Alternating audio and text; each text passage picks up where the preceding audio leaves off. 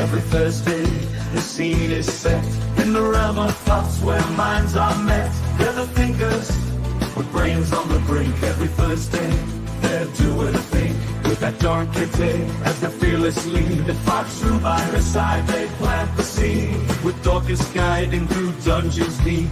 And Grey Coupe spreads it on ski. Nemo's crush strokes like magic in the air. The Crest Hydra's expertise beyond compare. Charles manages the box office with grace, while other guests add to the lively space. In a world of thoughts where minds collide, the thinkers gather their wits as their guide. From deep contemplation to laughter's embrace. Every Thursday is their special place.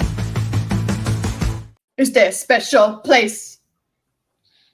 I don't think I've ever seen the intro. That's awesome. I've actually got a chance to do it. You go. What do you think? You can give us your notes. I like it. It's catchy. It's kind of got like that old school, jingle vibe to it. And everyone like has the little intro. Yeah. Exactly. Mm-hmm. So I dig it. Guys, a wild JayMac appeared, right? We have a JayMac with us today. I was the first. Oh, thank you very much. I was the first to like. I want that on record. It is now on record as well. It's on the screen as well. Hell yeah! So, thanks, Lindsay. There you go. Right. So we have a JayMac with us today as a honorable thinker. God. Do a thunk. Who would have thunk? Hell yeah, brother. Yeah. Right. So let us get into it. Well, first of all, I'll be going to talk about the game because that was the thing that we were going to get JayMac on for.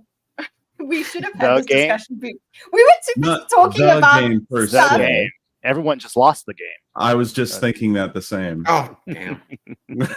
Thanks, JayMac. Yeah. But I know I wanted to get you on for like Dungeons and Dragons talk because it seems like you've got quite a bit of experience, and so do I. So I wanted to talk shop. But other than that, I know that you were also a part of you helped lead a little bit of the conversation from last thinkers regarding the mental health stuff, and I did have some notes for that, and I wanted to revisit that real quick because I wasn't there, and I so meant to be there. Yeah, and we actually didn't get to go over your post and everything, JayMac, because that was an important part of what also informed like part of my research and stuff. It was so weird that we were doing that topic, and then I came across your Twitter post. Yeah. And that's the kind of thing that there is you creating community, because the whole claim was that men don't do that and men don't support each other. And it's like, well, here's an example of a man doing that. So what do you want? Yeah. Well, it's kind of funny because it was, those who are familiar with me or like, follow me on Twitter, all the people that are awesome. They do. Yes, they do. But it's, I have a history of having, health problems and other things, and going as far back as like 3 years.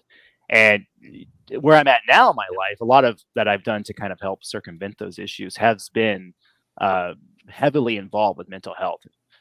Things like therapy, meditation, working out, all that kind of stuff, eating better. And I really tried to take a holistic approach, and also to try to kind of dispel the stigma of the word holistic. I think a lot of times people hear that and they think hippy dippy crystal healing. Yes. Eastern healing. No real medicine. Yes. I've got my wing chart, acupuncture. Yeah, exactly. Which I have done acupuncture before. Charge crystals. Charge. I was and boom! At the last possible moment, I managed to get some free time for thinkers. Yay! That was close.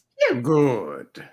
We're just listening to JayMac is just explaining basically his journey, holistic approach to health. Holistic, yes. But those who don't know, like, holistic just means complete. It just means you're tackling everything from every angle that you can, and that's kind of what I had to do to get myself above water without going too deep into it. I was in a really dark place, and as far as my mental health, my physical health, all that was concerned. And I was at a position where it's very possible that I lost everything that I had worked for up to that point. And, you know, I had to make that decision for myself and for everyone else that depended on me. And so, you know, the reason why I put posts out like that is because one, social media is just inundated with negativity. It is just nonstop, just crap. I mean, I took a break from social media. Like normally things don't get to me, but it got to the point where I was like, no, I can't do Twitter for like, you know, screw this. I'm taking like a 2-week hiatus because it was just too much. People are just at each other's throats. Everyone look for, I mean, negativity gets traction. That's just reality. Everyone know. I mean, going so far as back as like shock jock TV and radio, like the negativity has always been something people go to and gravitate to, despite you know, positivity being the more healthier thing. So that was one reason why I put those out. But I also put them out because it's almost a it's going to sound a little selfish, but it's also therapeutic for me to get out there. You know, it's cathartic. Yeah, it is. There's important you get because you know a lot of things you learn. Anybody who's done therapy or done like group therapy, especially like that, talking is a big process of working through the things you're feeling. That's another actually considering. So you've been to therapy, right? Yeah, I currently I have a therapist that I see about every 3 weeks, 4 weeks. Oh, okay. Awesome. I'm down to 2 weeks. Yeah. But so what kind of therapy do you do? Because we were talking, that was part of the conversation we'll get to, because part of the thing that BMO was wanting to get back to talking about is talk therapy, and why basically certain kinds of therapy seem to work better for men than you would say like than for women. Yeah. Like certain just sitting and focusing, like one of the things that men have said, and we looked at replies and things like that, where it's like, oh, I don't want to just sit and listen to my feelings or whatever. I don't want to just sit and mope about my feelings, the Tates of the world. But that's one of the things that Gray came up with, well, that said was like, that's actually not what therapy is. People think it is, but there's so much therapy. The best therapy, the most tested therapy is cognitive behavioral. So what is yours? Yeah, so I've done a mix of a few things. I've been doing therapy for about 3 years since I started my recovery from alcoholism and all that. And so it started out very much with cognitive behavioral, and there's also another type of therapy that I can't remember what it was called, but basically it's a form of like revisiting past trauma and working through EMDR? it. Yes, thank you. Yes. I did the EMDR. It's incredible. It's very intense. It's very, because a lot of times, especially guys, at least speaking from my experience, if you've ever gone through anything traumatic or hard, be it for like military related or family related, you know, there's a process for which you have forced yourself to cope with it. And when you're past it, it's like, okay, I'm done. I'm solved. A lot of the things that happened in my childhood were messy and not fun, but I had gotten to the point where I had believed I had worked through that. I mean, I would joke about it. You know, it wasn't a big deal to me. And it wasn't until I sat down in therapy and actually walked through the process and really tackled that trauma that it was like, oh shit, like I haven't dealt with this, and at least not completely. And you know, a lot of I think how men deal with that kind of stuff, it's more of an escapism, which can work for a while, but the problem with trauma is that it informs behavior. You know, a lot of the things that you do, whether conscious or subconscious, are because of things you've experienced. They shape you. I mean, any guy who has a temper problem knows that probably stems from your parents or a grandparent or a guardian of some sort. You know, like I've got a really bad temper, and shocker, my mom has a really bad temper. Shocker, shocker, my grandpa has a really bad temper. You know what I mean? Like there's a cycle that perpetuates those kind of behaviors. And it's really hard to kind of break out of that. And even if you get to the point where you think you've dealt with it, or you're like, yeah, I got it under control, I'm aware of it, you know, I'm doing all the right things. The problem is if you haven't actually gone through the process of exploring those feelings in an uncomfortable way, you've never really, I guess, encountered it in that situation. And unfortunately, if you haven't holistically approached these things, they leaves room for failure, and that's what kind of happened to me. Zero Fax over here says, is it genetic or learned from the environment? And yes, as I was going to say, to both. Yeah, I agree. Yeah. Yeah, it's that's one of the I think it was year 2 psych. We had an essay that you had to do, which was nature versus nurture, and basically the nature and nurture work together. There's holistic view. The holistic thing is where you have to go. So do we need to just like get a holistic counter on the screen? I'll work on that. But then the counter will only be on my screen. We're stupid. Okay, it's all right. You're a part of the screen though. Like just mirror your screen. But yes. I don't know what you're doing. Continue. Okay. Yeah, what you just said I don't really disagree with at all. I think that having someone to be able to confide in is very important for humans in general. And I think that was actually a big part of the conversation last think. I did take some notes. I did not get through the whole thing, but I wanted to write down some of the arguments that I heard Gray making and some of the counter arguments that the people on the panel were making. But ultimately, once we started getting into the therapy part of the discussion, I didn't really have any disagreements with you, Gray. Like, I don't really value talk therapy as much as other versions of therapy, but that's because I was able to get through my problems. So there is going to a therapist called talk therapy, but yes, I know. Cognitive behavioral therapy is talk therapy. Dialectical behavioral therapy is still talk therapy. Sorry, my dog is whining a lot right now. But what do you mean by talk therapy? Going to a therapist and telling them this was what my experience over the first year or so that I was doing therapy. I don't do therapy anymore. I have other people I confide in. But in that first year, I would go to someone and they would just say, okay, tell me about what's going on through your mind. And then they wouldn't give me any feedback. They would just let me talk. And that was it. And then eventually they dropped me. And that happened through multiple therapists. Wait. It was cognitive behavioral therapy. The cognitive behavioral therapy. And it sounds like she sucked at it because there is more than just like, how are you feeling? And then no follow-up. They're supposed to be able to, the second that you're making a cognitive distortion, point it out in real time and ask you, hey, is there a reason why you're doing this? And then make you more aware of it. And then just being aware of it, you're able to point it out. It doesn't sound like she was actually doing cognitive behavioral therapy, but fair enough. It sounds a little bit more like psychoanalysis where they're just analyzing you and that's it. All I know is that it felt like a waste of money. That's what it felt like. Highlight that Lucy comment. Men tend, that's pretty accurate. Read it out for us. Communicate their emotions less openly compared to women, making it difficult to articulate what they're experiencing in any traditional talk therapy. Sure. Plus, there's a difference between a psychologist and a psychologist. Psychiatrist and a therapist. Okay, in America, your psychiatrists are at the same time they are trained in therapy. A lot in South Africa, it's just psychiatrist gives you medication. They're a doctor of the brain, and that's it. They can speak to you a little bit. They can refer you to a clinical psychologist. That's usually how they do it. But there are some. So it seems like in America, you train a psychiatrist is a therapist. What is a psychologist? Not with my experience. Charles, Jade, have you guys ever experienced the psychiatrist that was also doing like the therapy? Like for me, it was very hands off. Just how are the medications going? Here's this one. Try this out. I would have them say the reason you're going through this is insert scientific reasoning. It was more that than how does that make you feel? And I had them both at the same time. So one was for the back end, so to speak, and one was for the feelings. Mm-hmm. Yeah.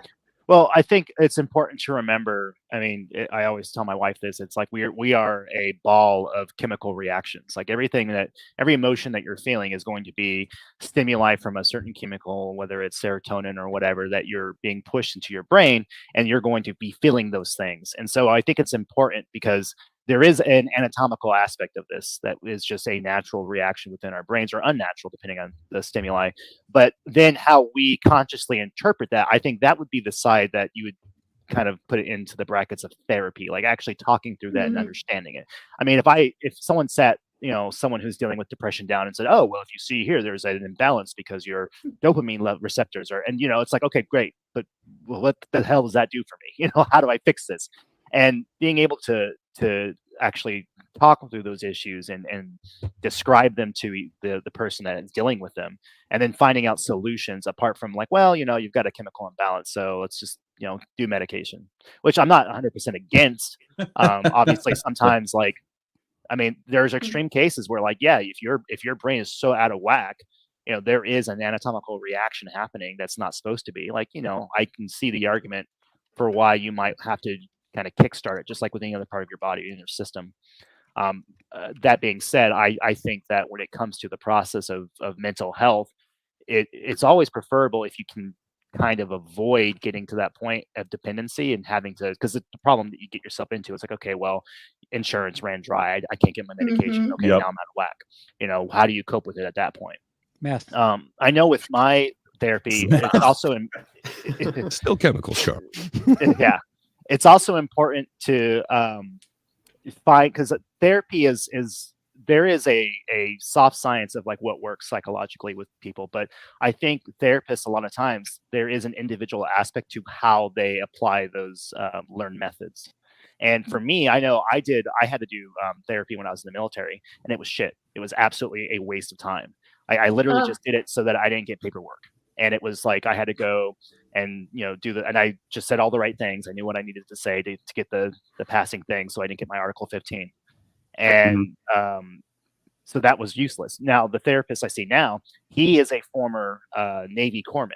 So he understands a lot of the things that I had to deal with while in the military. So there's that connection of like, okay, yeah, I don't know exactly what you've gone through, but I know how the system we went through is. And so it's really helped to kind of, and that was a big part. It's like, we get along really well. We're very similar in a lot of aspects of our life and even like our hobbies. That goes back to what Gray was saying, is that it really is about also finding the right therapist. Yeah, it really is a chemistry thing, not just brain chemistry. That shit's important too. But like, if you hate the person, are you really gonna tell them a lot if they just like annoy you? Yeah, they feel like they're. And what if she's hot? that could be a weird thing too. Yeah. Soprano. Yeah. Yeah. So I don't know. You got to find the right person, and they got to be practicing the right type of, modality of therapy for you. Well, the funny thing about it really is personal. Yeah, and actually, speaking of personal, my personal journey through my own mental health, because you talked about the issues that you went through, Gray, and I could actually relate to quite a bit of it. With like, chronic depression has been a thing I was diagnosed with at a way young age. And it just was constantly monitoring me throughout the years. And being miserable and all that, I threw my heart and soul into martial arts and art. And that ended up like really helping with the person that was helping with martial arts, help get my brain under control in a lot of ways. There's a lot of that mind over matter that I was able to work with. But that's how I kind of came to my philosophy of like going and doing things really helped me get over my problems, because I realized that they weren't as big as I was making them out to be when I was sitting in my room. If that makes sense. Ruminating, yeah. Yeah, ruminating, yes, in multiple ways. Thank you for the raid. Lakabra, we are not gaming here. We're busy talking about mental health. But you're a man, right, Lakabra? Oh my god. And men game and stuff, and we're talking about whether therapy is a good thing or bad thing. If there's anything that you, I don't think it's a bad thing at all. I don't think anyone here is going to argue that it's a bad thing. Okay, it's just... you check. He did check before he was rated. Oh, you rated. That's a good streamer, especially if it's. Thank you, Laka. If you're rated a podcast channel or whatever, yeah, definitely good. Let's do shout outs so we can see what he was playing as well. Although I don't think we had any viewers anyway. Sorry, I always kind of conceptualize therapy too as the process. A therapist is somebody who can help you with therapy, but a therapy doesn't always require a therapist. I mean, self-meditation is a form of therapy. There's a lot. That was actually one of my questions I wanted to ask, right? Right there. Well, is it required to have an expert? Is an expert required to get therapy? So it depends on what you're talking about. Like certain modalities of it, yes, but like to meditate, no. But are you going to be ruminating on the same shit? Like, can you actually meditate? Are you able to actually functionally do it, or are you able to pull yourself out? Because once I got to like the bottom of that hole, like I couldn't pull myself out. I needed help. So it kind of depends on where you are. But again, it's kind of a deeply personal thing. But yeah, if I'm going to meditate, like, no, I don't need guidance on that. But I don't know, man. Like I wouldn't recommend trying to give yourself EMDR. It is this weird, like rapid eye movement, but man, you kind of need somebody to guide you through that process and to be there for you. So I have never it really depends what you're trying EMDR, to do. and I don't think I know what it is. Yeah, especially coming out of it. Yeah. So it's fun. It's they deal with people with PTSD and a lot of traumatic experiences through it, but it's rapid eye movement. So it's literally they do it now with kind of lights that kind of flash, but it's interesting. It kind of puts you back in that space, and a lot of times you're able to kind of get through what they would consider like years of therapy in a very short time by kind of going back to it and being able to reprocess it. Thank you, Zero Fox. It's interesting. It's really effective, and that one has a lot of kind of studies behind that as well compared to some of the other therapies out there. But yeah, that one's really interesting. As an don't do that on your own. Zero Fox makes a joke. It's better with friends. DMA.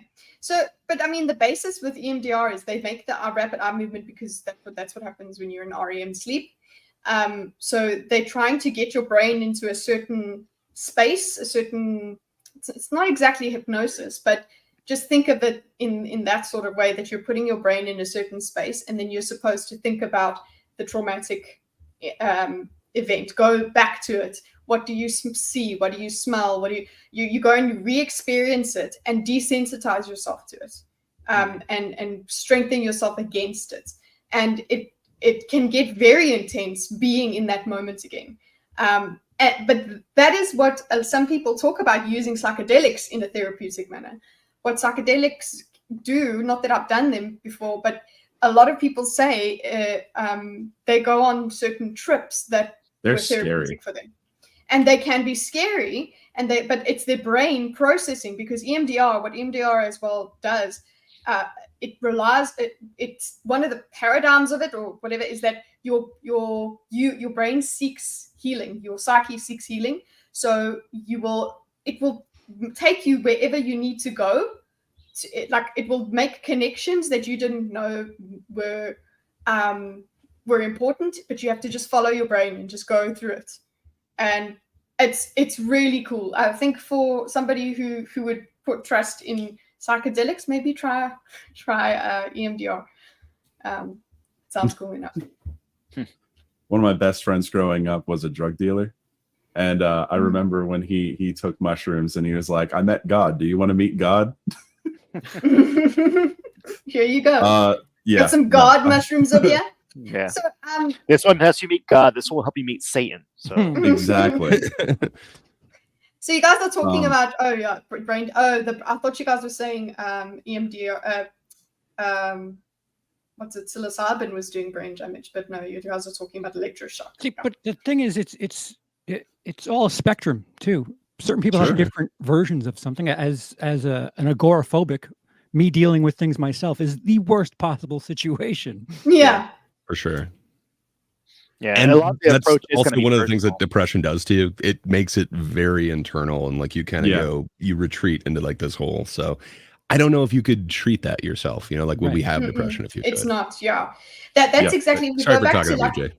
No, that's I go was to just agreeing with Lacabras. Charles. One of the How things dare that Lacabras said here is many forms of therapy, but it's good to talk to someone sometimes to show you a new perspective. That's the main thing that people, when you do say, hey, therapy, that's what they like. They're like, okay, it's because, now, Bima, you were saying that you need someone to confide in. Well, one of the things that they talk about when they say therapy is good is that it's somebody with a perspective that's outside of your dynamics, your social dynamics. One could say a safe space. Yeah, a safe space. This person is on your side. You are paying them to be on your side. And to look out for you, basically, to help you to see the best path forward. Yeah. But yeah. Yeah. And confiding in people does not necessarily fix your problems. That's for sure. But I like to bring up my own personal experiences here, because it seems like this is actually linked to one of the questions that I have at my notes right here, where Gray, it seems like you didn't have a very good like experience with confiding in folks and finding places where you could be vulnerable. Would you say that that's the case? No.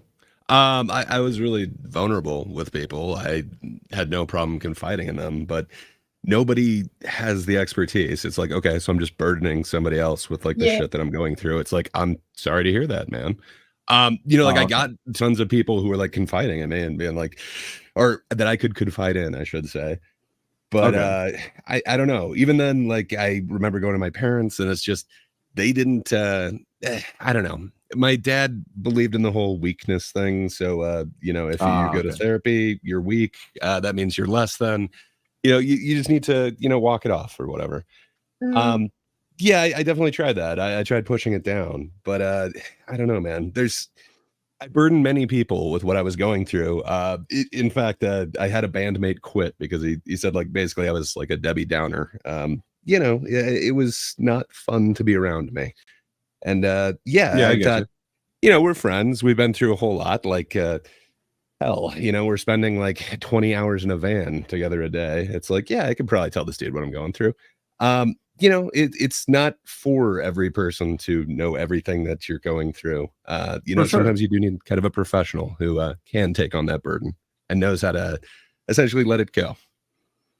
I do agree with what you're saying. I know that I've had friends that I've stuck around with for a very long time, and they were very helpful in helping me get over myself with a lot of my issues. But it's just something that over time, running into people that would actually give me solutions to problems, that really helped me. And it seemed to work in spite of what I was dealing with the therapy I was going through at the time. But like I said, I agree. This probably was just a really bad therapist. So I'm not going to let that broad brush all of therapy, but my experience sucked. Yeah, that really seems to be Jacob's as well. Didn't work for him personally, but a significant other swears by it. So I would still recommend it. And like, I think at least, and just understand that you do need to keep trying, looking for the right. Yeah. It's hard to be. If you're, oh, sorry, go Jay. My bad. Oh, I was just gonna say it's also really hard to be vulnerable with anybody, let alone a stranger. And so it is one of those things. Like I know when I first started therapy, it was, I mean, in both instances, the first instance I was just like, I'll just say all the right things, it'll be fine. You know, I'll get my signature, move on. The second time, since it was my decision to go, I had to kind of come to terms with, okay, I'm here because I know that I need to change something.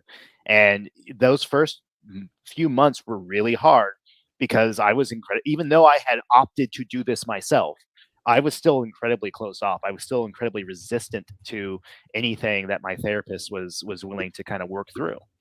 And it's hard, especially I think for anybody who's been raised as kind of like self-reliant, where it's like, okay, you know, if you gotta buck up, you know, pull yourself by your bootstraps, you know, military, they say shut up and color. There's this mentality of like, you just gotta deal with it. And that you can only deal with things on your own for so long because it's just, you are a physical being with limitations. For sure. And if you have those cognitive distortions, like if you're not seeing things correctly, are you really able to help yourself? Because again, you've got a blind spot to, you know, certain things. Again, like the filtering, you see one bad thing, so you're just fixating on it, you're ruminating on it. Yeah. I don't know. Oftentimes a professional who has a somewhat objective opinion can help you see that and can help you recognize that you do have these distortions. Well, and good therapy and a good therapist will arm you with the tools where you can form some self-reliance as well. I mean, you know, because there is a reality to the fact that the world will continue whether or not you're ready for it. And that was something that I had to learn, especially with dealing with things like alcoholism. It's like, my therapist isn't always going to be there to keep me like, hey, you should make sure you stay on track. You know, my wife's not going to always be there to like remind me why I decided to make that life change. You know, I have to come to the terms with my issues and be able to develop the skills needed to like, okay, like the health issues I've been dealing with recently, it's the first time in like 3 years I was really tempted to drink like because that was always a self-medication thing for me. And so it was so strange because I hadn't felt that urge in so long. I was like, I'm fine, I'm cured, I ain't got no problems anymore. And then lo and behold, the moment my health issues kind of reared their ugly head, it was instantly like I was just transported back to that moment, like, God damn, I just need a glass of scotch, or you know, I'll just pour some vodka and some seltzer, and you know, just help myself sleep. And I had to remind myself of those skills and coping mechanisms I had developed with my therapist through therapy to get my, because you know, he's not there at that time. And my wife was, this is when my wife was she was out of state. So I'm taking care of my kids, I'm running solo, I've got all these medical issues, and it's like, yeah, I had to be self-reliant, but because I did the work through therapy, I had those skills. Yeah, but you had to remind yourself. That's the thing, you have to have that. It's weird. You still need to have to go. You have to build that structure that you then go and take out the certain like walker that gives you the certain steps. You keep going. But you do need to remind. It is up to you. I think. But I think that's what people like Tate do. Is they act as if going to therapy is making it somebody else's problem or is complaining to somebody else. Where it's like it's not a winner's mindset. Come on, winners don't go to therapy. Which was something you did. If I wanted to be most charitable to the people that were speaking like Tate does about therapy, I probably just comes from a lack of trust, as well as justifications for why you don't go. Wouldn't you say? Because I'll be honest, I don't trust people like that usually. When I have to make sure that I'm going, I have to like lock that part of me away, make sure that I'm not actually like, oh, I'm being paranoid, thinking I'm giving too much to this person that they're going to use it against me. This is a problem that I've had before. Yeah, that is. I think that's pretty insightful. If I were to give him the most charity, it's that he's playing a character, and this character isn't weak. So why would he ever mention anything real or anything? I think that is completely legitimate, honestly. Like he is playing a character, in my opinion. But it's just like, I think the lack of trust is something where I think most people are, not most people with my mindset, might be closer to be able to relate to a little bit. Miss Sparkles is the magic of glitter. So I know it's kind of later on in the conversation. You brought this up earlier, BMO, but how many therapists have you seen? Like, did you try going to a different therapist out of curiosity, or was it just the one and done? I've seen 3 therapists, and the first one let go of me very quickly, but that's because I was young and I was specifically trying to piss them off, and it worked. Okay. So that's they weren't for you because you beat them. That they shouldn't be. Yeah, well, it was a thing of I was already reading psychology books, and I'm like, oh, I know what you're about to say. You're going to ask me about this and how I feel about this, and it did not go well. So they dropped me very quickly. Yeah. So they dropped you. Yeah, they dropped me. What do you think, Charles? It sounds like he's trying to get cheat codes for the process. That is so. The thing is younger BMO would read something, and when I found that there was a lot of research on something, that started to be solidified as, okay, this is the catch-all. And I've learned since then that the world is not black and white. It doesn't work that way. It is a cognitive distortion. Black or white thinking, or all or nothing thinking. Yeah, like absolutes. I was totally like an absolutes or nothing type of person back in the day. But I've seen 3 therapists. The other ones, that was like what I described, where those other 2 would just listen to me talk and then not give me any feedback. And then it's like, oh, I'll see you next week. It is a school of therapy, but yeah, I know that doesn't help me because I'm constantly doing that and replaying the things in my head anyway. So without a little bit of guidance. I don't know. It just kind of gets. Well, the reason it lasted about 7 or 8 months was because both of them were hot. So like that's just. So that's also. I was not going for the good reasons. So the most effective therapist that I ever had was this dude. He was actually not much older than me, which was kind of weird. So Young BMO was a Twitter debater. Just saying.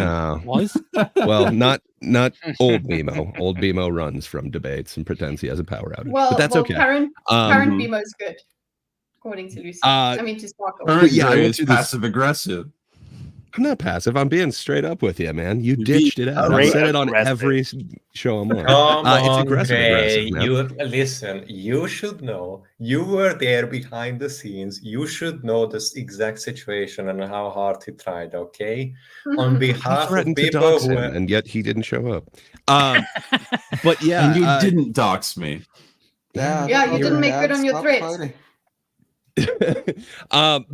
Yeah, no, like I got into this really cool program. So I guess it's kind of like a barber school, like, you know, like you gotta pay less for like barbers who are learning to do it or whatever. I think they've also got dental clinics that do that shit. Well, they also do that for therapists, which was really cool because I gotta meet with I forget what they called it in their medical thing, but it's like their last year, like they literally need like one more credit and then they become a doctor. Yeah, so it was kind of cool. So it's a bunch of therapists who are like starting out on that, but I got to go through about like 10 different ones because you only get so long with them. And then if you do want to stay on, you can go to like their private practice once they actually like go and open it. But it was really interesting. But in a very short time, I got to experience like 10 different therapists within like a 4-month stretch. And each one got to kind of like complete their whatever cycle. And then there was a teacher above all of them who kind of was following my case the whole time. And I don't know, it was really interesting. But man, the dynamics between each person is so different, and what they were able to bring to it, what I was able to bring to it. Just, man, I would highly suggest finding someone you're super compatible with. The attraction thing, that might be super weird, and that might kind of get in the way. You know, I'd perhaps say you should get a male therapist. Let's talk about that, guys. No, let's talk about that. I am not. Yeah. Yeah. What? Or would you go to I have a male psychiatrist, and I transferred to him because he had taken over from the female one just because she was on leave, and I got on with him so well that I asked for him to be my primary care psychiatrist because I just got on with him, and it was strange for me because all of my care has been female. But this just worked, and I felt very comfortable with him. What is your opinion? The panel, we'll go from you, BMO, and then I want to hear from JayMac on should you have a opposite sex? Should you even try with an opposite sex if you're straight? I think you should be open to trying. You're talking about therapy, of course. Yes. Yeah, I think. Thank you, JayMac. I think it didn't help me very much being attracted to them, but I don't think like I'm a good marker for that. I think you could get useful therapy from either, but I think I personally would prefer to see a male just to knock that problem out, just so I can actually address the problems in my life. What if he's hot though? Well, I'm not gay, so it's a little different. I want to see a therapist about that. Yeah, Lucifer had a fitness model. Lucifer had a fitness model as a therapist and hated it. So is that? And Jay, what do you say? I kind of agree with BMO. I think it will entirely depend upon you as the individual. I like to think most therapists are professional enough, kind of like massage therapists, where it's like, you know, it in my brain, it doesn't ever cross their mind. But I do think from you as the person who's receiving therapy, if that might become a distraction, that's just one more thing in the way of helping you with your recovery or whatever issue you have.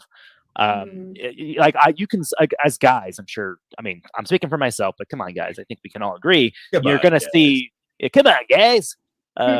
You're going to see people that you're attracted to, and that doesn't necessarily mean you have anything beyond the fact that you notice that attraction. But in a place of therapy, you're vulnerable. The whole point is to kind of get yourself in that position to deal with those problems that you're experiencing, and that vulnerability, I think, kind of changes the dynamic. So it's very, I would be very aware of that. For example, like if I was seeing a therapist that was a woman that I found attractive, even if I found her attractive, I might just opt to say, well, I don't want to deal with it. I'll just remove myself from the equation, even though there's not been an issue, because I don't want it to ever get in the way of my purpose for being there, which is to get that help that I'm needing. Yeah. Depends on if it's going to be a factor, and that's an individual. Like if it's going to be a factor for you, and you figure it out. And also, I suppose she would need to be aware of it. Isn't it going to be a weird discussion when you bring that up? Yeah, well, and plus everyone, I think people deal with attraction differently. Everyone has a different, I guess, libidos. How attraction affects you is going to vary, because how big is your lizard brain? Exactly. Yeah, that's if it's distracting you to the point where you can't go through the process of whatever you're dealing with, you can't go through the necessary emotions of that therapy, then that is impeding you, and that is a negative, and I would probably just opt out to avoid it. Yeah, unless it's my wife. My wife can be my therapist. She's hot. So there you go. Good workaround. I have had female therapists. Like, it was awesome, but I never had like a fitness model as like a therapist. I don't know. Swedish fitness model.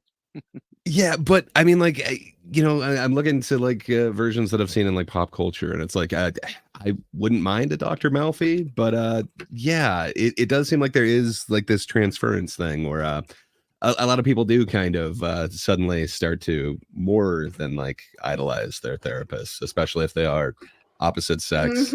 I don't know. That would definitely be awkward, but I'm sure the therapist has dealt with it before. But yeah, my therapists have all been a little bit more homely looking, so it's all kind of theoretical. I don't know, Charles. You into your therapist?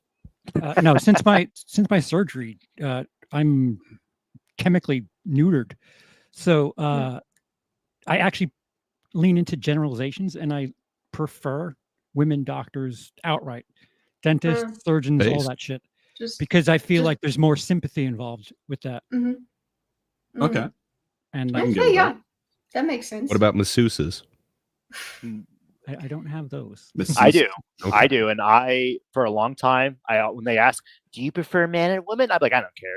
I'm secure in my heterosexuality. Masculinity. Yeah. But after like about 4 or 5 guys, I have, and again, like Charles was saying, generalities, I have noticed a significant difference in the fact that their hands are just bigger. And stronger. Yeah, exactly. And it's just like, and more callous. Like, there was this one guy, really nice guy, but he's just like, I'm like, that feels like I'm touching myself, and I don't really like that. It's just not. You want lady hands. So if there's a woman, if there's a massage therapist that then has big hands, you'll also just be like, can you please? I want a sniper rifle, not a carpet bombing. I want precision. Okay. The Dorkus, your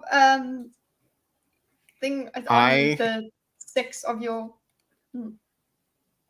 In my adult life, I've had 2 therapists and 1 psychologist.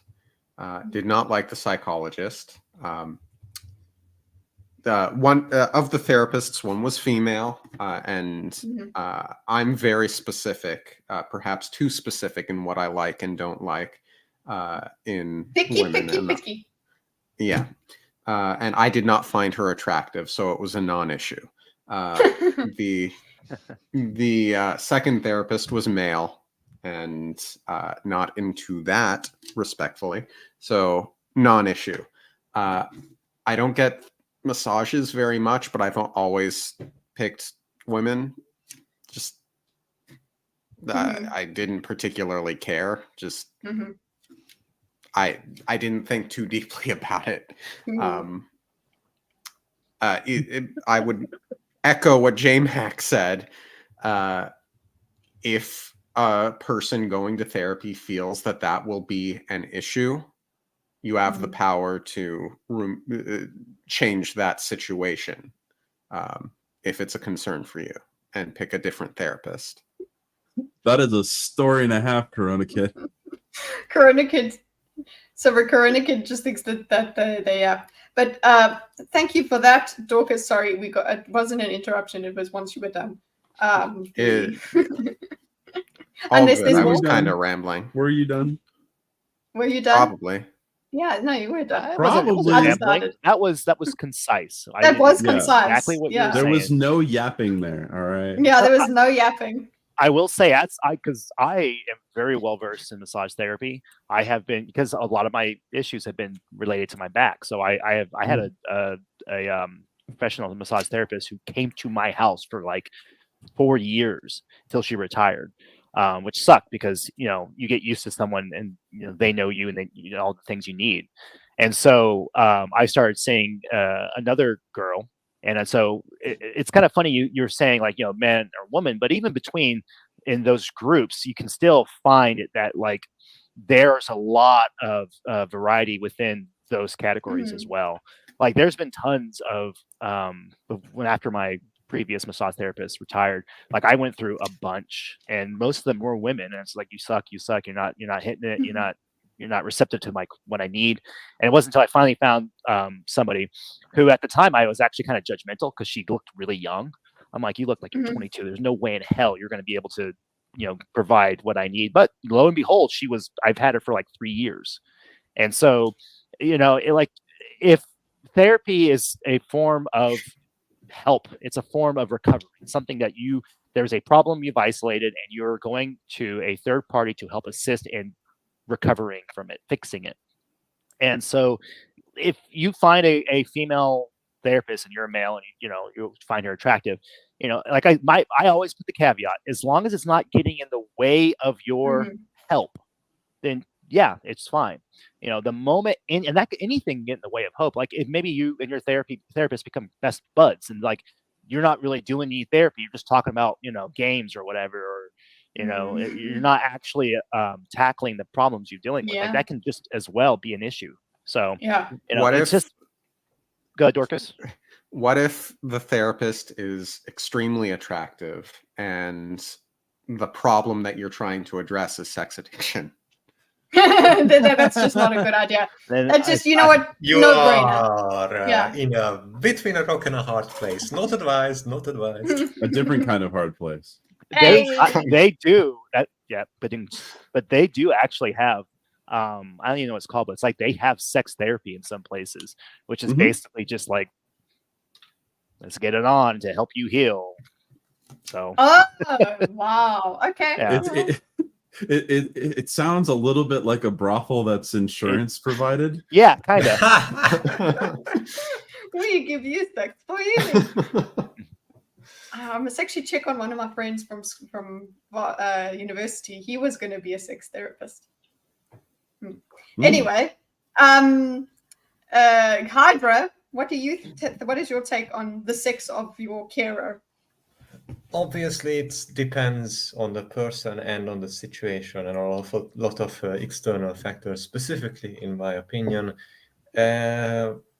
well, they all have advantages and drawbacks. Like a same-sex therapist, in my case, a guy, maybe they have additional situations or things they could relate in, societal stuff, health stuff, etc. They kind of their window to the world is a little bit more overlapping than that of a woman, for example.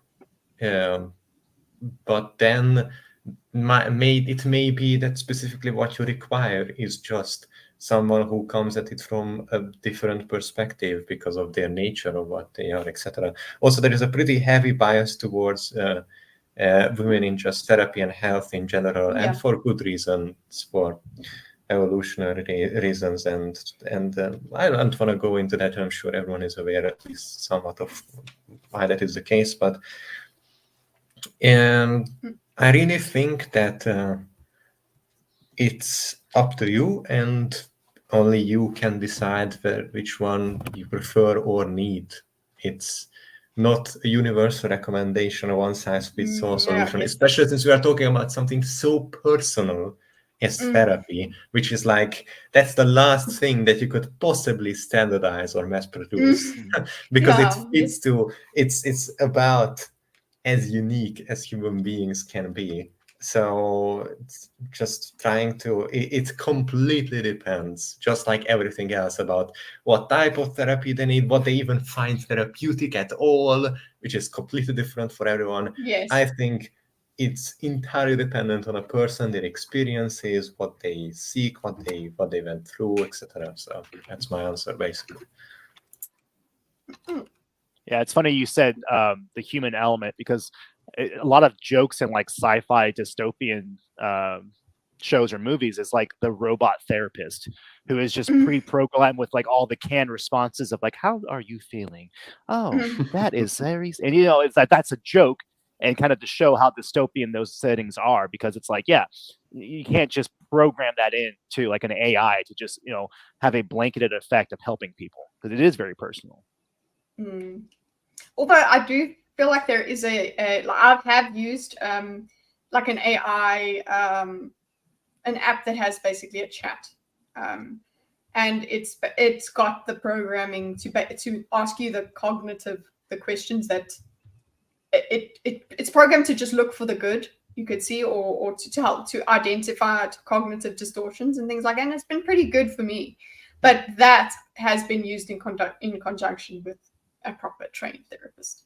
So I wouldn't put that in between. It's just it gives me something to do. Like if I'm having a really tough time, I'm like, okay, let me just go and put this entry into this app or whatever, and you identify it helps you cognitively go, oh yeah, I'm identifying these feelings, and then it will just speak to you a little bit about it. You can go through a prepackaged things where it's like analyze thoughts, analyze emotion, prepare for this, do that. But there's just general chat where basically you can see it is programmed to say, sounds like you are this and this and this, which is something that a therapist often does to show that they understand what you're saying. That's how they phrase it. They go, it sounds like this to me, in a way that shows they're active listening.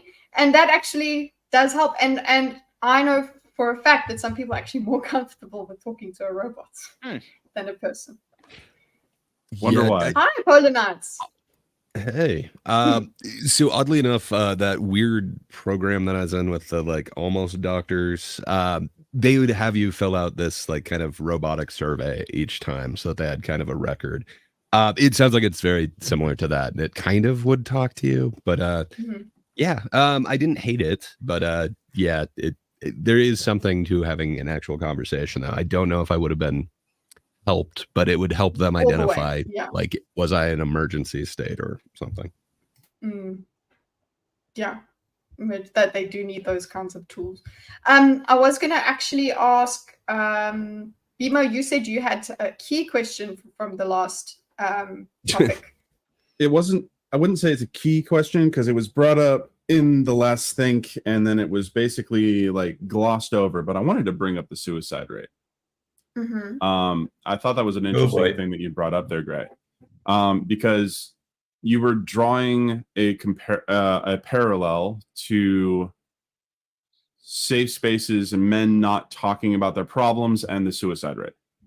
This was not necessarily. I think it was also like Chat was mentioning, like, but we do have people that we can talk to, and like the gym is. It was a direct reply to Hydra saying that men's spaces are illegal. Yeah, which was in reference to like a whole bunch of tweets, but essentially. So I don't know that it is necessarily like the safest space for men to just talk about their feelings to anybody else. Just because there is like men's spaces doesn't mean that they are pro actual mental health, or that they even give a shit about it. The ones that I have experienced seem to be kind of the opposite, and it would perpetuate this, you know, just push it down, don't talk about it, whatever, deal with it, man up. That seems very toxic, and I think that would lead to something like we're saying, where these people who do have an issue talking about their feelings, and then the actual I don't know if you want to call it like society, but the societal norms are kind of, don't talk about your feelings, that's unmanly, so be a man, push it down. I I think agree that with would you lead for the to most a part. higher rate. Nope. Oh no! At the We have most a- spot of a moment. That was really awesome how he said, I let didn't me, do- and then just Yeah, gone. me and pew. He's back.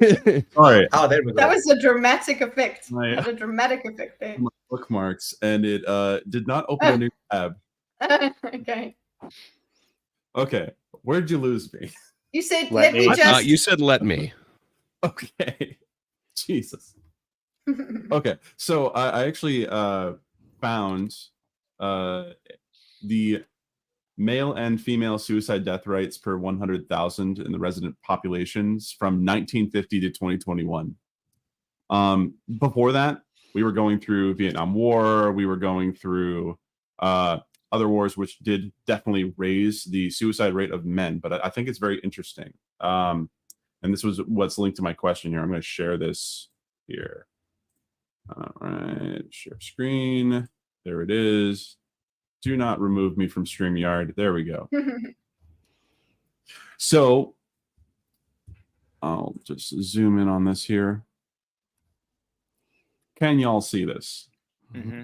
Yep. All right, so this is the male suicide rate, and you can see when we hit 2000, it's at its all-time low in the recent era, and it's only gone up from here.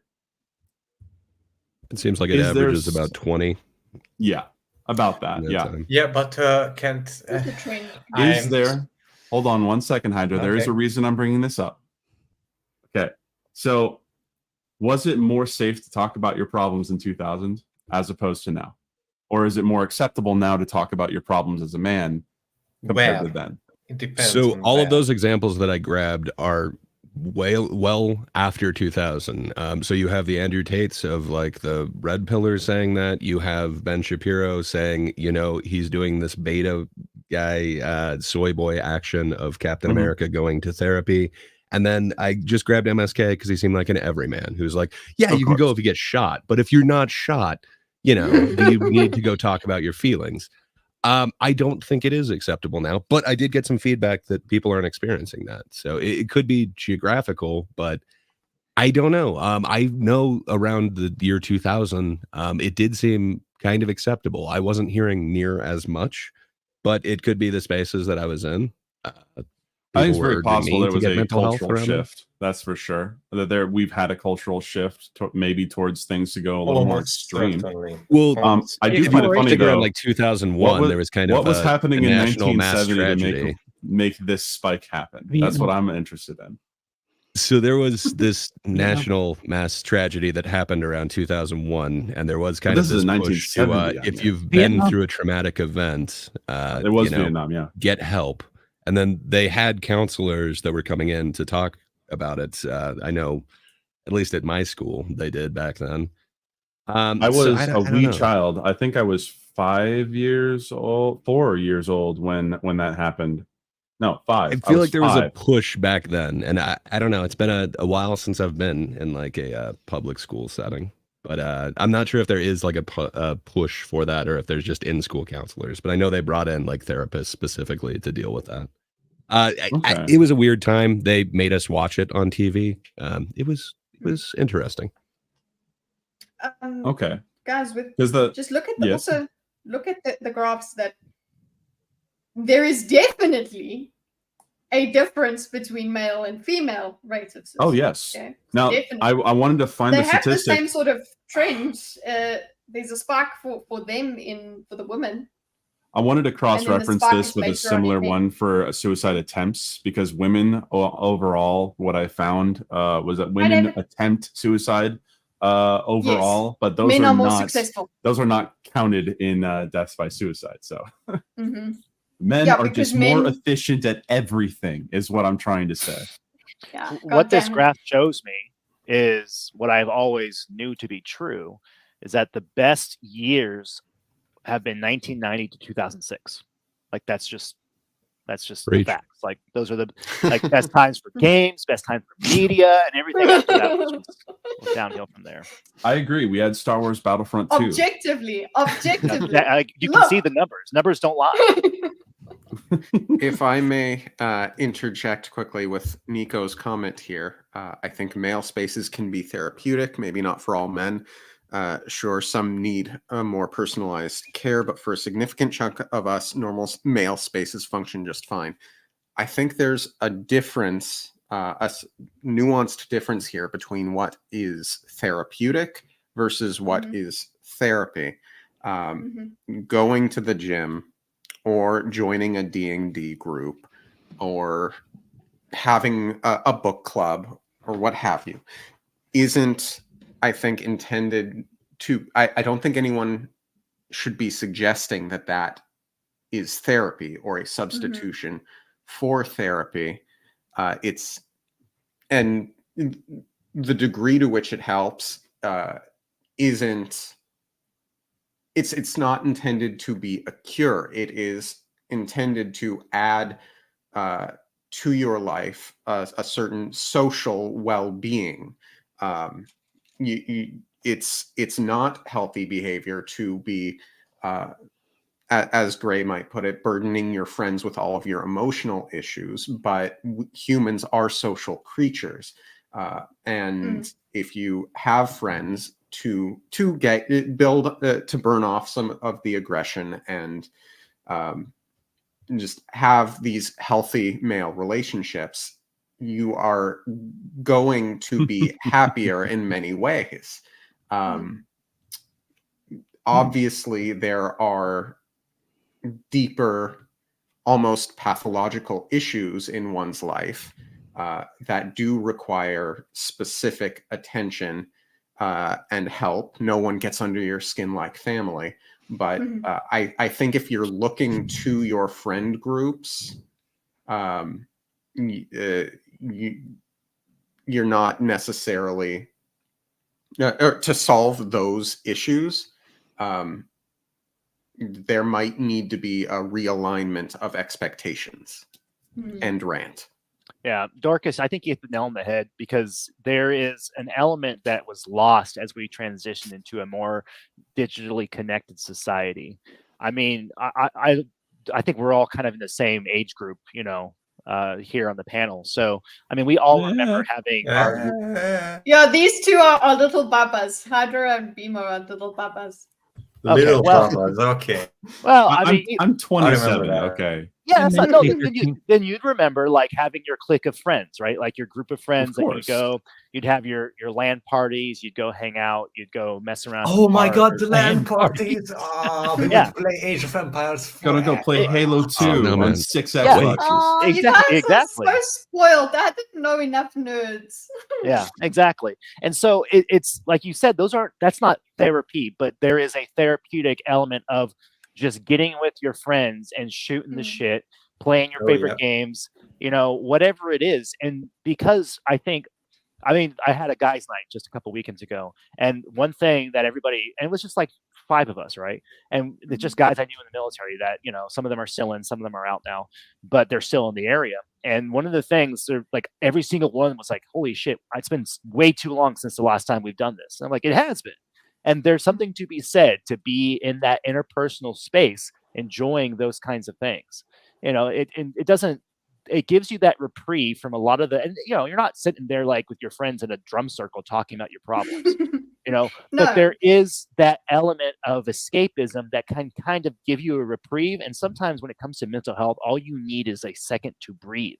And if all you have is yourself just beating down your life and your stresses and all your responsibilities, and you never get that reprieve, it can drown you, and you can feel suffocated. Yeah, you actually need those. That's where you can remember to feel joy.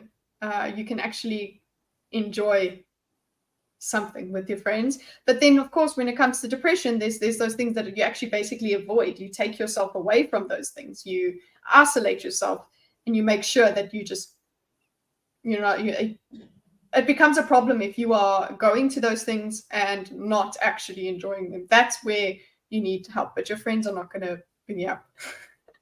We've got Hassan. That chair looks comfortable. Right? The chair does look comfortable. Oh, look at him. Shit.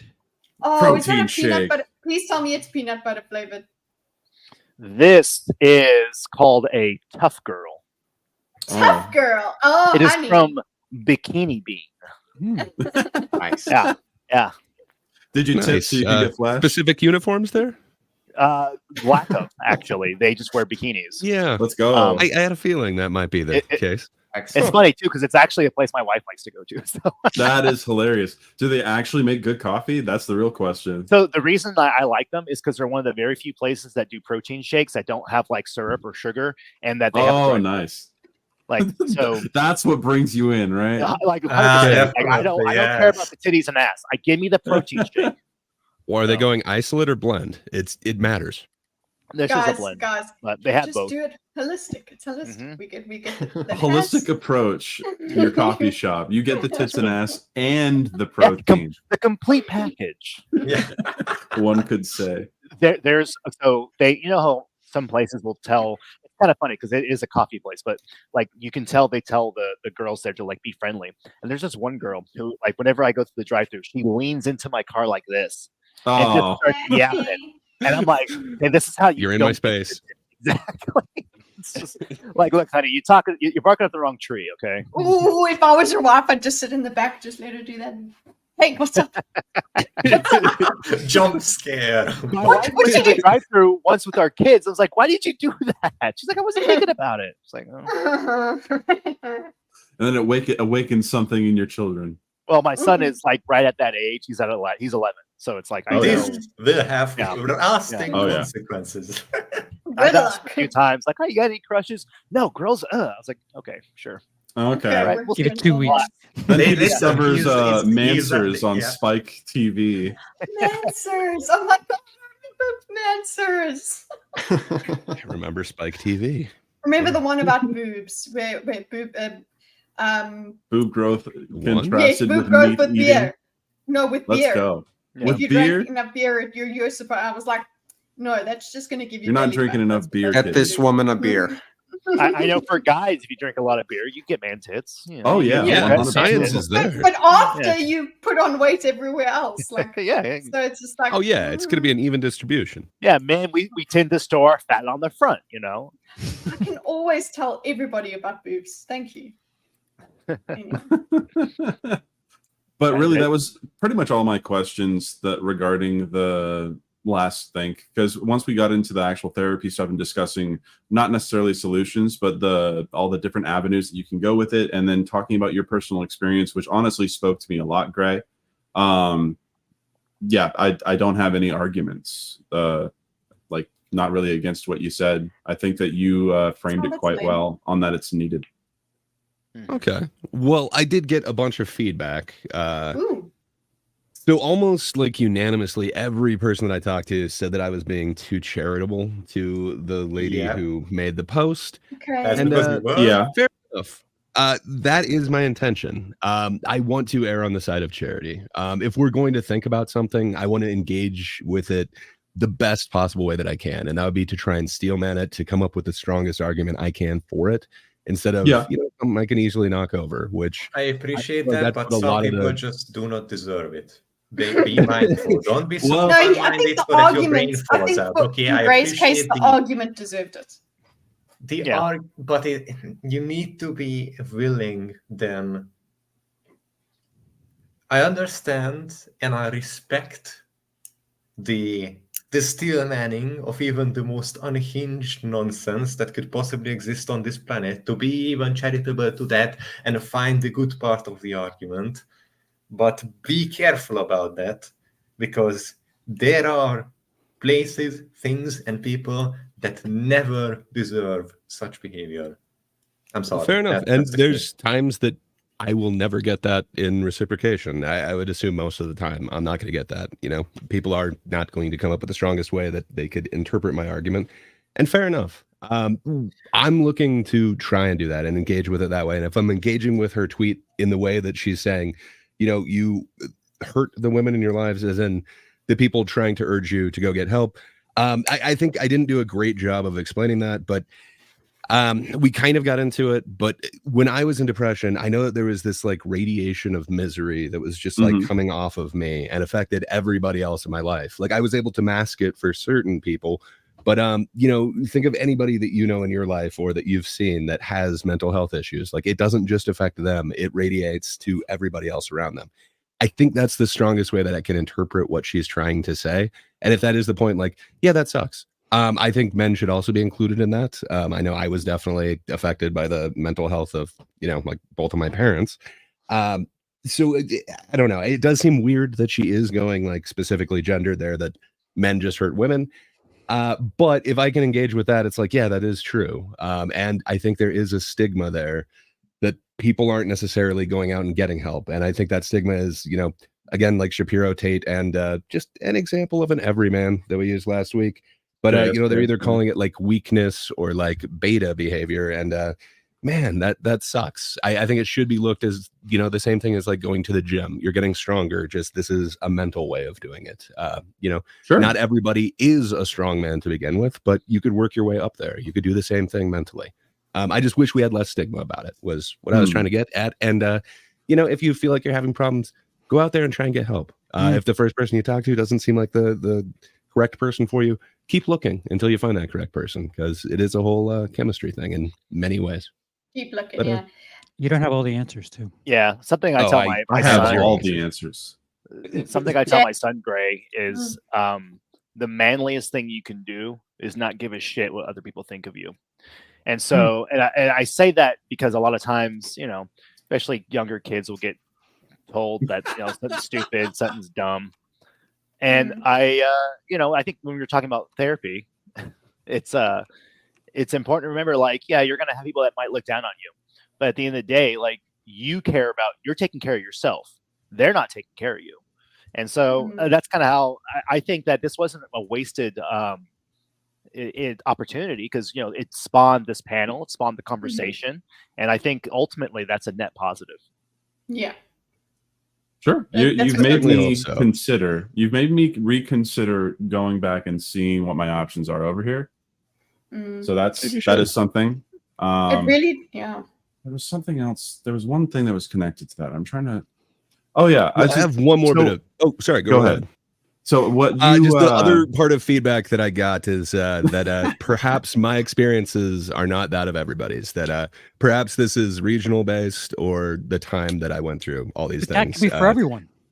Exactly. So from talking to Andrew, he said that they are a little bit more focused with mental health in the Boy Scouts now than like when I went through it. And hell yeah, that is awesome.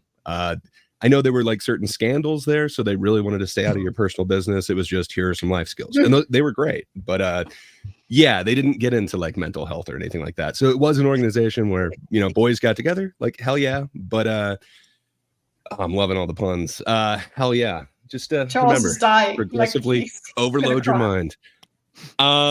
Yeah, no, it's awesome. So maybe my experience is outdated, and perhaps people are more into getting help now. I certainly hope so. The graph that BMO showed sadly didn't look like we have a dip now, and yeah, suicide rate. All those clips that I grabbed were more recent, so I hope that's not the common thing. And the reason why they're standing out is because it is somewhat of an uncommon experience. But yeah, a lot of people did also tell me that they didn't have that same experience. So fair enough. I might be outdated. It's also something that JayMac kind of just barely cruised by, and it's something that if you're depressed and you want to kill yourself, you're not going to get help. You know what to say to avoid, like doctors, the first thing they say are do you want to hurt anyone else or yourself? And if you don't want help, you just say no. So we have to get to a point where like people want. You have to want to change. Right. Yeah. But yeah, that's so the same thing with all. Even when I got emergency help, like we were talking about that like robot thing that they made me fill out each time, or AI thing. One of them is, do you feel like harming yourself or whatever? And it's like in the back of your mind, it's like, okay, well, I know what's going to happen if I say yes. Like, this is a hospital. It's way too easy. Right.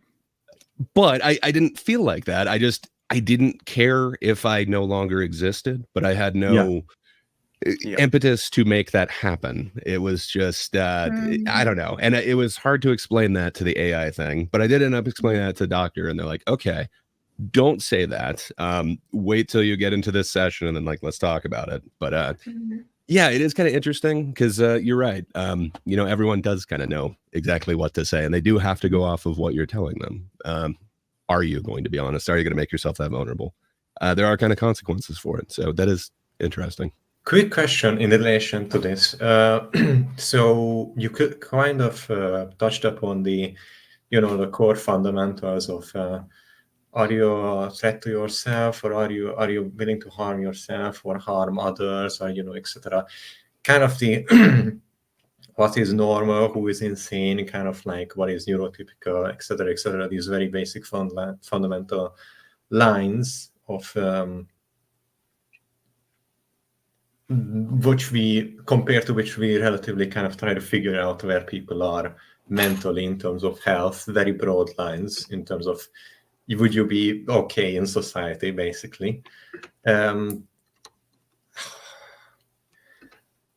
I know that I personally share a disdain for some of those tests or whatever they are. That's whatever we would like to call them, that try to just basically upfront ask you about, so are you going to off yourself and Roblox yourself for this reason or whatever, or how do you feel about when it's the worst and why?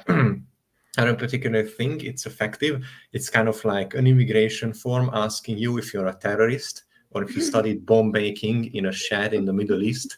And as I'm pretty sure I'm the only one on the panel who spent who has studied bomb making in the Middle East. No, I've been in a shed. I was former EOD. So. Oh gosh, these okay, there's two people. No, but I did some. I'm not nearly as fucking cool, but I did spend more time than I ever wanted inside some different mental institutions for people that are not there at all.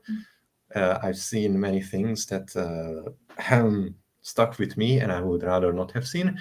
But in speaking from those experiences, as someone who spent time inside those institutions along with some people who are generally dangerous to themselves or to society, those basic tests, all they do is weed out the trolls or the obvious cases. And I get that you need that on an immigration form too, obviously.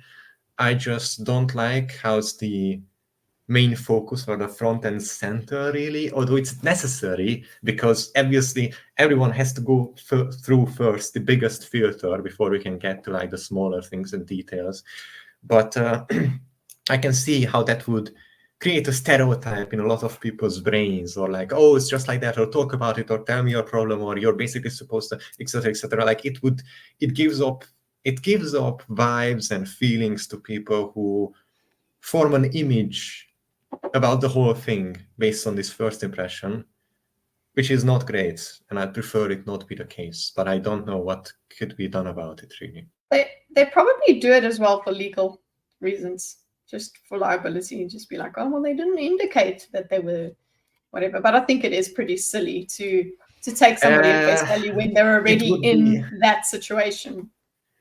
Yeah, but I think if it was for legal reasons, it would be much more robust and conclusive. Like for legal reasons, the mental institutions I've been in, like there were bars at the windows, you couldn't jump on the whatever. There were nothing that you could possibly hurt yourself. Everything was made out of fucking rubber and like softened plastic. If it was for the same like legal reason of we must protect ourselves in case someone actually does something crazy, it would be more than just a line here or there or single. I can't help but, again, it might not be a rational thought that I have this, but based upon experiences with such institutions, I think they would have put in more safeguards, just like with everything else, if it was because of that. The moment they start treating it like it's still going? What just happened? BMO's out. Charles, hello? Is it Am I here? You are BMO, here. yes, you're here. BMO's connections, obviously. And Dorkus, I don't know if noise cancelling is suddenly off on yours, but once you've just unmuted, we can hear your whole room. What? Really? Yeah, everything. Oh, yeah, you sound very it's different. like it switched mics. Yeah. Um. We can hear you, like the air in your room. The whoosh. Yes, the wind. You're airbending. Oh boy. Just by merely existing, he has formed an aura of moving air around himself. Yes. I have lowered my Might be the gain. StreamYard. Oh, that's Yeah, it better. might be StreamYard. Yeah, Bimo, StreamYard Bimo, does that weird thing. are every you once in a there, Bimo? Do you remember, here. Charles, what you were saying? You're adorable. No. We're all just like, squirrel! How's Bimo this? was... That's your normal again. Okay, strange. Oh, nice. Hmm. He's back to normal. Yeah. Yeah. After Charles makes his point, I would love to monologue for a bit. Please so monologue. speak, Maybe I'll Charles, get it please. back. Nope. Nope. Got nothing. Give Charles a chance to John? remember. Why don't you monologue, Dorkus? Please. Give Bless Charles us a all. chance. All right. With regard to the tweet, which we brought up briefly a little while back, I hear a street sweeper now. We don't hear it. Great. On one hand, I believe that facts should be taken on their merit, and arguments should be taken on their merit, regardless of who is saying them. But at the same time, if someone is making their argument, and if there's truth rooted in the argument, but the person is more or less insulting you in the process, or blaming you for the issue, there's going to be it's going to be a lot harder to interact with the person that is making said argument. Now, I think we all agreed here, even Gray, that there was an aggressive tone to the argument. Now, it seemed to me that her tweet was specifically saying, well, if men's mental health mattered to men, which implies a belief system that it doesn't. I fundamentally disagree with that premise. What if I were to say not all men? Just, we had MSK, we had Ben Shapiro, we had Tate. So, I don't think it matters to those men. The who's who. Also, Do we thank you, wanna Lucifer. say- Thank you guys for the session. Thank you for coming to the session, Lucifer. Sending Yeah, love glad from you can Hawaii, always near listen to Vancouver this. Island. Oh, Gray, that begs the love- question. It's very directly linked to what Dorkus was saying here. So, of course, we cannot say objectively that this is majority or not. But would you say that on average, the majority of men don't care about mental health, or the reverse side? What would you say? Where would you put it? I don't think. I'm not sure that I'm the correct barometer to judge everybody. From the people that I directly interact with, I think there is this whole that's weakness. I'm not going to admit I'm weak. Push it down type of mentality. I don't want to you're diminish going your experience, Gray, just to clarify. But I'm not saying that it's, there's only a few, but you still look at the stereotype. I think Corolla for Daily Wire just did a thing where the bad guy or antagonist in his Mr. Bertram cartoon is this kind of feelings hippie, kind of like the teacher on Beavis and Butthead. It seems like there is still this stereotype that people who are in touch with their feelings are weaker or beta. I think that is a majority opinion. I could be wrong on that, but that's how I'm experiencing it. From the right, I can definitely see that perspective. If I may continue monologue. Sorry, Charles, make your Nope. point. Nope. No? Continue. To answer your question, though, Gray, I think most folks want to be happy and strive for happiness in their own lives. Well, there's nuance to that as well, because we're all self-destructive at the same time. I think most men do care about their mental health, but society, I think in society there's a double standard on everyone's part with regard to how men's issues are handled and how women's issues are handled. I think it is more acceptable for women societally to talk about their problems than it is for men. And the point of this tweet was to read to me as someone trying to outright state that men don't care about their mental health. But the truth is that there are, even if it's not a majority, there are a lot of men who are trying to build spaces and for men to talk about their mental health. But when they do, this woman and people who share her opinions, her words, not mine. I'll say it for you.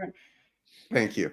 Shut down or hijack the conversation. So even if she's right, she is not a person worth engaging with because she is actively preventing men from being able to discuss those issues and make societal change necessary such that we can have conversations about mental health issues. She's playing the blame game in her tweet, which isn't really helping the issue now. More productive. Yeah. Okay. I hear what you're saying, but there one response to her tweet that is like men should go seek therapy, or is it always like men are good, all we need is the gym? Okay, no, there there's are a lot plenty of of that responses to her tweet. Do we want to go back to it, boys? I've got it. I don't think the tweet measuring is going to be productive in this case. In which other discussion or just the honest brain picking based on what we think, would you seriously consider what people under a fiery tweet have said to each other as a correct and objective indication of the state of things in reality, rather than Twitter being Twitter again? It's rather a snapshot of the most extreme bits.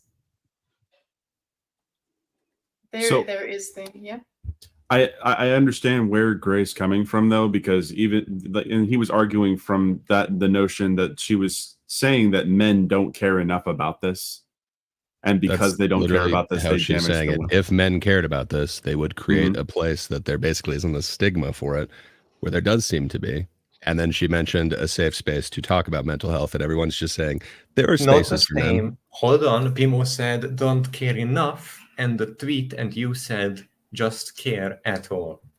Okay, but I feel like it's easy to infer that that's kind of what she meant, though.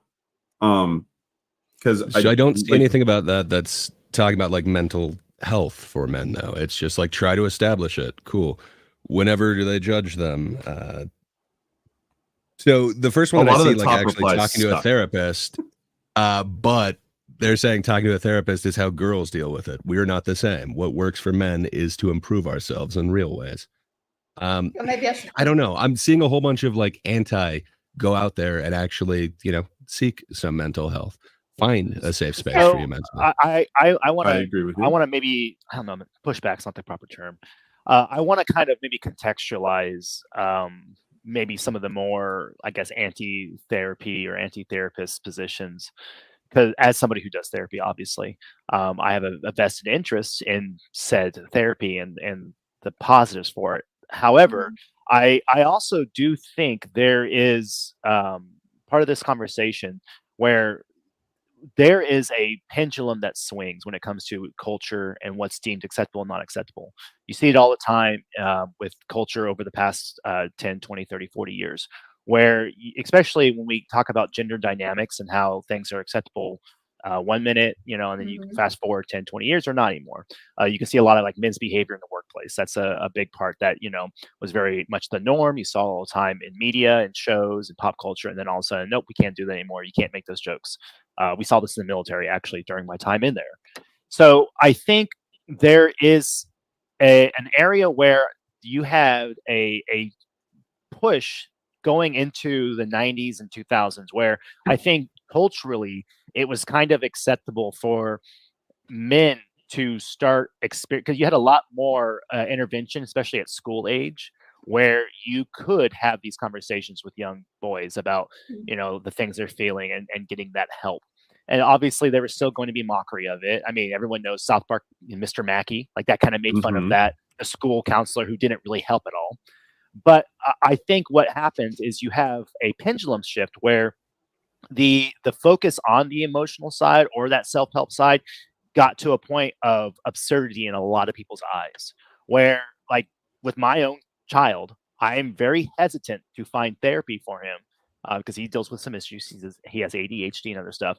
I'm very hesitant because of my exposure to a lot of people who work in the field, who are friends and family, who I would not want them being the therapist to my son. Because at the end of the day, like one thing I try to raise my kids with is, yes, we want to solve our problems, we want to work through them, but we still have to live our lives and we still have responsibilities we have to see to. And there's almost a push from some people's perspective where it's like, no, everything stops. The world's going to cater to you. If not, the world can go to hell. And I think a lot of people, especially conservatives or those with that kind of mindset, are seeing that and kind of taking that blanketed position and applying it across the board when therapy is talked about. Gender therapy is another one where there is room, at least I believe, where people who have gender confusion or other issues with dysphoria need to go through a process of figuring that out.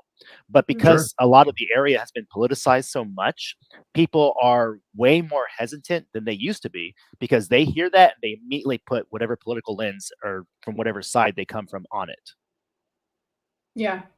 And it seems like today that because we're so charged, you can't even watch a movie without it becoming like we have to claim this movie for our side. Everything's political, bro.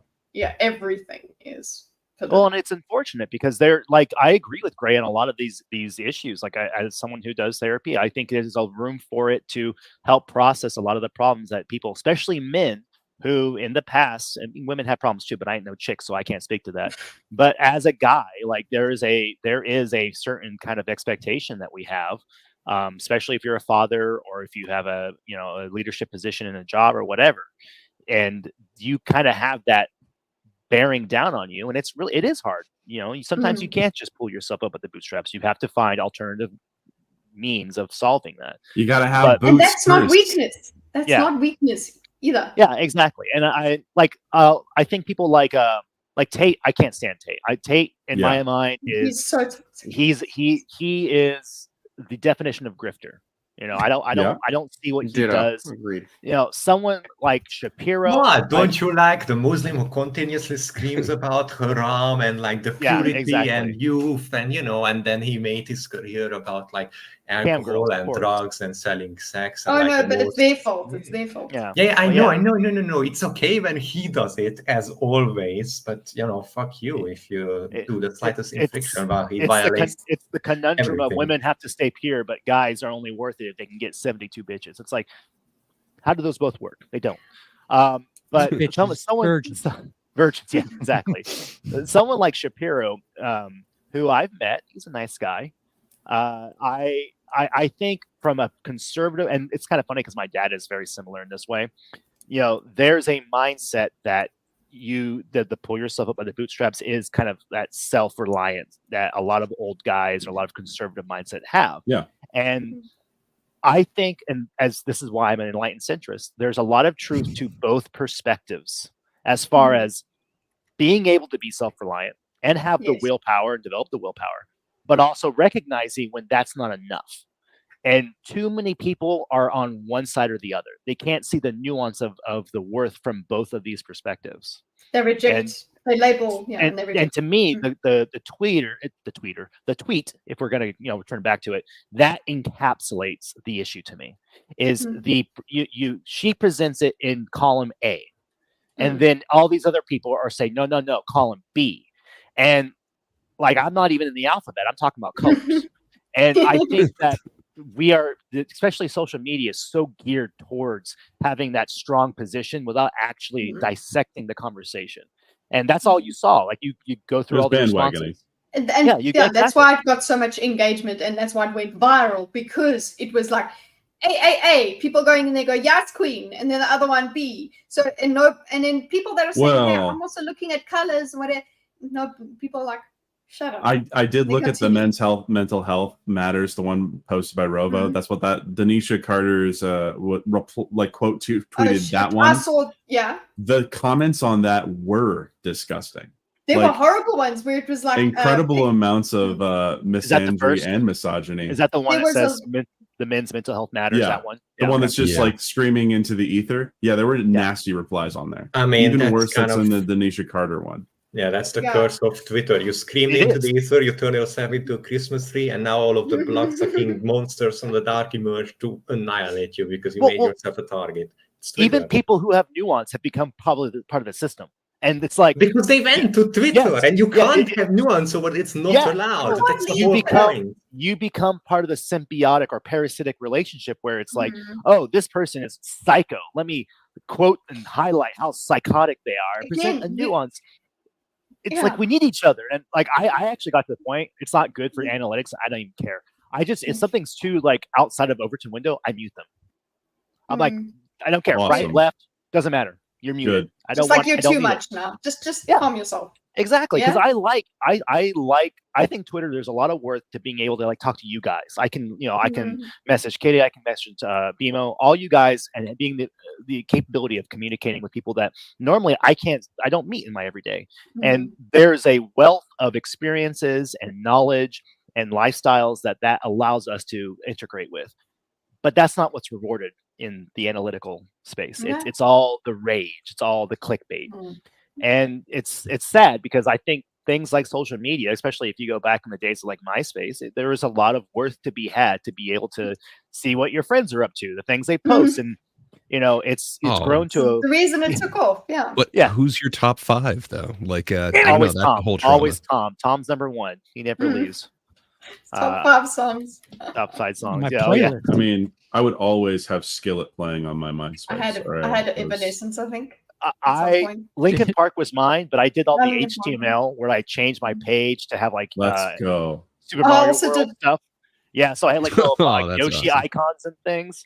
But I just did that with copy paste. People would have their repository and they're like, put this in, and then you do the HTML. And I'm like, I do HTML, everybody. It's like, no, you don't. You just copy paste it. Just relax. Yep. Script kiddie. That's what you become. And then kind of going back to what JayMac was saying about like kids in therapy, there's actually like quite a few studies that it might actually be detrimental. Now I'm blanking on her name. She did a rather I think she wrote like Irreversible, the one on kind of trans kids. Oh yeah, her next thing was kind of therapy. I can't remember if it's called Bad Therapy or something, but anyway, like they go through a bunch of studies where it might be detrimental to kids. And I know I didn't find it effective when I was forced to go to therapy kind of against my will. And I know what's happening to kids. So there might be something behind that. But, I think we're talking about adults here. If you feel like you have a problem, go seek help. Reminder. Guys, speaking of that, sorry, Charles, there you go. You please do. Did it come back? JayMac alluded to it before too. I think mental health still has time for everyone to not put the stigma on it, where there's still a sense of other behind mental health. And once people get to the realization that this isn't really that person's crazy and more about there's something wrong with me and it can be healed. Once everybody kind of generally assumes that, we'll be a bit stronger about handling this, but we're not there by any stretch. Because you think about things that have been like, I don't know, you think about like AIDS and HIV back in the 80s and 90s, people thought of it as like this plague. And now there's commercials for HIV medication. So, there's still a lot of growing that society needs to do as far as mental health is concerned. Yeah. It is. Go ahead, Jay. I was going to say, in normalization, not like proselytization. You want to normalize these things, but not necessarily glorify them. That's really hard for people to find that sweet spot. Mm-hmm. Well, that all makes me think of the topic of mental illness as a social status. It felt in the 90s. Yeah, Tumblr did in it the first. in the 90s, everyone had ADHD. That was the popular mental illness to have. ADD back then, actually. Yeah. ADD. Nowadays, I think autism is the popular issue to have. Personally, I wouldn't wish mental illness on my worst enemy. Sure. No, I wish mental illness on my worst enemies. Okay, depends Just on the the worst kind ones, of though. mental. Just the worst worst ones. Yeah. The moderately, Um, they're give it or take it. Let them just have wet socks for the rest of their life. Let them have Ooh, wet socks. okay. Yeah. Oh, that's Soggy harsh. socks. That's harsh. Dorkus. Let I them wish I have could sweaty tell you feet that. when they go to bed. Wow. Ew. So we've got Dice saying, I spent over a year and a half of suffering with anxiety, depression, not knowing what was wrong due to no one telling me, educating me about mental health. So I mean, That's very common. Yeah. I guess it's Learn to code, Was- Dice. for some, for Ban him. some. No, I think there is more education now about that. It's more well known.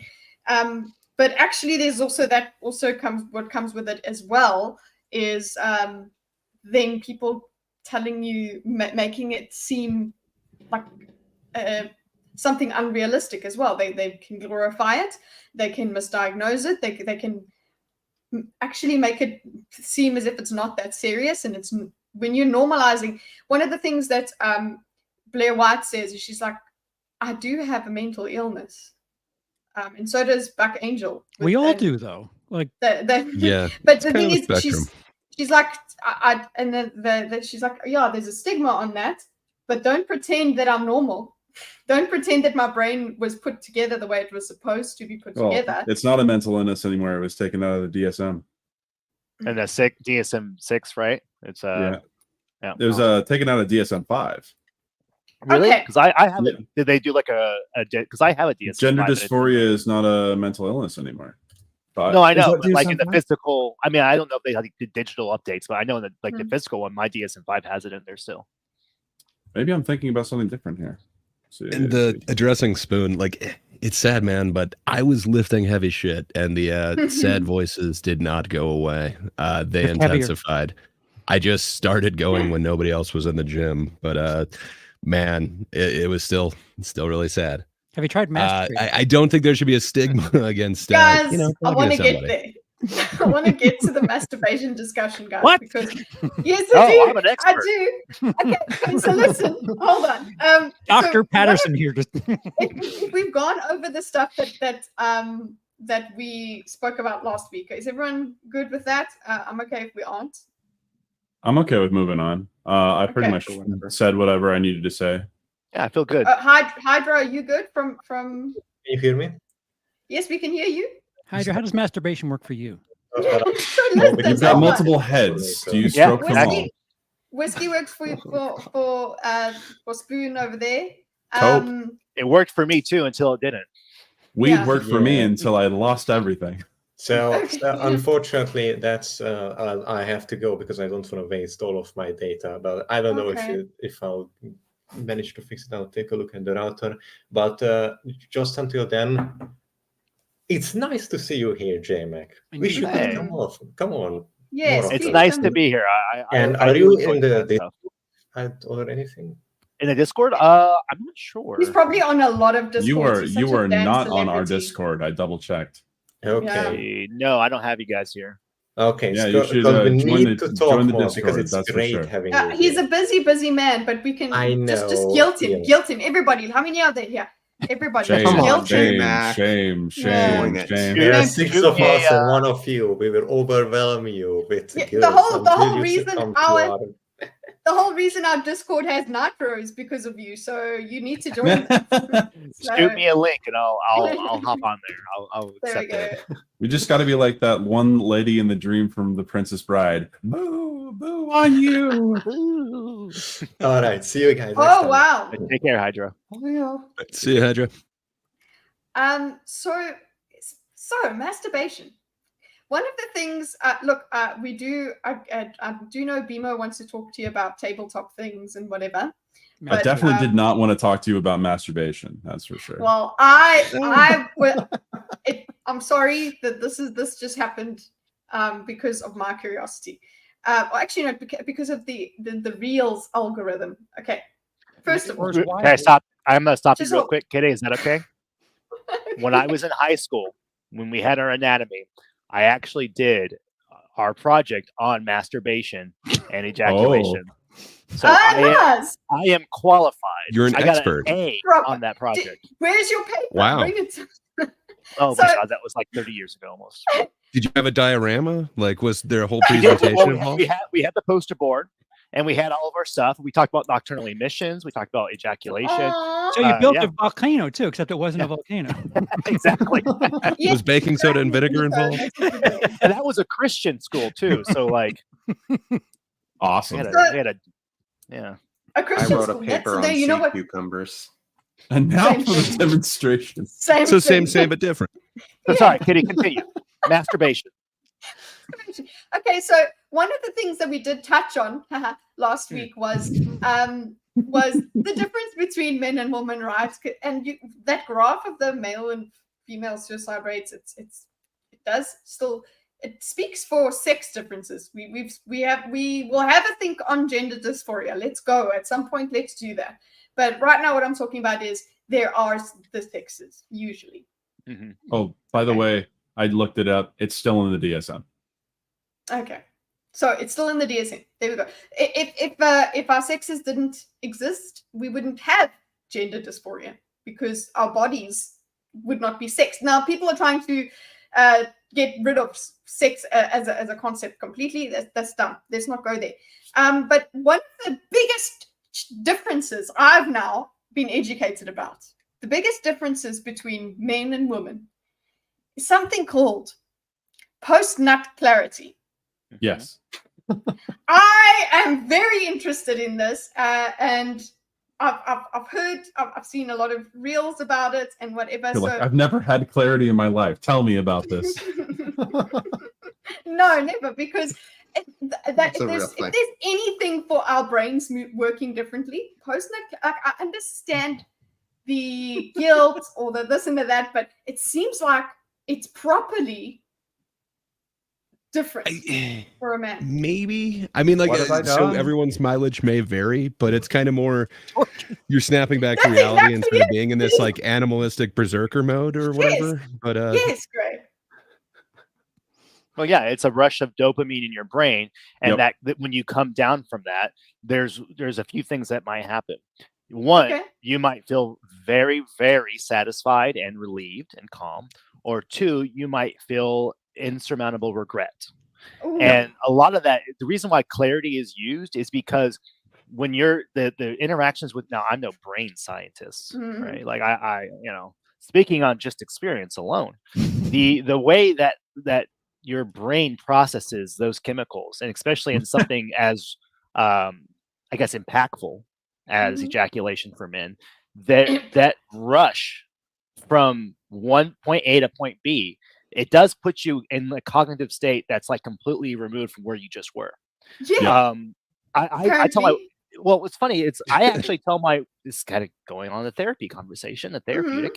I told my wife this the other day. I was like, just so you know, like sex is a very, very therapeutic thing for me. I was like, you are solely responsible for keeping me grounded mentally right now. And it's true.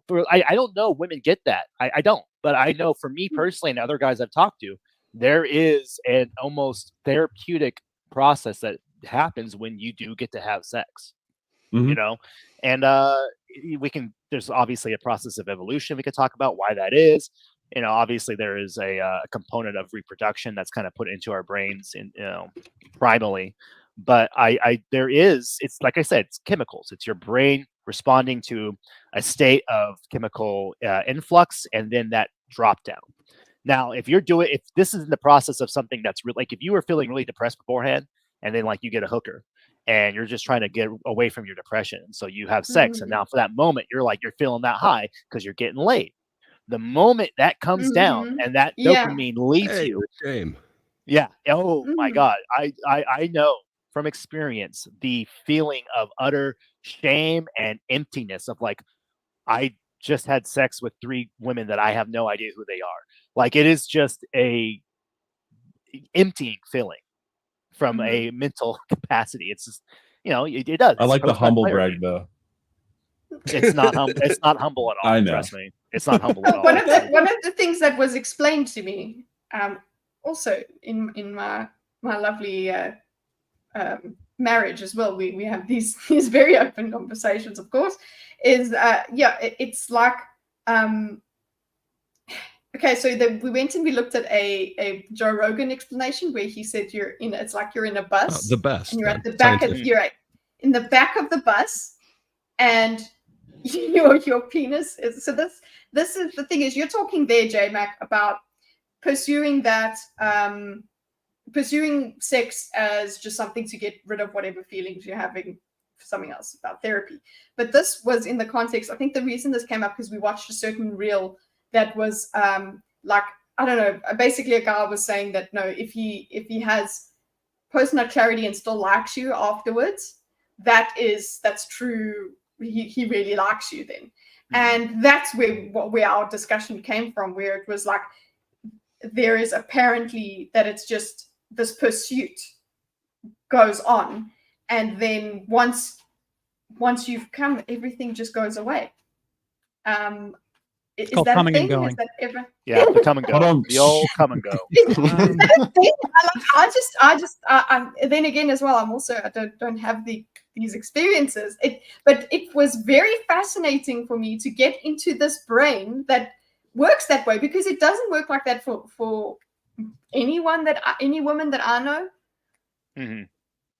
Yeah, my wife, like, I don't know that like you reach this new state of being, or like, you now reach a higher, nirvana. it's kind of like, okay, now you're back down to reality where perhaps you weren't seeing reality, like you kind of have tunnel vision before. Let me find this freaking real. One could say you sober up a little bit. Yeah, that is sobering, akin to that. Yeah, it's a sobering effect. And when you are sober, like, are you now regretting or are you content? And that's a lot of what, that post-nut clarity will make you feel. Yeah. Like I can relate to the regret of, if you're doing that with yourself, then you're just like, oh, that's gross. What a waste of shame. Yeah, like, God, that's a sin and whatever. That also comes from that's my upbringing, like that's a bad thing to do. But when it comes to actually being, when it comes to actually being with someone else, and then to the point where you actually don't like them once you're done, that seems strange to me. Is that a thing? That I have. Yeah, I was wondering. Yes, please tell me. It's just one of those things. Yeah, it's just I've been in instances where it, and almost I would say like 9 out of 10 times involving alcohol, where you meet someone and you have the beer goggles, and through the process of whatever is happening, and once it happens, and you do come down, figuratively and literally, you do have that moment of clarity, where you're like, oh man, how did I get here? That was a way too good V impression. The moment of clarity. Yeah, it's you really do. It's perspective, and when as a guy, or let me speak for myself. I don't like to generalize, but I know in the past, as a guy, when I'm trolling the town, there is a very set goal that I have to accomplish. It is to get laid. When I was in my 20s, and you go out to the club or whatever it was, everything was in service to have sex. That was the point, right? You talk up girls, you'd buy drinks, you'd crack jokes, do what you had to do. It was all in service to go home with someone. Because if you didn't, it's like, fuck, well, there's a night wasted. Yeah, exactly. Okay. And so because you're so focused on this one thing, and plus if you throw alcohol in the mix too, you're also inebriated. Once you accomplish the thing, once you've nailed it, and the moment comes when you came and you come down and you have that post-nut clarity, you everything that you were not thinking of is now at the forefront of your mind.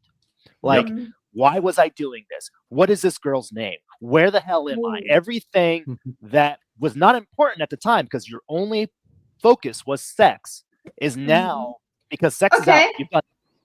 And like guys, like once you do it, like, you know, there's a recharge period, you know what I mean? Like it's, you know, so Yeah. Like, man, I need a Well cigarette. said. yeah, you know, like you need like a cigarette, you know, a 10-minute breather, and like during that time, 10 minutes. all you have to think about, Anna, right? All you have to think about is what the hell did I do and why did I do it? Yep. If I may interject super quickly, Mhm. post nut clarities sounds like a breakfast cereal. Yeah. It's not. All clarity. Post nut Clarios. It is a breakfast cereal for some. Yeah, well, very much so. No, Yes. it's and I don't know if women have the same situation, but I do No. know. Sorry, Lucy. Well, I was gonna say, but I, like you said, like regret does come into the picture. Oh, And yeah. like, I'm sure. because you know, I don't know if it's the same kind of chemical process, because you know, men and women our tools work a little differently. And for a guy, like, there's never any question once a guy is quote unquote done. Zero fucks that Yes, killed me. exactly. You know, it's like our system's pretty simple, right? Like, No, that's You can still what fake it. actually, that's where the mechanics came in when I was talking Right. about that, because it's like the women. Okay, apparently there are men that can train themselves to just keep to go to ejaculate? 17-year-olds. yeah, no, that they can do multiple orgasms. They Yeah, can they're Yeah, no, I know. Yes. Yeah, Yeah. I know. But Yeah. I'm saying like Whereas- the fake Hmm. ejaculation, like that's a very Stop bragging about it, Kita.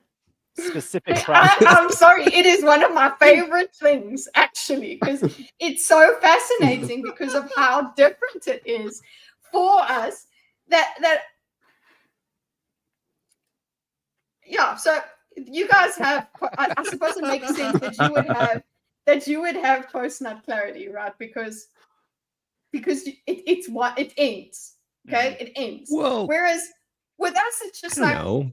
we have to decide when it's over. We have to decide. We have to go, oh, okay, I guess I'm dehydrated. Let's stop now.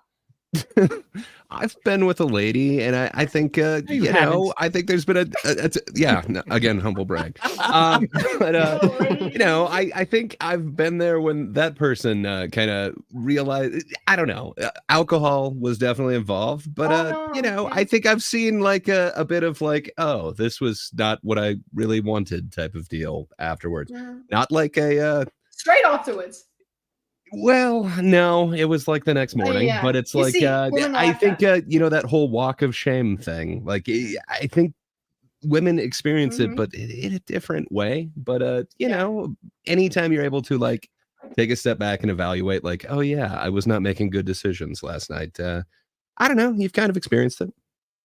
No, it does. It does. Yeah, it causes the love feeling in women. So I think our chemicals are all messed up at that point. We don't have clarity, actually. Then we have all kinds of emotions, man. One could say that you were fuck stupid.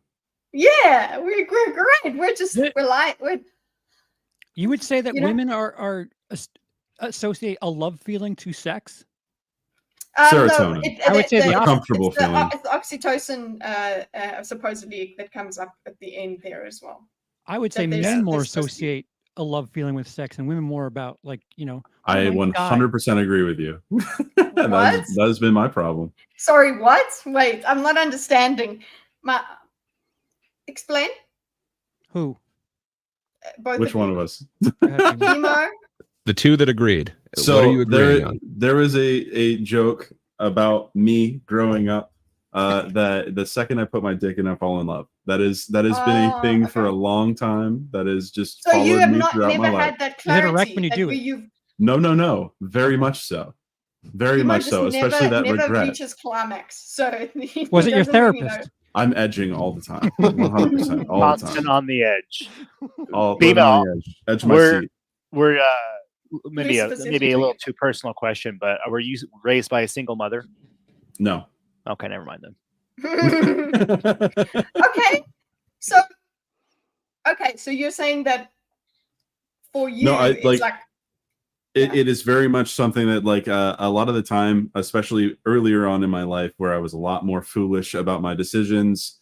If I got to that point with someone, I'd already made my decision. I'm going to marry them. So, yeah. Yeah, so that like, does help. I very much convinced myself that like this is just how it is. So then I just really start investing.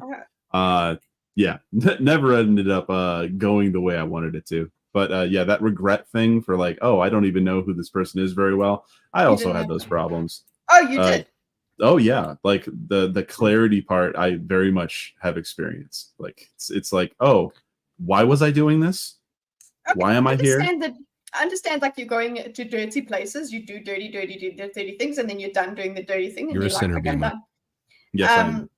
But I want to ask. So did you ever? And Charles, I'm trying to say, have you ever? One of the joke that started this whole conversation was from some guy saying, "I'll know if I like you after I get personal clarity. If I still like you after that, you know before. If I still like you after that, you know before you're just confirming. Yeah. Okay. Yeah.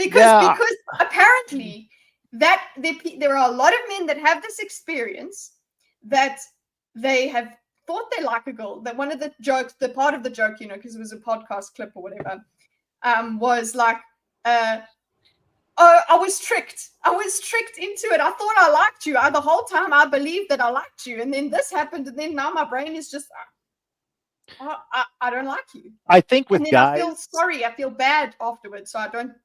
Yeah. Yeah, I Jay, think I'm on it. So go ahead, Jay. I think guys are. Maybe it's easier for guys to kind of get into that moment of attraction because one of two things has to happen. Do I find the woman moderately attractive in any way? Yeah. Does she talk to me? And so I feel like. So I feel Not like always required. Exactly. Yeah, that one's like kind of a take it or leave it. I do feel because I'm kind of Bino's camp where when I was especially in like high school and like early college, I was constantly like falling head over heels for girls. I mean, I had two separate girls who wanted to be friends with benefits that I both burned because I was like, I'm gonna invite them on a date and let's take this. And I'm like, whoa. And they were like, that's not what I want. I'm like, oh, okay. All right. Exactly. And so I do think for guys, it is, it's really easy for us to fall for someone because I don't know really, and everyone has different standards. I'm speaking generally, obviously, but I do think when it comes to, potential girlfriend, mate material, whatever you want to call it, like our standards aren't really as stringent or as strict. I think for a lot of women, women a lot of times will probably look for more about the security they can find in a guy, how they act as far as like their social standing, things like that.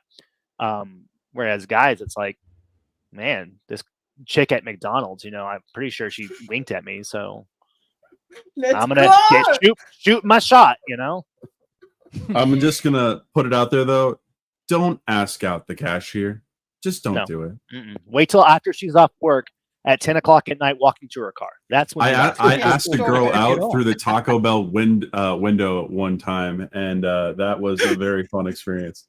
At the drive? Were you at the window or at the voice box? Drive through window. Okay, so there's face to face. Drive through window. So, yeah. Some of that. Yeah. Like she called me cute, so I gave her my number, and that was a week of shame.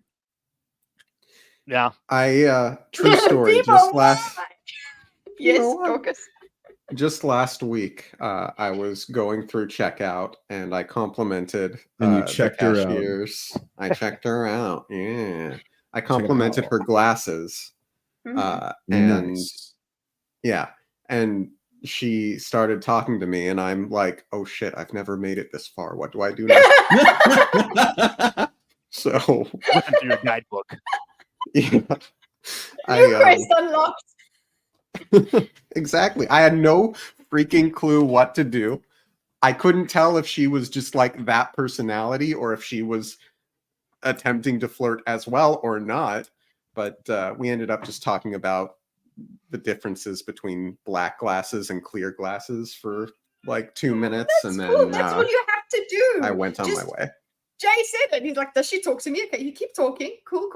As long as you don't assume that just the fact that she is talking to you means consent, which I think everyone over here understands consent. So we're good. What is that?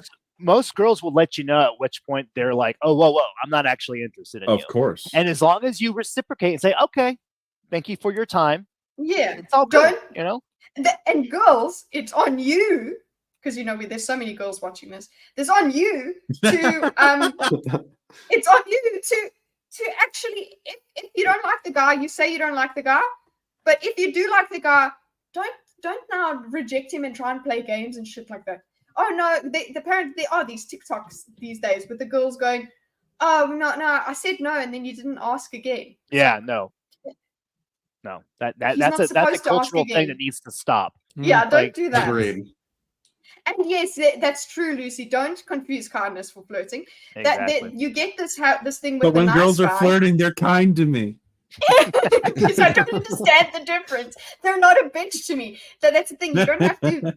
That is a difference. It's because you have to. Women aren't kind to me, so if they're kind to me, they must be flirting. Exactly. Yeah. Well, it's funny Lucy said that because a lot of time I'm a nice guy. I'm very cordial. I like to talk. It doesn't matter if you're a guy or girl. Like if I have a waiter, I don't care. I'm going to strike a good conversation with you. I don't care what's between your legs. But a lot of times, I like in the past, women I think have picked up and thought I was trying to flirt. And anytime I smell that, I'm like, I'll drop my wife or my kids in conversation. Like that's what you do. Yeah, because it's like, no, I'm not about that. Like I'm happily married. I'm not trying to get with you. I'm just nice. Like I don't know, man. You make sure it can be tough. That's it. You drop them. You drop them in there. You go, hey, you know what? How's that about? So I do want to say though, especially for Dorkus in that situation, if you go back there and you see them and you start talking to them, say, hey, you seem really cool. Can I get your number? Easy. Mm-hmm. If they say no, they say no. If they say yes, cool. Now maybe you can have a conversation. Yep. There you go. If they say no, I can but never you know go what? back. No, but you know what? No, if they say no, then There's other stores. There's other stores. No, but considering what I've heard from, but they're younger. They're part of like that Gen Z sort of thing. But there are girls that will give their number or whatever because, and I will say I've done that because I didn't know how to say no, so I've just kind of given it. But what they do as well is they ghost. I don't know, was that a thing back in our day that you just start our day? Yeah. No, not as much because it wasn't so into texting. Because it wasn't instant anyway, yeah. There's either like an answering machine or like your family picks up the phone. She left her aim on, cell phone. Yeah, aim just sitting out there. Yeah, she's put it on do not disturb on D&D. Okay, cool. Fine. Well, a lot of times too, whenever it was people you're interested in, it was it was people that you kind of like saw, like at your school or work or whatever. Yeah. So it was kind of ghosting at that point kind of became. It was not difficult. possible. Yeah. You're gonna see them. I've actually done that woman tactic once, even when it wasn't true. It's not the woman tactic, especially when it's true. Yeah. What's the it's woman? a nice way. What's the woman tactic? Wait. The woman Talk tactic about your spouse or your kids. Yeah. Yeah. Oh. So that they don't get the wrong idea.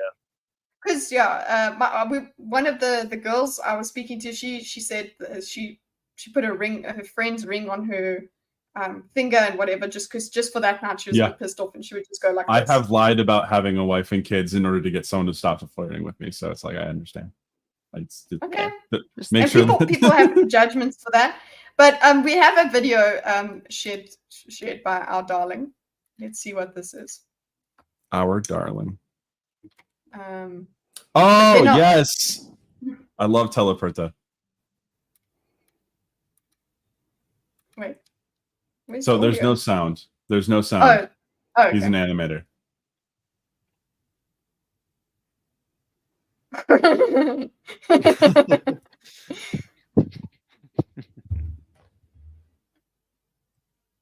Yep. Yeah. Oh, and it sticks in. Yeah, I think that is the joke that it's like what's it? When was it? 10 years later, was she flirting with me? Yeah, exactly. Or they, wake up shower in the middle of the night. You're like, dang, I fumbled. I don't really stress it anymore. So guys, if our brains are that different, that the reason that I brought up masturbation in post-nut clarity, if our brains are that different, it does make sense that maybe you would want someone who shares that kind of brain to help you out. But then on the other end, we've already had this conversation. Bros being bros? No, not bros being bros. It's about I can try really hard to understand post-nut clarity, but I actually don't have the experience. And I'm one of those people that understands that empathy you don't have to have everybody's experience in order to have empathy. Absolutely not. But I suppose if your problem is closely related to your biology, maybe speaking to someone who has your same biology might help. I don't know. I think having my therapist be a guy, and if I have any issues in like the department of sexuality or whatever, like being able to talk to him can, I think if he was a woman, it'd probably be, at least for me, a little more difficult to be as open as I can be with him, because he's a guy, he's a father, he understands all that to a degree. Yeah. Like, I mean, just think about it. You are also in a dynamic with, say, your wives, and that informs your dynamic with other women as well. So speaking about that sort of thing with the therapist, but then again, that's not the only reason you would go to a therapist in any case. It's so just a facet of it. Yeah.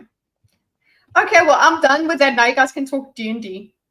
Oh, so we're going into the post-nut clarity part of the conversation. We are post-nut clarity, everybody. But actually, also the reason, yes.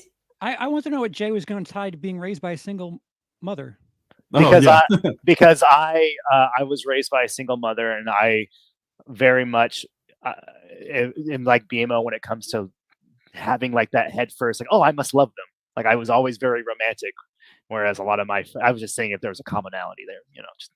I have been a hopeless romantic for a very long time. Maybe it's an artist thing. Maybe that's what it is. Could be. Boy of a romantic though. He's been a shame. He just fell in love a lot. I'm being ugly to you. But okay, Nico wants to go. Look, listen. I know that we've only got a little bit of JayMac left. Okay, to go around. A little JayMac. I do want to go into hag maxing after you can keep them in your pocket. But while we still have JayMac, let's go over the D&D stuff, and then we'll hag max afterwards. Okay, because I got questions for you, sir. So first of all, how many years have you DM'd? I have been doing GMing since 2000. I was 15, so 2003. Okay. Yeah, so very long time. All right. And like, has it been like the same player base, or is it different people over the years? Started out with friends in high school. We did 3.5 Dungeons and Dragons, and then I did a little bit of Pathfinder. Okay. And then I mainly run Pathfinder. Yeah. I early on, I actually preferred Pathfinder just because I'm I like the intricacies of Pathfinder. I'm that asshole who likes to track ammo, Yep. Yeah. Pathfinder is very much Legos. You can really build what you want to build. Oh yeah. Yeah. And that's what's great about it. So interesting. And like from that, have you been running like this? Go ahead, Dorkus. Go ahead. Sorry, remember the Weeby Goblins campaign? The Weeby Goblins. D&D people over there. It's a Pathfinder thing. Sorry. It's a little like mini adventure set where you get to play as a group of goblins and go fight a druid. Yeah, that was a starter set. Yeah, I know what you're talking about. It had its own like little mini campaign about goblins going on adventures. Yeah. It also was a comic as well. Yes, but ask your question, Bima. I derailed. That's not much of a derail. We have chosen our subjects. So obviously Dorkus has run games for the Thinkers before, and he also does D&D stuff as well. I've been doing D&D and running games for Pathfinder and D&D 5th edition for the last 6 or 7 years. Oh, cool. Before that, I actually, ironically, just tied to the therapy thing, I was told I needed to be more social in order to like get over some of my issues. And then one of my close friends that was in martial arts class with me was like, I'm starting up a D&D group with my roommate who says he's really into it. I haven't told him yet. And yeah, that's how I met one of my best friends. He's a very close friend of mine. And pretty much from there, I made my first character, which was an edgy rogue, of course, because I was like, stereotypes. I've heard about Dungeons and Dragons before. And then it was a 6-year campaign, level 1 to 20, all the way through. You guys did cap. Wow. Oh yeah, we did.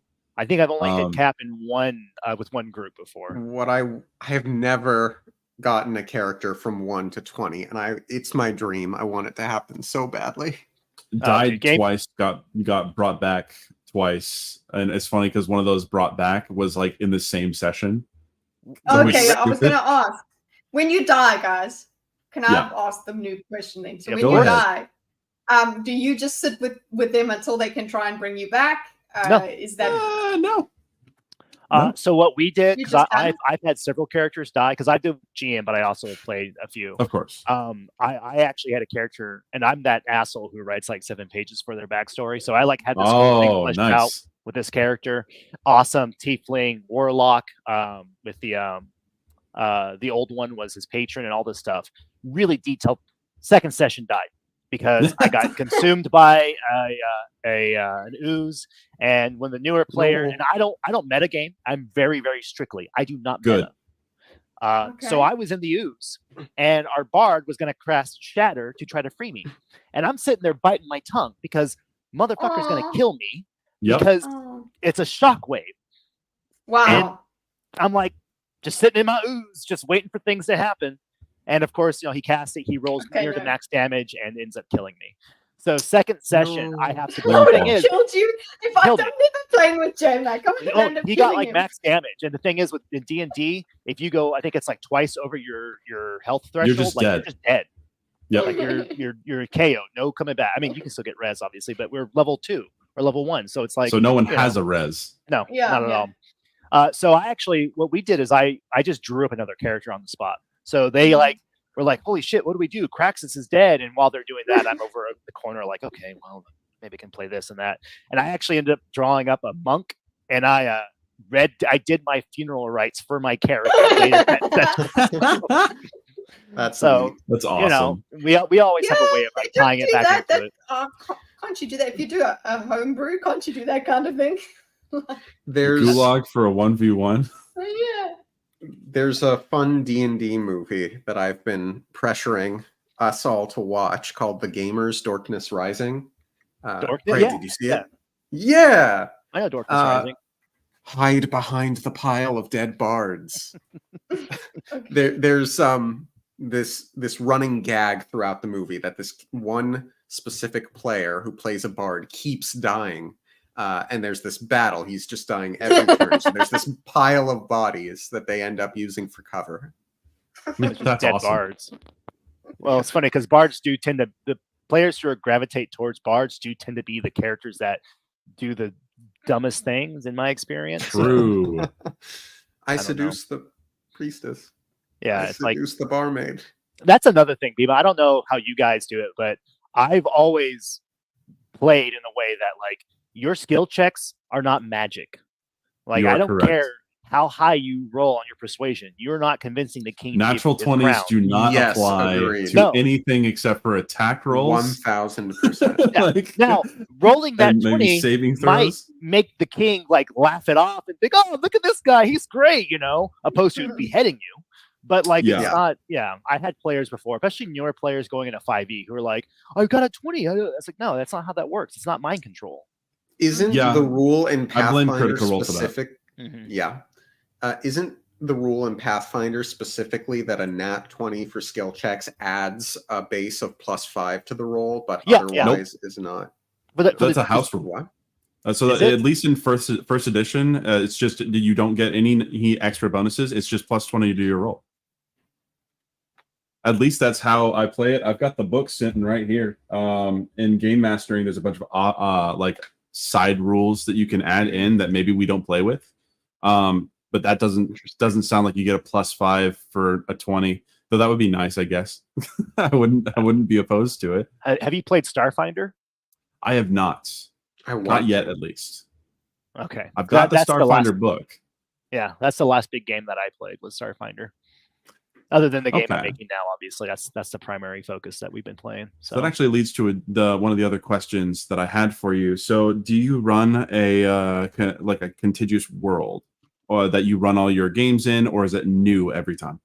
depends on the setting. Typically, I've done a few worlds that I've created. So for Starfinder, I used a lot of the standard like planets and stuff they have with the rules. But then I started creating my own systems outside of that one. And so I would create my whole planets that they would go. Like I did a planet that was basically all based on the Underdark. Like the surface is completely inhospitable, and so all Nice. the life was basically evolved underground. Nice. I've done like other things where I'll take a few things from like Forgotten Realms, but I as a creative, I actually enjoy the process of like making stat blocks. So all the Yeah. monsters I use is usually Mhm. might take from pre-existing things, but I will always take it and kind of adapt it. Which is why I actually decided with my my buddy, I was like, I'm doing all this work for these systems that I play, but I don't own. Like I'm Yep. literally putting in hours and hours and hours of curtailing these encounters and all this. And it's like, why not just take that energy and spend it into creating my own game? That And was then kind of you like could the make it more catalyst. efficient in how you like it as Well, well. yeah, because there's so many things that when you are that involved in a system, you start to see all the cracks, or you start to see like areas where you personally would not do, or you would change. Or my biggest issue with 5e has always been kind of it's very flatline in terms of its accessibility. People Yeah. say it's like the most accessible, which I would agree. I think it's very accessible, but at the same time, part of that accessibility comes from the fact that there's just shit that they don't tell you, that you Uh-huh. just kind of like throw up your hands and whatever. And our system, we've designed it that it's modular, where every tier of play that you want to operate, if you want to be that rules lawyer, you want to have like the rules for almost everything you think of. The module's there for you to plug and play. Now, if you don't want to deal with that, it's the system's designed from the ground up that if you remove that, game still operates. And that's always been like a huge focus for like, hey, how do we cast a wide net of different types of players and GMs? Interesting. Okay. So it's kind of like the how modular Pathfinder is, but not it looks like it's even more so in terms of like, okay, you can have this rule or you could not. Or are you meaning like just in terms of straight up mechanics? Yeah, so straight up mechanics. We actually have how our death works in our game. Because I have young kids that are interested in playing, and I've always kind of wanted to have it like a barrier to entry be like 10 to 12. And so I do know a lot of people who are like, well, now me, I don't believe this because if you die, you die. If you Of die, you course. dies. But a lot of people aren't like that. They want kids to kind of be experienced in those areas and not to be so harsh. So we designed it in a way where you can just kind of remove that, and everything still operates as designed. Like it doesn't mess the play up to a point where it's like, oh well, now this is broken because players can't quote unquote die. Interesting. Sorry, Okay. guys, for a sec. Thanks, Lucifer. I've never played D&D, so none of this makes any sense to me. I've played D&D, but not much. So I feel you, man. I have to buy more new puppy stuff. I'm so excited to really share all those pictures, please. Love you guys, and thanks again for sharing. Thank you. Yeah, that was a Lucifer. very cute puppy, by the way. You guys should Oh, join yeah. the Discord so you can see it. Mhm. Because When are man, we that gonna is a get the cute name? puppy. I voted for Hera as the name. So Hera, that's good. I like Hera. Yeah, Hera's a good name for a. She was kind of a Is bitch, it but- as modular as modular as GURPS, or is the modularity only for rules? That is a question from Darling.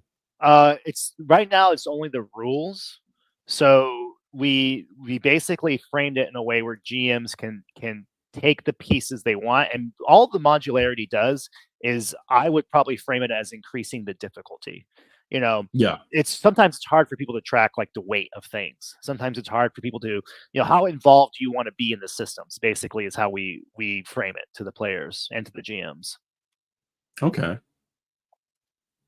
Yeah, I like Your that. Palico's named Jasper. one of my Pelicos is named Jasper because my cat's name was Jasper. No more. We are gonna play. We are so gonna play Monster Hunter.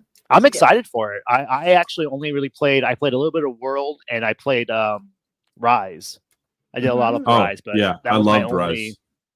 Yeah, I had a fun time with it. My daughter likes it too, so she's all. He loves like all the. What big weapon animals did you and play? stuff. What weapon do you think I played? You strike me as either a greatsword or sword and shield player. Nah, man, Insect Glaive, baby. Yay! Insect Glaive. That's Okay. We flip it. That and what's Helicopters. the light It's coming bowgun. later. It's coming later, Corona. Light bowgun. Okay. Yeah, I did light bowgun. Okay. Bowgun. Interesting. Yeah. That's not Yeah, beam I up. definitely had you mispegged here. Sorry, guys. No, have you played D&D? So can you tell us? Okay, wait.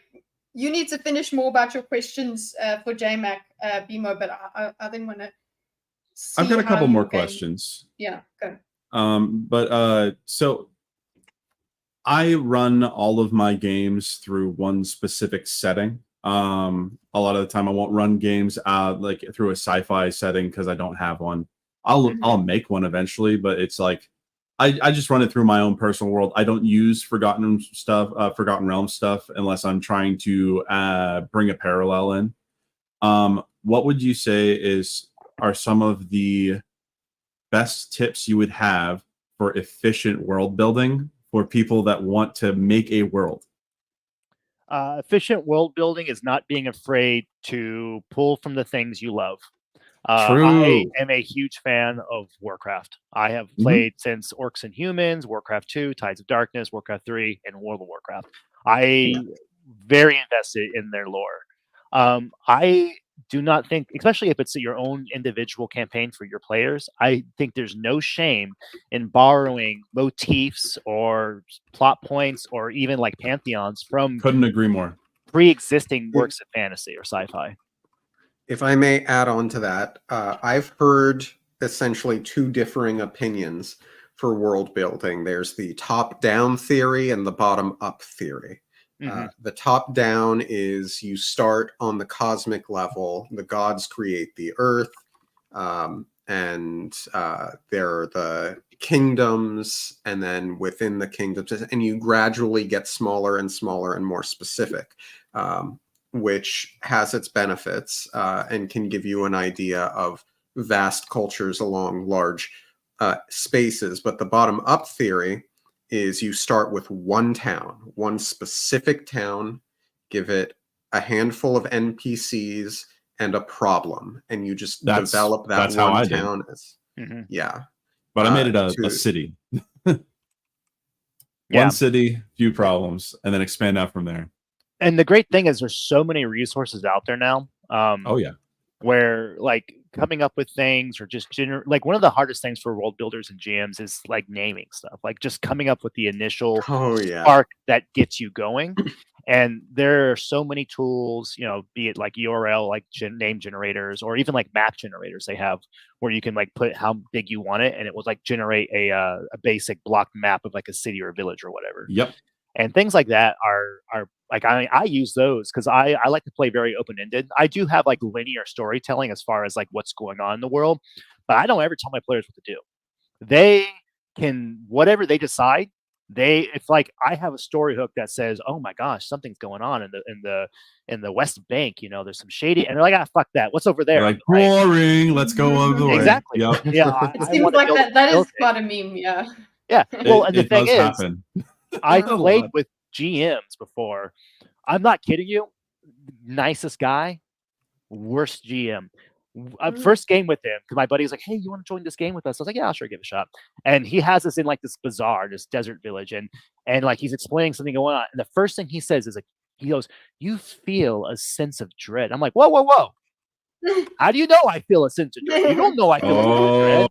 One of those. Like, and from there it was just like, I was like, oh, can we get, what about down that alley? It's like, it's blocked by rubbish and a stack of, I was like, oh, well, can I try to climb it with like an athlete? It's like, no, it's too high. I'm like, there's an invisible wall. Literally, it's like, dude, just make a video game at that point. Like, That's put too me on a much railway. railroad. You gotta make it so the players don't know that you have them on a railroad. That's the real thing. Maybe. What about for a new player? Do you think somebody like that is a good thing?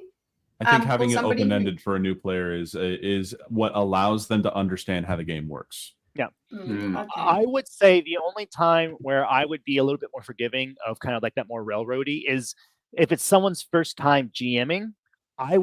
So the game of D&D or just tabletop in general, it is a cooperative game of the players and the game master. You know, like there's always this weird kind of narrative that like it's the players versus the GM. It's really not. I've never looked at it that way. You know, like I present challenges for my players and I might actually kill them. You know, but at the end of the day, like my job is not to play against them. It's just to facilitate their play in the world that I've created or provided. Yep. And Charles, I like it. I love it. But yeah. Please tell me that's not a Sharpie. Looks like a Sharpie. It's eyeliner. No, That's it is a Sharpie. Sharpie. Oh no.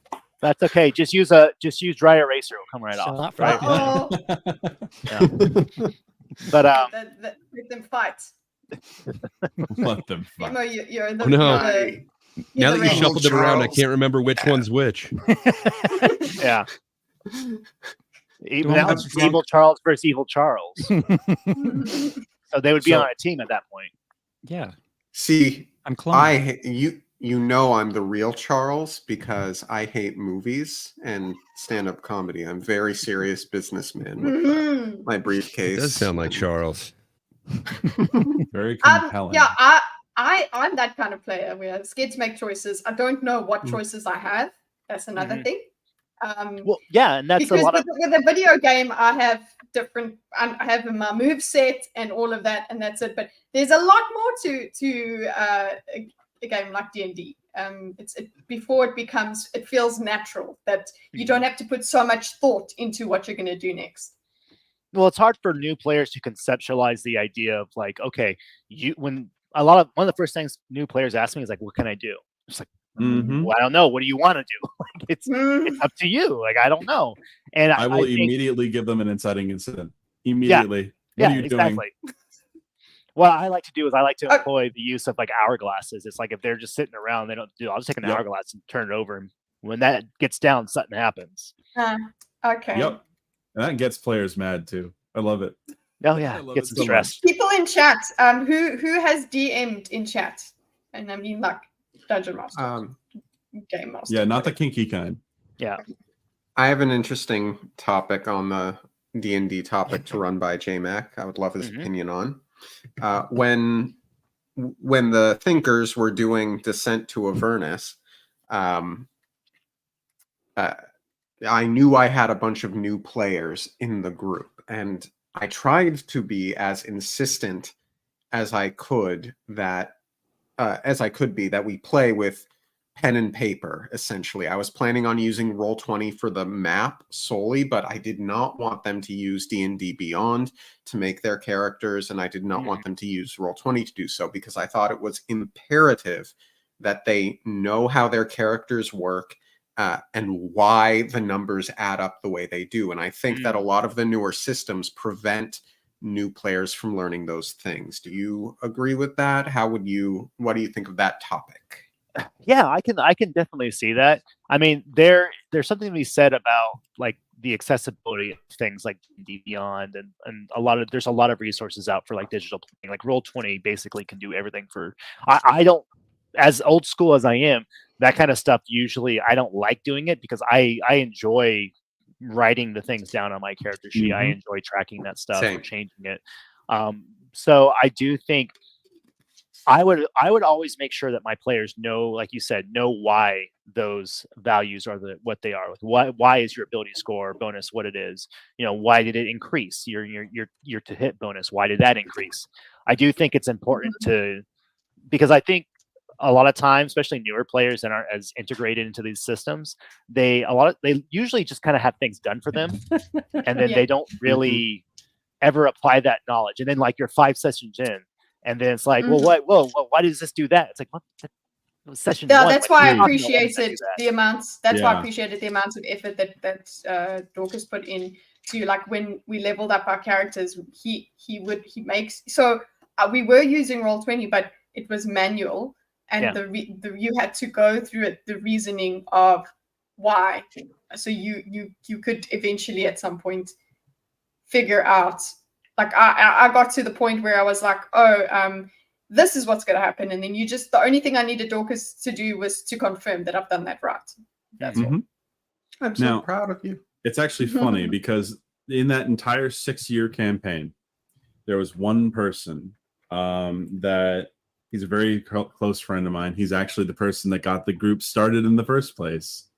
That even 6 years in, ask him to make an attack roll, he doesn't know the math to put in. I'm that guy. Awful. Well, look, some people it awful. just doesn't click with, like Yeah, it's like you forget the combos. But yeah. my wife sorry, put a I'm just druid for our game, and it was like I had to keep like she would. Again, I don't meta, so it's like I'm not saying these things out loud. But like between session, like I was like, Lace, like every day you can change your spells. Like you can do new spells. You don't have to use the same damn. She's like, well, these are the spells I know. I was like, I know, but like right here, look at the player handbook. See, You have a list. You have a list. You have options. You can change Check it up. it twice.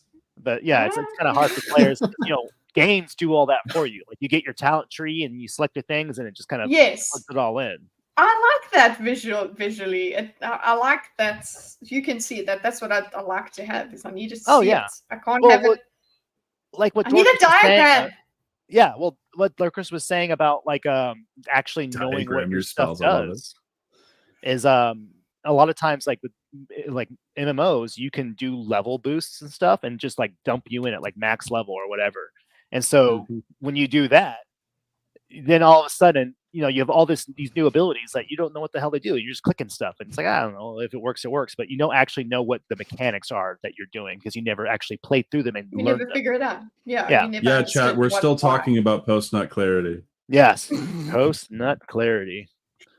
I'm gonna roll my D100 and see how my post-nut clarity reacts. So roll for satisfaction. So final major question, and this is for I'm pretty sure that this could go across the panel here for those that have played a tabletop RPG.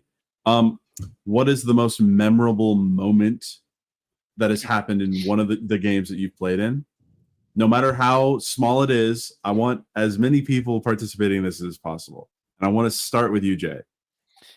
I have a lot of memorable moments. But I think the best one, and it's because he was a newer player, and so it really took me by surprise that this was his reaction. So I was doing a campaign, and they basically, the story hook was they were in an air transport that was attacked by sky pirates. The ship went down. They were survivors on a desert island, right? So in the process of trying to figure out where they were and get their bearings, they discovered a half-sunken, a moored ship on the shoreline. So half of it was submerged, and they're just trying to look for answers. They decided they were going to, half of them were going to go into the ship and see if they could find anything. The other half was going to stay up and just kind of keep an eye out for any problems.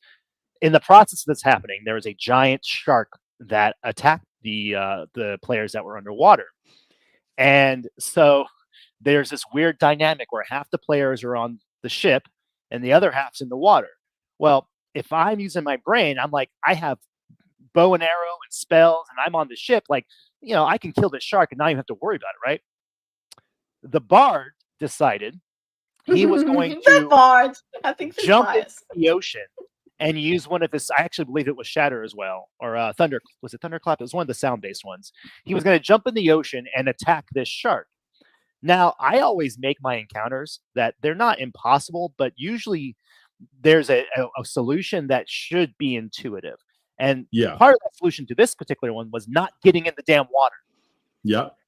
So he jumps in the water, does the attack. It does decent damage, but it's a single enemy versus 5 players. And so it hits the shark, knocks it back. It's his turn. He gets a crit, bites off his arm. Because I play my games. We do the real consequences for actions. Cruel criticals. He gets his arm crit and just bit off. And players are able to get out of the water. The shark, they're panicking, they're freaking out. They're able to stabilize it with a medic check and all this stuff. And he successfully did his rolls for his save, and he was able to come to consciously. And they're like, "Are you okay? Are you okay?" And I unprompted, the player, he's like, I look up and I go, "How are my goods? Are my boys still there? The family jewels, are they still attached?"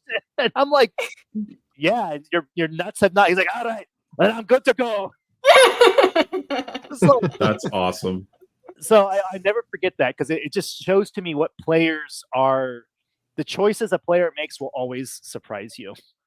Oh yeah. That's awesome. I cast alter memory on myself at one point to forget how I put a spell into my spell book. Okay. Oh. Yeah. So basically, I was in a wizard's tower asking the wizard for help with my group, and one of the other players, who was the sneaky rogue, was trying to be helpful to me. And he went and stole one of the wizard's spell books and gave it to me. And I was a very paranoid character. I was like, yelling at my party member in role play. I wasn't angry at him or anything. I was like, "You will return this. You will beg the wizard for forgiveness and pray that he doesn't harm you in some way, turn you into a goose or whatever." But before I did that, I was like, let me flip through this spell book. Ooh, that's a nice spell. So then I transferred it to my spell book, and then I was like, okay, but he's going to know I got it this way, so I have to protect myself, because I can't let anyone know how I know this spell. So I will forget how I learned it. It will have appeared to me through divine inspiration. And I cast the spell, and I had to do a handful of spell checks, because it's like casting surgery on yourself. Yeah. Or doing surgery on your own brain. And it all worked out. Wow. And then you weren't lying when you said that you didn't know how, Precisely. Exactly. That is awesome. Copa's got post note clarity. He came at the right time. He loves Came at the right time when people yelled wizard. Let's go. So in one of the first campaign that I ever ran lasted 3 years or so. And it was for 2 players. They were close friends of mine that had never played before, so they didn't really know what to do. So I basically set them into a city that was basically like the kings of magical innovation. Like the way that I described it was that the streets are clean because when you drop trash on the ground, it'll get sucked into the ground. Like that's how magically intense it is. And of course, one of the players, he's playing a fighter. None of them pick magic, which is a funny thing, because thinking about it now, they only play magic users now, which is funny. It's just the way that it goes. But they go to a bar, and they see like, oh, there's a lady dancing on the tables, having coins tossed at her and everything. Cool. And he's like, "I'm gonna flirt with that lady." I'm like, cool, all right. And this character, she was a thief, and she very much was the femme fatale type of thief.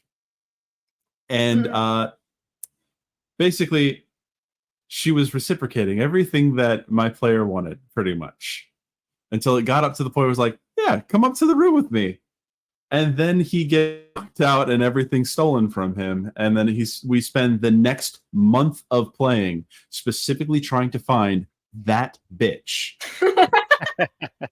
His quest for revenge. Yes, and actually, like, eventually, he did find that bitch, and ended up getting a spell cast on her, so that she was like a slave to him now. In terms of not necessarily like in the sexual sense, but more, you're now my trap springer. Like a so thrall? Every time, kind of, yeah. But every time that there's like, there might be a trap in here. All right, Lila, get in there. Overreact much. Jeez.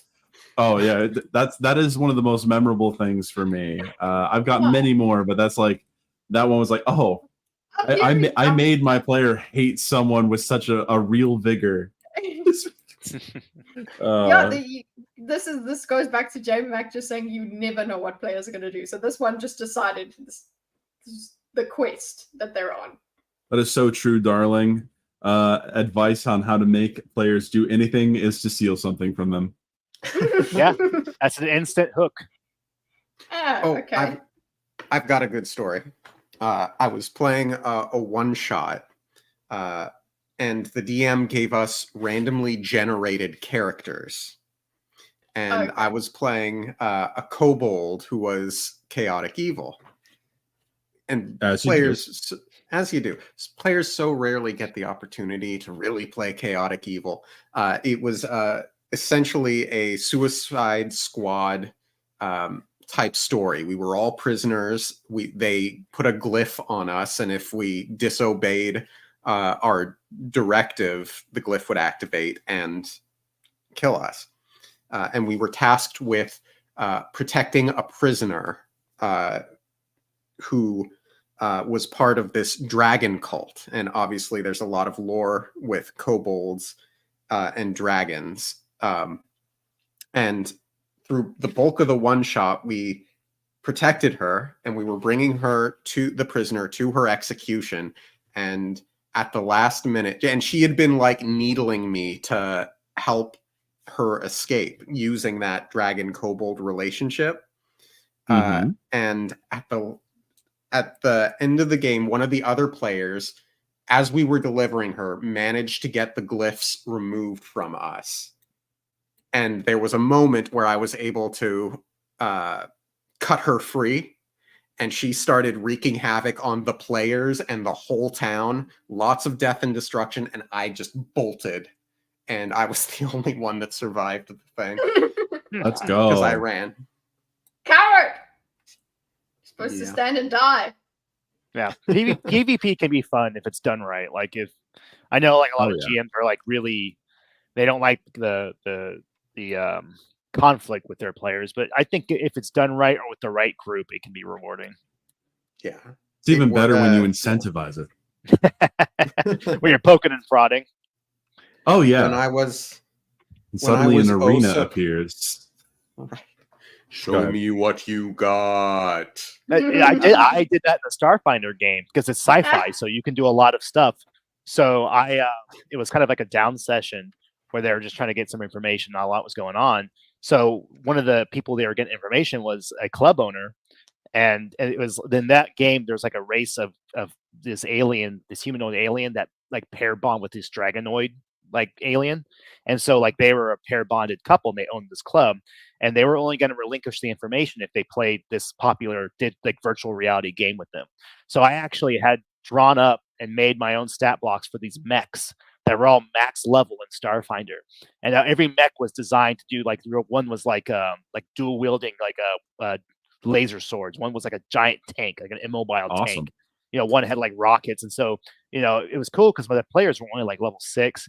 But they're playing these level 20 characters, so they're rolling like 20-something D6s for damage. They're doing all these massive, crazy things in like this digital cityscape of combat. So it was really fun because, you know, a lot of times players don't get to see that kind of high end. It was just a way to facilitate that. Yeah, it's awesome. It was like just Mech Warrior, but so, you know, in Starfinder. We have 3 other people on this panel that I know haven't played that much D&D or none. But do you guys have any notable experiences from tabletop games that you have played? Even if it's small. For me, yeah, notable. I just land up. See, I feel like I've got a bit of a tendency to just find a character that I will stick myself to, and I'll stay with them. They'll be my friend, my closest friend. So that's what I did with Ali in the first game that I did play, which was a in-person campaign. We had to pause it because of a whole bunch of things. But yeah, Ali got drunk It was in the first As you do. session. She was in the, because it was like a bathhouse or something, and she was in the pool. And my first thing, like, there was a battle, but my first thing to do was go and try and help her. And like, she did not give a damn about me. She's just busy being drunk. And yeah, I don't know. I don't really have a specific, It's a notable experience. It's a notable. So, the whole thing is right at the moment. acceptable. All of my experiences are notable. It do be like that sometimes. There is a point where, oh yes, the one of the best things actually. Sorry, hold on. Was somebody cast sleep on the goblin or something like that, and I didn't check with anyone. Or we didn't. I don't think the DM didn't want to tell me or whatever, but I didn't check whether I should leave him asleep. Whether attacking him while he's asleep is just going to undo the sleep spell. I just wanted the kill, so I went and I attacked the sleeping goblin and woke it up.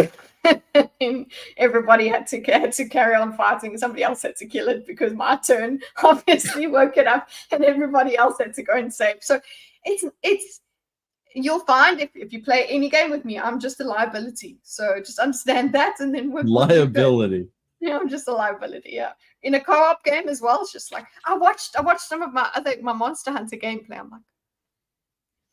like, wow, like I know I was carried, but I didn't realize how absolutely horrible. Anyway, It's like playing Final Fantasy 14 with my wife sometimes when we're doing dungeons and stuff, and it's like I'm encouraging her. You're doing good. Just make sure you get your dots on there. Make sure What's a dot? There's a global cooldown. Make sure you're timing it right. Don't stand in the bad thing. Every single time I've tried to get into that game or World of Warcraft, I've had a group of friends that are like, play it. We're all into it. Second I get the game, oh, we're not playing it anymore. Oh my God, BMO. My best friends convinced me to play the new WoW War Within.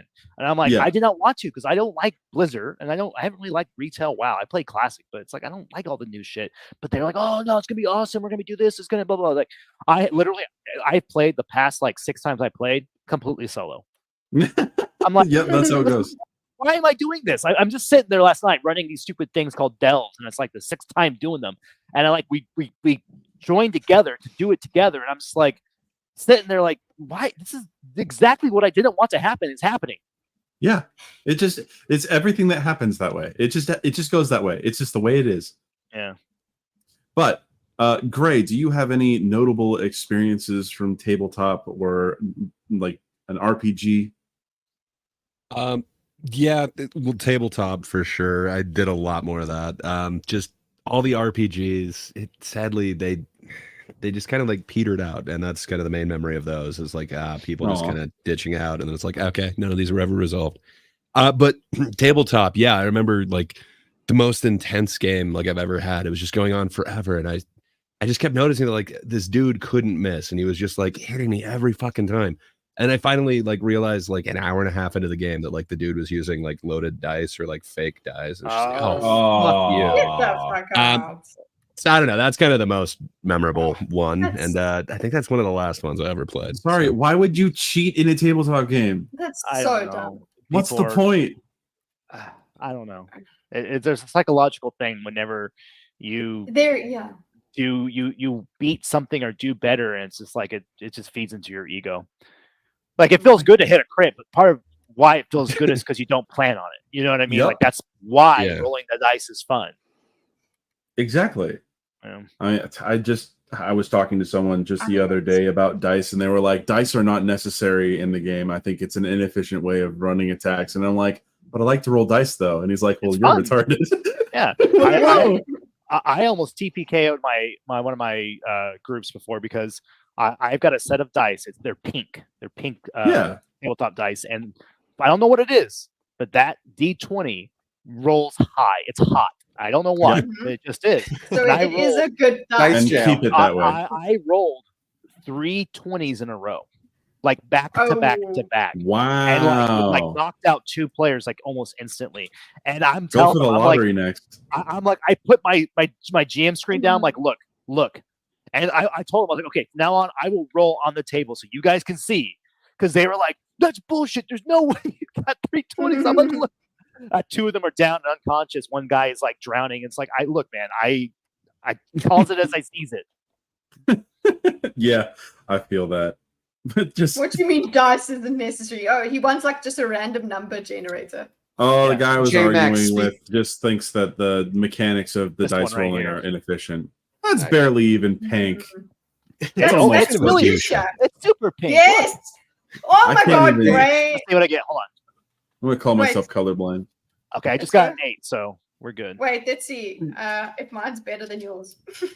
My buddy from Right. Germany, he made me a dice bag. It's a beholder. Oh. I'll have to Oh, send awesome. pictures. That's so cute. For our game, we're actually designing our own dice. Ooh, Nice. I've got a few of the. I gonna got make a few of 2.5 sided dice. No, Got no, two. they still follow Seen the it. like the tabletop dice because we want Okay. we want players to be able to use their dice. So like there's a table that shows you like the transferable, what number would be what symbol. So you don't have to have our dice to play the game. Just makes it easier. Because we don't do numerical as far as like our combat dice is concerned. It's all symbol based. Interesting. But like we have our let's see, I got these are Okay. right now. JayMac, do you Yeah. prefer point buy or 4d6 roll? drop the lowest? How do you prefer to do your ability scores? It depends. If I'm feeling froggy, I like rolling for stats because it's kind of like it's random Yep. and you never know what you're gonna get. But if if I have a specific character in mind, like if I come up with the concept before we do our ability scores, then it's like I want to do point buy because like I have no problem. I will sometimes make characters that have minuses because it plays into the character. Like I play like a diplomatic character in a Star Wars RPG, the Fantasy Flight one, and he had like a -2 on all strength checks because he was just like he was an authorian Awesome. and he had like little pencil arms, and I wanted him to play like that, I wanted him to have a silver tongue and be kind of like that character, but just shit in combat, which made it funnier when we did get into like shootouts and he actually got a shot off, especially in like So it the makes world it of worth Star it. Wars. Low and stats make it more fun. So like it just depends on like what I'm hoping to accomplish with the character. Okay. So like our dice, we only we do based on symbols. So we have 4 symbol options that you can get, and it's all basically you're rolling for effects. You have a common effect for an attack or what you want to do. You have a novel effect, so like a rare outcome. You have an adverse effects or something negative, and then you have a max effect, which means like everything you want to do, you just did. So those are basically the only outcomes you get, and then applications for how those are applied to the attacks that your creatures are doing. Yeah, we wanted to keep math simple because I don't know, a lot of people And like a decision. like when you have like 300 something HP and like you're adding like +6 to hit, and then you're rolling like 46, and it's like okay, it's like I can do quick math, but I know a lot of people can't, and so we were just trying to find a way where it's like okay, like our health in our game is actually really low compared to a lot of other games. I think max for if you have like a max grit creature, I want to say it's like 42. So like it's not a lot, and combat in our game is really fast. It's a lot of rounds, but it's very fast paced because you're basically choosing to do your attack, which we call battle techniques, and because it's pass fail, like it's the effects that you're getting, what you get. You do 2 damage, you poison the target, and you do 1 damage to yourself. You move on, and you just kind of apply it as you go. Okay, I like that. Now, before we get a little too off the weeds here, Charles, the same question is for you. Do you have any notable tabletop RPG experiences? If not, board game experiences? No, man, I fuck chicks. Okay.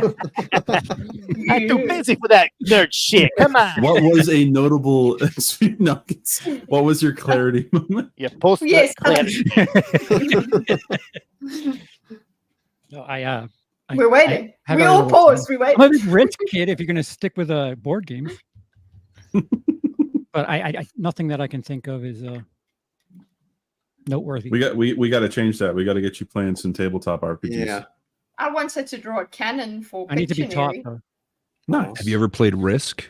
I mean, you're getting halfway there. Okay, you're halfway there, man. Risk, Settlers of Catan. Risk is a lot of fun. I'm not good at it. Oh, it's Settlers. Is that the one with the hexagons and the wheat? Yeah, Yep. It is. resources and build roads. It's like a Snyder film on board. Yeah, all the wheat. Okay. So, JayMac, may I ask you to pontificate a bit on Wizards of the Coast and the controversial decisions they've been making over the past couple of years? Do you have strong opinions on all of that? Yeah, fuck them. Love it. Fuck Cool. them. No, I being involved in these games and the IPs that Wizards of the Coast and what is it, Hasbro have done. Like I there's always going to be this understanding that it is a corporation, and corporations, if anybody who's like interface at the higher echelons of the corporate world, it's always a numbers game. Now that doesn't mean they have the right numbers. They're just going based off the numbers that are given to them.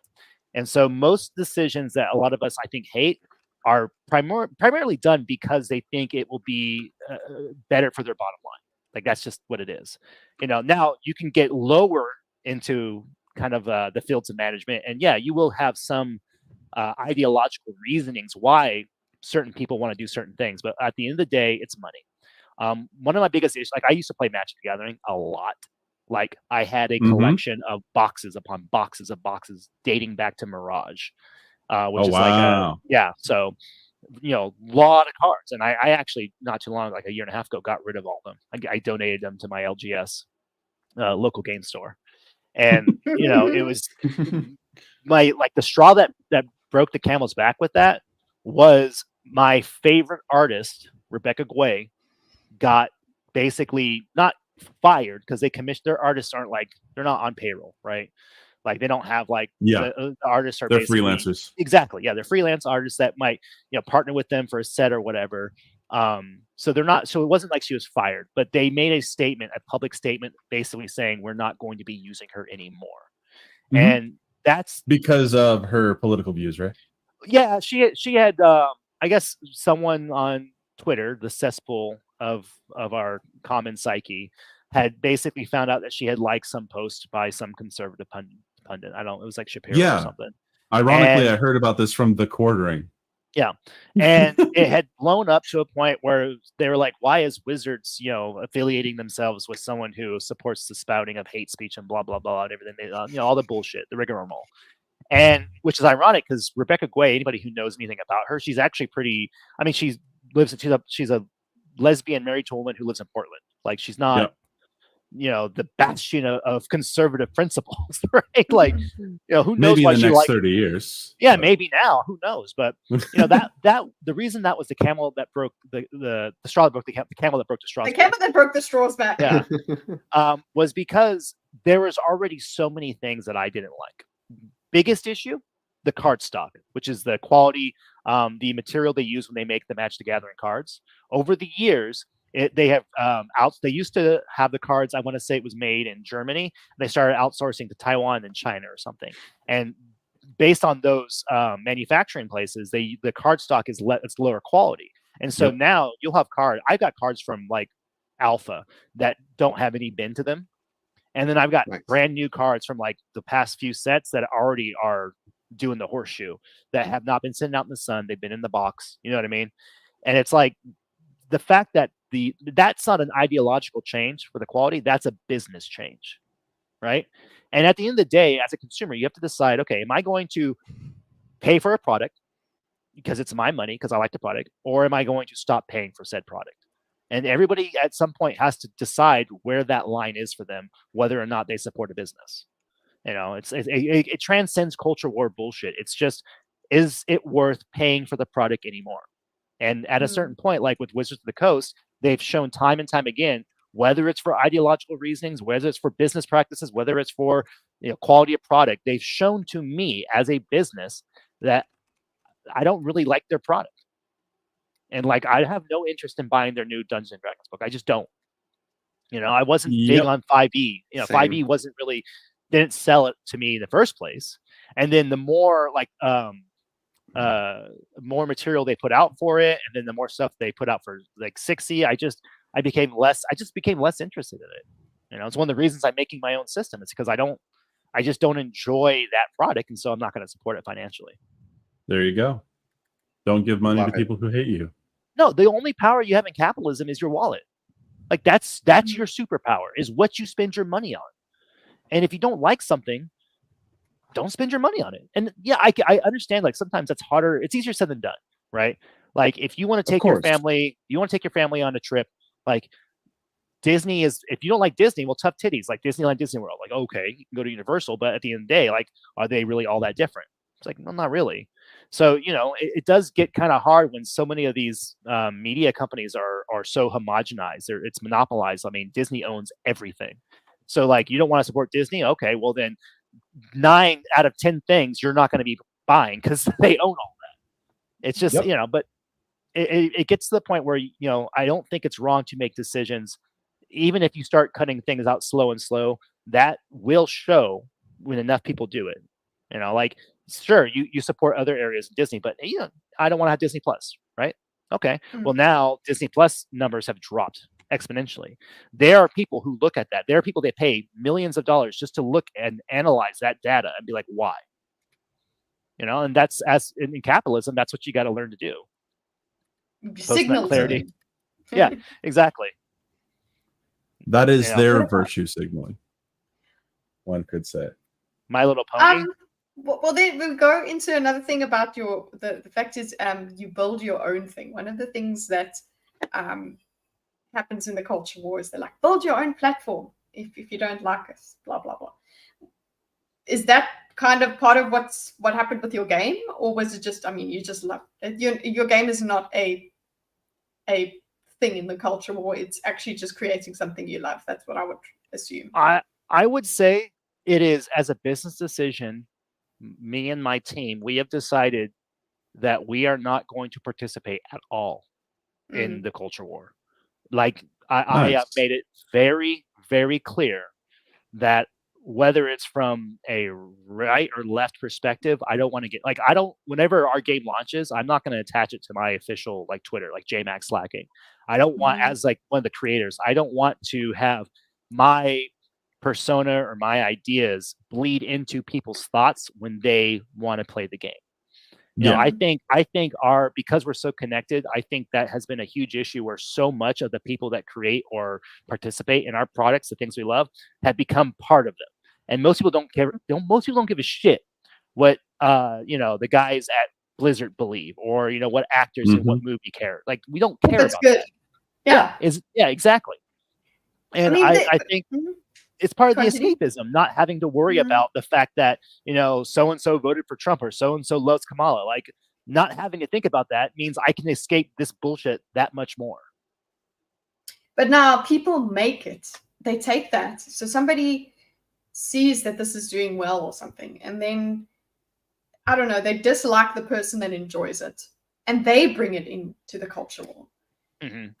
But I guess what you have to do is be steadfast. Is you just don't participate. That's just, I'm not part of this conversation. You guys can box it out as much not as you participating is a political statement in itself, though. You understand? Like, now you're part of the problem. It's a political statement so far as you let it be one. So let's take it into like a business standpoint. I like to look at like Hello Games and No Man's Sky, right? No Man's Sky had one of the worst launches of a current gen game that we've had in like the past 10 years. And it was abysmal. I mean, we're talking like just everywhere. And this is not political. This was just, it was a game that was promised to have certain things and it didn't happen, right? And the approach that the team had after the shitstorm was just to ignore the noise. Persevere, make the product, make it better, and do the work. And I do think that one of the reasons why so much of the culture war stuff has a voice is because we let it have a voice, because we do care and we do interact and engage with it. I mean, going back to what I said about Twitter, like if I read someone on Twitter that's just past the pale, mute them. I don't care what they have to say. Like, I'm not, my position on Twitter or on social media is not, I don't want to be a part of that. And our game, conduct yourself. Yeah. Well, with our game, like I guarantee you we'll have problems because we have taken an Elseworld approach to our world. So the lore in our game is based off of real world things of history. Like it's based off ancient Greece, it's based off of ancient Sumer and Babylon. We take a lot of the myths from these real things, ancient Japan, and we package it and kind of distill it into the world that we've created. And so I know for a fact, because I have friends that are very, very progressive and kind of lefty in that sphere, where like they are on the whole like, oh, you can't do cultural appropriation, all this stuff. So I do understand that that's always going to be a prevalent issue. And early on, I even concerned myself with it. I was like, okay, I sat down with my business partner. I was like, hey, do we really want to do this? Because I don't want to get ourselves in this kind of controversy if we ever did get to the point where it'd be big enough to be one. And I was like, you know what? No, I don't care, because I know my intent is not to offend. The reason why I wanted to incorporate these elements of these cultures is because I love them, because I find them fascinating, because I want to learn everything I can about them and then use that knowledge to create the world that our game takes place in. But you also have poetic license. Yeah. Well, the thing is, you notice this a lot. People only really are selectively outraged when it comes to certain cultures. Nobody gives a fuck if you take Greek mythology and change it in certain ways, right? They just don't care, because it's Greek mythology. It's so ingrained in pop culture. And I like, it's just not a big deal if like, oh, what if we made Odysseus a strong, independent woman? What if we made Medusa the hero, actually? Like nobody really cares. But the moment you start stepping on the toes of things that haven't really been established, at least in pop culture, now all of a sudden someone on some side is going to be upset. So as a creator, you can either capitulate or you could just ignore them. And if people like it, they'll buy it. If they don't, they won't.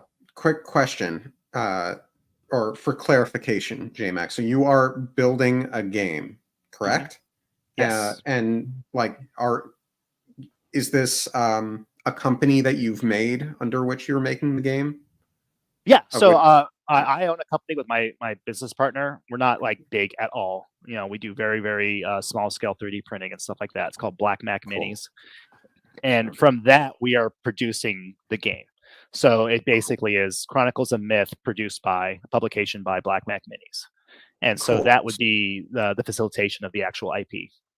Cool. So follow-up question, or I suppose topic, progression.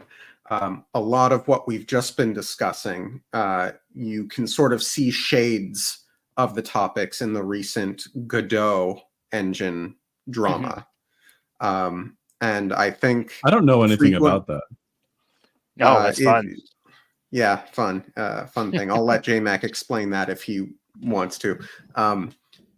Frequently, I think you see a pattern of, well, the phrase "you can be neutral, but the culture war will come to you" comes to mind. You frequently see ideological actors inhabiting like HR roles and then hire people of similar mindsets. And then that's how you sort of introduce the corruption and degradation of the initial intent to remain completely neutral. So you as a business owner with this specific intention, how do you protect against that from happening, and so on? Mainly because my belief is that most people are normies. I think that a lot of people who act in the space that we act in are very online, and so you kind of get this distilled version, which is skewed, of what the average person's like. My interactions on Twitter is a bunch of crazy people. But if you just go out in the world, most people, if you mention like something like Sitch and Adam was covering, like they have no idea, because they don't spend their time watching punditry, right? Because that's just most people just don't have the time to care about that. They don't have the I don't know, the want to care about it. And so because I believe most people are normal or normies, I do think that if you, well, look, here's a good example. Most games that have recently failed, there's an element people are like, oh, well, it's go woke, go broke, right? Like most people think like, it's because they went rogue. That's why they went broke. It's like, well, let's dissect that. Let's actually look at these products. Okay, were they actually good products? And the vast majority of times, no. They were buggy. They suffered from many of the issues that a lot of AAA projects suffer from, being released too early. I mean, there's so many other facets to the failure that I think are separate from woke. Now, the reason of like the ideological disease infecting it can play a part, but I think it's always down to the fact the product itself just sucks. So if we take the adverse of that and we say, okay, well, if your product is really good and you have a contingency of people that want to see a more quote unquote woke approach or progressive approach to the product, well, if the product's good, then normality will typically win out there, right? Like, I'm not trying to make a counter product to like the woke D&D. Like, this is D&D, but for, you know, for chuds. Like, I'm not doing that. Like, that's not the goal here. You know, like, we have content warning in my games because I feel that in some degrees, sometimes content warnings are important. I think they're, yeah, you know, we deal with a lot of ancient history, and ancient history was pretty messy sometimes. I think it's important to contextualize those things, you know, but at the same time, I'm not going to spend a whole page talking about, I think, I'm trying to remember what rule book it was. I think it was the, it's a system called Zweihander. Zweihander is a tabletop system, and like they start like their whole page talking about, because it takes place in it's a what's it called? I want to say civil America, but it's basically like 1776 colonial. It's colonial. It's a colonial RPG that deals with like witchcraft and stuff like that and monsters. So they have a whole section talking about like, you know, indigenous people and the sufferers, that, you know, how they suffered under the hands of colonialism, and how women, you know, in our game, we have women of power. If that's a problem to you, then don't play it. Like literally in the forward of the game, like it just basically shows you and tells you exactly, you know their politics, you know who they vote for because of what they're saying. And I don't want that. I don't want people to pick up our game and be like, you know, I bet he's a progressive, or, you know, I bet that guy, he probably listens to Jordan Peterson. Like, I don't want that to even enter the zeitgeist of people when they pick up our game and read our rule book. And I think if you have that mindset and you stand fast with it, you know, even if you do find yourself in controversy, because, you know, it's the internet, there's going to be controversy. If you get to a certain size, things will get controversial. But if you can stay strong in your conviction of staying neutral, I always do believe it will pass. Yeah. And the market will, if the product's good, the market will just overcome it. I was looking for and I can't find this tweet. We'll have to just have you back on, because this tweet really, it was from quite a big gamer in South Africa. And she was saying that people just don't like games anymore. Why are they so eager to hate on games? And that's one of the questions that you can start saying. It's like, yeah, by pulling it into the culture war, that muddies the water of you trying to find a good product. People are pointing to products and saying they are bad products because they are made with the politics in mind, with nothing else in mind. That it's like, that is the core of it. And that argument is then overridden by then people that don't even play the games, taking it up as if, look, this is proof that the world is burning and whatever. And yeah, that's why you bring. Did we ever talk about that game, Dustborn? Did we ever do that? Oh my gosh, you got to bring that up sometime. That is a treat. A triumph. We haven't done the gaming central thing, have we? Not in a little bit, but I mean, Dustborn is the perfect example of what you're talking about, where a game is very much obviously ideologically bent in one direction, and it got bad sales because of it. Yeah. And I think to what Kitty, you were saying, it's there is a lot of times people will see something and they will have a negative reaction to it, but they won't have the answers immediately to why. Like they'll see a trailer for a game and be like, something's weird about that. Or they'll watch a movie and come away. Like this happened when I first watched Force Awakens. I was like, something just didn't sit right. Like I didn't leave it feeling like I have left before when I watched movies like, you know, Empire Strikes Back or other movies that are kind of in that same genre that I enjoyed. And the problem is when you're just the average Joe and you have this feeling of negativity, there's no answer immediately. And so I go on YouTube or I go on Twitter, and then all of a sudden I'm flooded with this affirmation of it's bad, and then you're given this reasoning, and it kind of lines somewhat with my political beliefs already. Well, now it's like, of course, yeah, I hate it because it's this, and then this apparently this is the found it, yeah. I was gonna say it's I see a lot with like media criticism where a lot of people kind of go really hard on the fact they'll say like, well, media sucks because it's it's woke or it's got female protagonists and all this the stuff. message is in it, yeah. The message, yeah, exactly. And I think that unfortunately that there's a bigger conversation to be had about no, it's bad because of how it was made or how the story is presented. So let's focus on that. Yeah, don't say it's bad because of this. But you see, that does just, if we go into the culture world, I mean, people like say the Critical Drinker, or I mean, Little Platoon goes into, and hello, the original Long Man. Mauler go into very high detail of what is wrong, like autistic detail of what is wrong with a story, and that is then brought forth as they're doing it because of the culture war. When it's like, no, they do that because that's just they're weird that way. They really are. Well, in their video about Star Wars Outlaw, like one of the biggest things that first started the hate train on Star Wars Outlaw was Kay Vess's character model. And, it kind of started this comparison to like the model to the voice actress and like across the board females, how they're modeled in games. And I do think there's a conversation to be had there, but so many people took that way past the point of the conversation being like, no, they're just all hideous. They're all gross. And it's like, when you watch the EFAP cover that game, almost every single one of them was like, no, she's not ugly. She's fine. Like, there's nothing really wrong. But there you see that's what Charles also comes to remind us about. He's like, but the audience is just so full of it. So we come and we stand these creators, but their audiences can be rabid. Where they've seen that and they go, oh, this guy, he thinks the way I think about political things. We are the same. They take.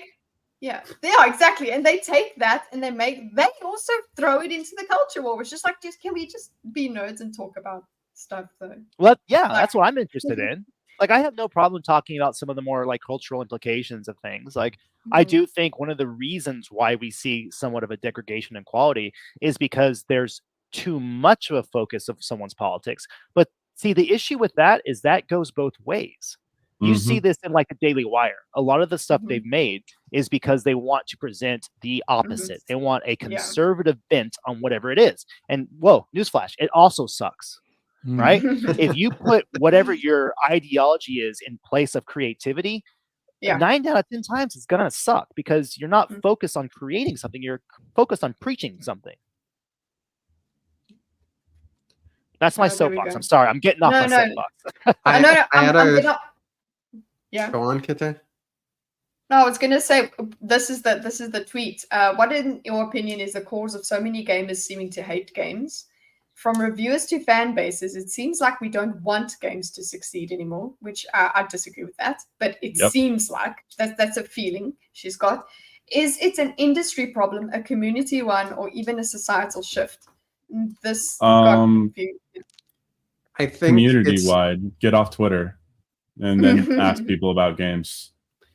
I think that it's a mistake to view criticism, be it good criticism or bad criticism, as wanting something to fail. Generally, when I critique something, it is either A, because I want to come to a greater understanding myself as to what worked and what didn't work, but also because I hope that moving forward, the powers that be will improve upon what they've done the next time they are called upon to create. It's rarely because I want them to fail. Now, there are ideological actors, as JayMac was talking about, that whom I hope fail because I think the ideology is flawed and divisive and bad. But rarely do I ever actually want the products to fail. I want good content. I want new games to play and new movies to see that I love. I had a conversation with Charles and Gray the other day, and it was, top tier conversation in my mind in terms of conversations I've had lately about his 3 daughters. And a handful of other movies, and that was so fun. And I certainly don't want that movie to fail. I think we all kind of came to a consensus. There were issues with it, but I'm not like hating the movie or anything Which like movie? that. His On Three Netflix. Daughters. Yeah. Huh. Very. Don't watch it while you're happy. That's for sure. Yeah. Sometimes Please those are the don't. best ones. Like watching The Father, it's like, I'm feeling a little too happy at this moment. Yeah. Anyway, I One of don't, those. I don't feel like people want things. There are haters. there are always on the bad internet. spirited Trolls- haters. Yeah. Trolls on the internet. That's what you're gonna get. Don't Well, worry. that's been a thing too, as long as Yeah. fandom's been a thing. Yeah. Like, Of course, yeah. Everyone remembers that kid in class. Like, no matter what you were talking about, Yes. they would just shit on it, right? Yeah, Like, the contrarian. yeah, exactly. Yeah. Like, oh man, the Super Mario Brothers is such a Super Mario World, so awesome. Like, there's always, that game's so stupid. Like, you can't even For really little do anything. kids. Yeah, exactly. There's always that one person. I'm gonna go play Jack and Daxter. I did my PlayStation kids. first I did my first solo live stream over on my channel Oh, hell yesterday. Yes. And Yeah, it was a good time. Thanks. I learned a lot. And someone had come in and left a comment, this book sucks. And they just kind of left it at that. And I'm like, and I think to myself, well, gee, thanks so much for adding to this conversation. Great, great. We're having a whole live stream for this, and that's what you give us. Thanks. Yeah. Why did it suck? Why? Let's explore that. I respect the hustle.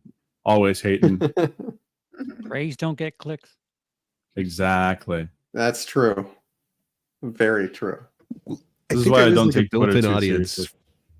for that though. Like, I think people are looking for anything Marvel does to fail now, and they're just waiting to say, like, see, they just keep doing more of the failure thing. Like, I think Agatha is getting a lot of that hate, where I'm not going to say it's a great show, but I can understand why this would be the follow-up to WandaVision that was trying to do something completely different. I think it's getting a lot of undeserved hate right now from people who aren't quite understanding what it's doing. But, I haven't even heard anything about it. Oh, it turns out it was Agatha- Agatha all along, man. I mean, I hated WandaVision too much to even give it a chance. So Yeah, then I don't think this would be for you because it's almost exactly the same thing. For The first you. one, they go into like a detective show, just like they did with the like 70s, 80s, 90s sitcoms. But remember, Jay, it's not her fault. Agatha, There- I don't know what you It's all of sacrificed. Yes. they're all. So, But to Gray's point, I agree that like nowadays there absolutely are a bunch of culture-brained folks. Oh, that's a good word. Yeah. Yeah, with that very knee-jerk reaction, and they're not fun people to be around. Look, I will know that I'm say- hyper go ahead. sensitive to it. Sorry, yeah, you'll say? I was going to say I expect Marvel to fail. However, Mhm. I would be so happy if they didn't. And I think it's Mhm. really important Well not to said. lose that part of the fandom of like Mhm. I have completely written off Star Wars as a huge Star Wars fan. I played Galaxies, the Knights, the Old Republic. I read all the books, the comics. I love. My dad is a massive Star Wars fan and passed it to me. But after Force Awakens and then going to Last Jedi, like it was done, and every other subsequent project has basically made it more done. And so it doesn't bother me anymore when I kind of hear something coming out from it sucks. Now that being said, if something good comes out like Andor, it's like all of a sudden, oh, okay, well, I will give this a shot because I actually enjoy this universe. I enjoy the world. I enjoy a lot of the characters and kind of the mythos surrounding it. So if they all of a sudden just did a 180 and started making good shit, I would be first in line. And I think it's really important for people to not lose that part of fandom because fandom has always been ups and downs. It doesn't matter what IP we're talking about. There has been times where we have loved a certain game or television show, and then other times we absolutely hated it. And we would sit there and talk about it, talk shit about it, or rave about it. Hate it, So- but watch every episode. Yeah, exactly. And you tune in every week. And I do think that a lot of times, because it's become so online to discuss this stuff, the fandom has shifted over from the actual IP to the discussion of the IP. And that's been kind of where the entertainment is grabbed onto. And you see this a lot with like Marvel and Star Wars, where it's like, oh, part of what is entertaining about it is shitting on it now. You know, it's not the thing itself. And you see a lot of different reviewers who've kind of fallen into this trap, or different like online personalities who have fallen into this trap of like, you know, their bread and butter is shitting on this stuff, so they're gonna shit on it. Yeah, and they're looking to shit on things. Yeah. I mean, it's profitable, like Charles was saying. Like, you know, people want to hear why something's trash. They don't want to necessarily hear like why something's good. But well, I agree to a degree. I agree to a degree. But I do think that I don't think positivity is 100% out of style, especially when you're so inundated with negativity. You know, because it becomes like an axis thing. If negativity is the surplus, well, then when we have the the commodity, the rare commodity, which would be the positivity, there's almost like a sense of novelty to it that can be enjoyable if it's warranted. Mahler used to do these videos where it was like he did a few like unbridled praises. I love I really enjoy when he goes into something and talks about something he loves, especially when it's someone who actually loves something. Same. Drinker, I think my favorite ones of his are kind of the ones where he's doing the same thing. Like he's got one for Falling Down that's just so good, that really kind of explains why he loves that one. I really dig that. But if you look at like how have been really fun to tune into, because everyone's like, holy shit, they actually really seem good. to like it. They're not going in there looking for every single thing that they can say, like, see, this is why it sucks. Where I don't think they're necessarily giving the same charity to some of the other things. But if you just look at the views, like I'm thinking Drinkers specifically. I haven't checked Mahler's in a long time, but like the positive ones, it's so much less than like this is the worst ever. It sucks. Yeah. And that's just a human condition. I mean, humanity has always, we focus on negative because that's how we've evolved to problem solve. Is if something's good, you can ignore it. If something's bad, you have to focus on it. And I understand your hesitance to reticence to go back to Star Wars, but just saying, have you heard of Manny Jacinto's glistening upper muscles or whatever? It might entice you back. I was trying to put the pieces together. You're talking about Acolyte. Oh my god. No. I mean, there won't be a season 2, but you are never going to out sex appeal Harrison Ford in A New Hope and the smoothness of Lando Calrissian when he comes out there with his cape flowing. Like, oh yeah, I'm sorry. Just man, wait till you see Manny take off his cape, though. I don't know. He gives him a run for his money. What bothers me about that is the way that the Acolyte approaches kind of sex appeal. There, a lot of times when guys see other guys that women find sexy, the reason, if you're a creator and you're trying to make a show or a movie where like you want to appeal to guys, but you also want to have something sexy for the girls. A perfect example of this is what's his nuts, Thor from the Avengers, right? Yeah. No guy gives a damn when he's like shirtless and being awesome and buff, because there's enough masculine behavior from him that we also resonate with. Like I want to be like that. The problem with Manny, the problem with Manny Jacinto, it's 100% through the view of what's her nuts? Who's the main chick in that? Amanda not Stimbler. Yeah, but the character. Yes. Now I'm forgetting OSHA. OSHA, thank you. Oh God, yeah, Operation Safety Hazard. Yeah, so many violations. Yeah, so because it's 100% from the view. So here's how he's look. How is he presented in that scene?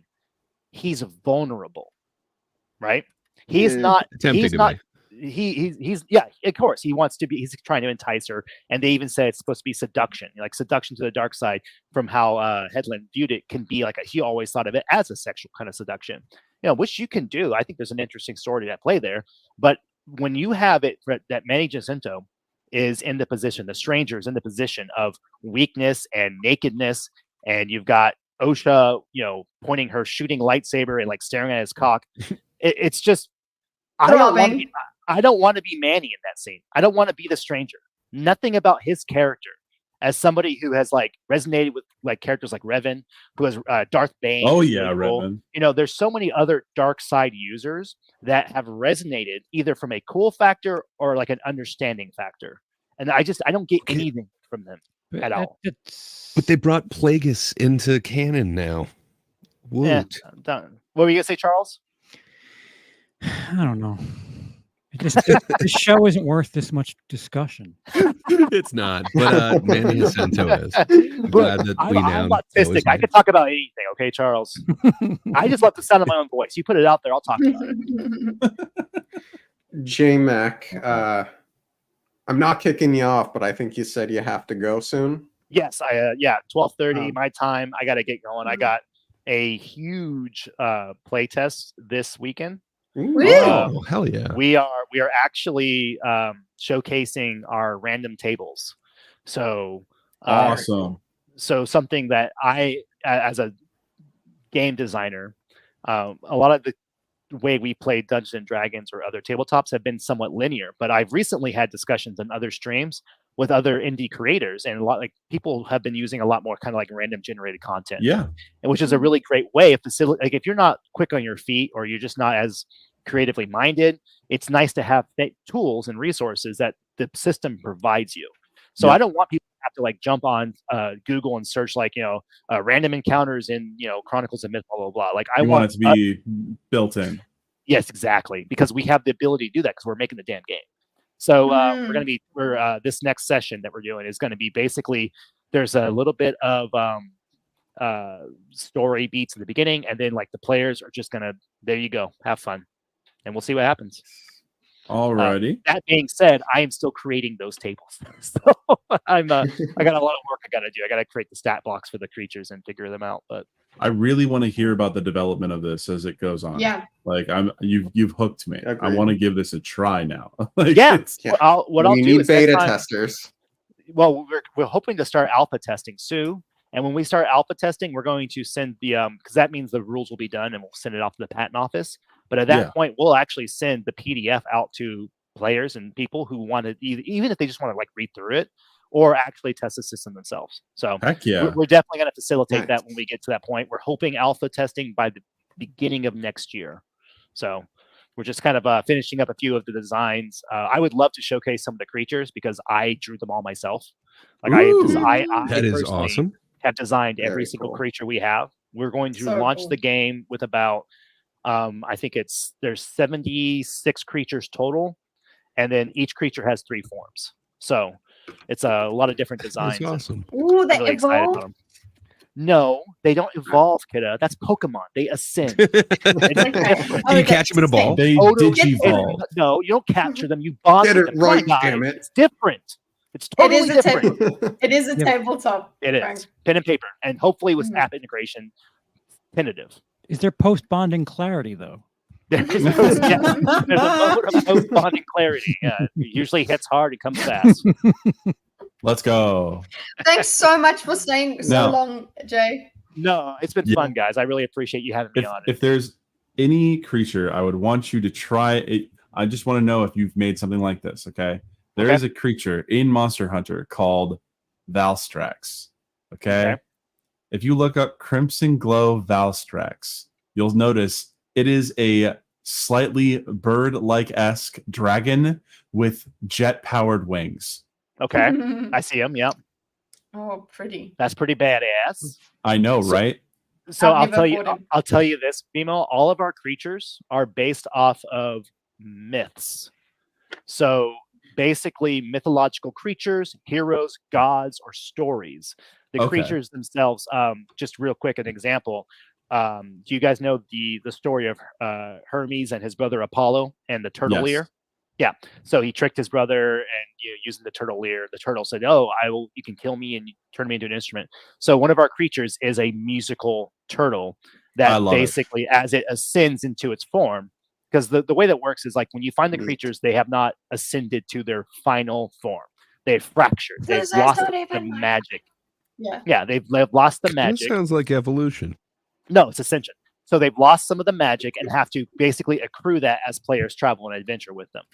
And so the last form is basically like I love his design because he looks like a jester turtle, like a Galapagos turtle with a streamlined shell with elements of wind and wings.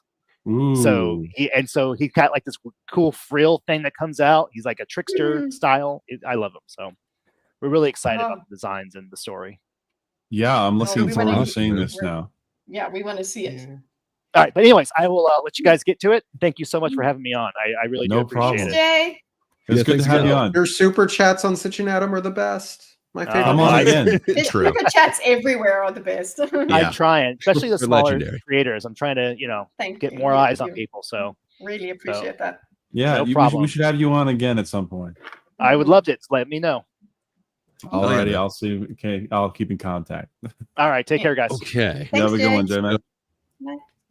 Hag maxing. Yeah, What I've is taken this? the hag I've taken the hag maxing out if you guys just want to play Gartic, but Fine. basically hag maxing just for the people. Sorry, no boy, if you're still there. Hag maxing is people these days, younger guys are going out with older girls. So that's what hag maxing Or what is. with older girls? So hold on, let me just. The get age you of on his 30 is video. in demand. Wait, wasn't that just like cougars like a Yeah. minute ago? Wasn't No, like it's just Stifler's called mom a hag. thing? It's just like peak back in thinking. the- different this No. time. I It's swear. just peak thinking. Okay, look. Okay. Peak sinking. Okay. Oh, 'cause So listen, guys are I'm in part of the peak in their demographic of 14. hag. So, Technically, Yeah. shoe on head is a hack. yeah, by this she's a Okay, hag, so- I'm a hag. Yeah. She is calling it the cougar epidemic. Okay, fair enough. So it is the same phenomenon. Just somehow now 30-year-olds are hags. Yeah, but Yes. it's just the word now. I hate It that. is just the word, and Thanks to it various- bothers me. It bothers me so much.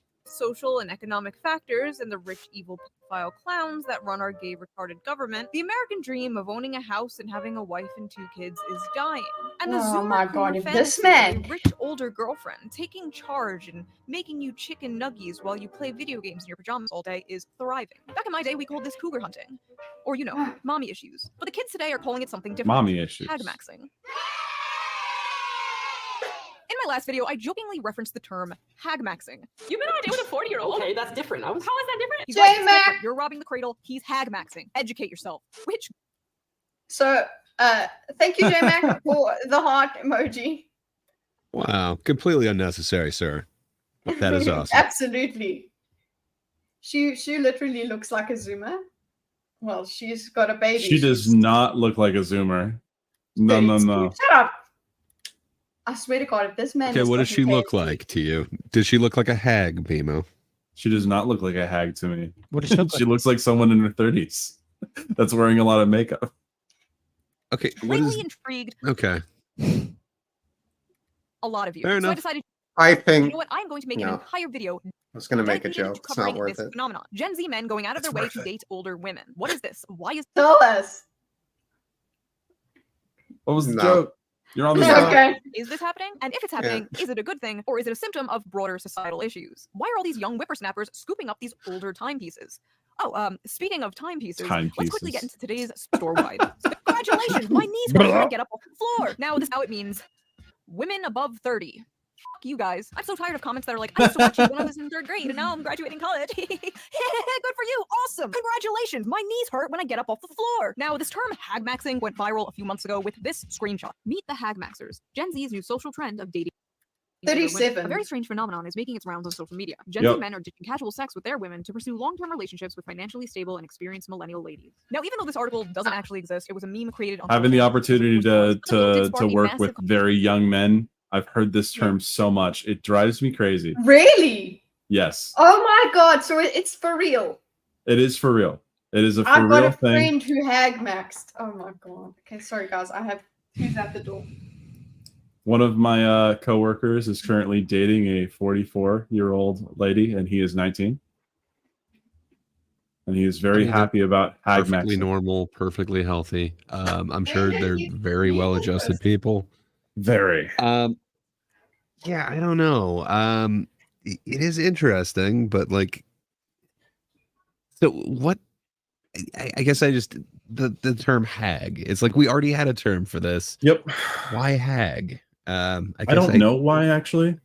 The Gen Zers got to put their spin on it somehow. Because when I think of a hag, I think of a witch. Like I think of an old warty witch.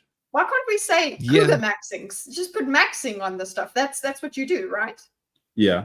Yeah, but you know what was the old We're show, scuff Cougar maxing Town right or now. something? You know, that's the last generation. It's got to be something new. Because like cougar was kind of a new thing before, but before that you had like the whole like Stifler's mom or the song like Stacy's mom or Ash maxing. It's ooh. I just feel like we could workshop this. We could come up with something better. Cougar is boomer talk. Okay. You thought Yeah, I hag get was- you. That's what I'm saying. Like, That's what I think when I hear hag. Yeah, like Yeah, a hag, like an evil witch, old I think warty of the old witch. lady in The Shining because that character is known as the Hag. Yeah, see, that's from 1982. 2024's 50 is I don't know 1950s 30. It's not the same. Using a word like hag to describe someone in their 30s is like if you're going to use new terminology, use new terminology. I guess. Idiots. And also, You don't want to grab onto the empowering. trend, Charles? What?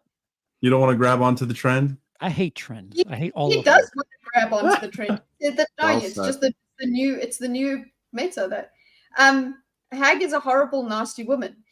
So what Shu goes on to talk about here is that actually people like these women because they're nicer. They say Generally. that older women are nicer. To be excited Yeah. by the freshness and lack of bitterness that comes with dating someone younger. So the reason that women want the younger men is because there's no bitterness. Okay. Or life has beaten down their Exactly. standards. Either way. Sexual peak. Yeah. They're in their sexual peak, the males. But the females are in their financial peak, I suppose. Nope. Um, Female sexual peak is in their 30s. Well, you're Based. I mean, after you're, I think it is 35 or 32. It's 28 through 38. Like, is it 38? Because So you're saying I still have a time. geriatric, For something women. called a geriatric. There is something called the geriatric pregnancy, and if I'm not mistaken, it's 35 when it's called the geriatric pregnancy.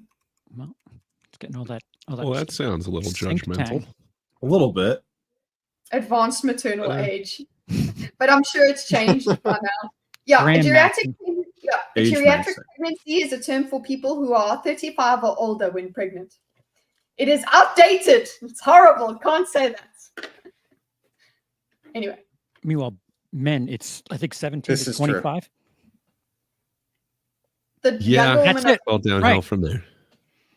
So that the men are going. Men seem more open and less burdened by insecurities. Okay, I have a feeling I'm going to be saying this like 100 times in this video, but could you imagine an article like this with the genders reversed? I love dating these young, fresh boys. They're less bitter. They have less baggage. They're not ran through. People would just be calling it red pill incel shit. Age gap relationships between millennial women and Gen Z men are on the rise. Our analysis of age hypogamy reveals the pragmatic underpinning of these relationships. It sometimes comes down Oh, to who's here we available. go. Many older men prefer Yeah, who's available? Yes, I think it is. I suppose that's what Charles is saying. Who's available?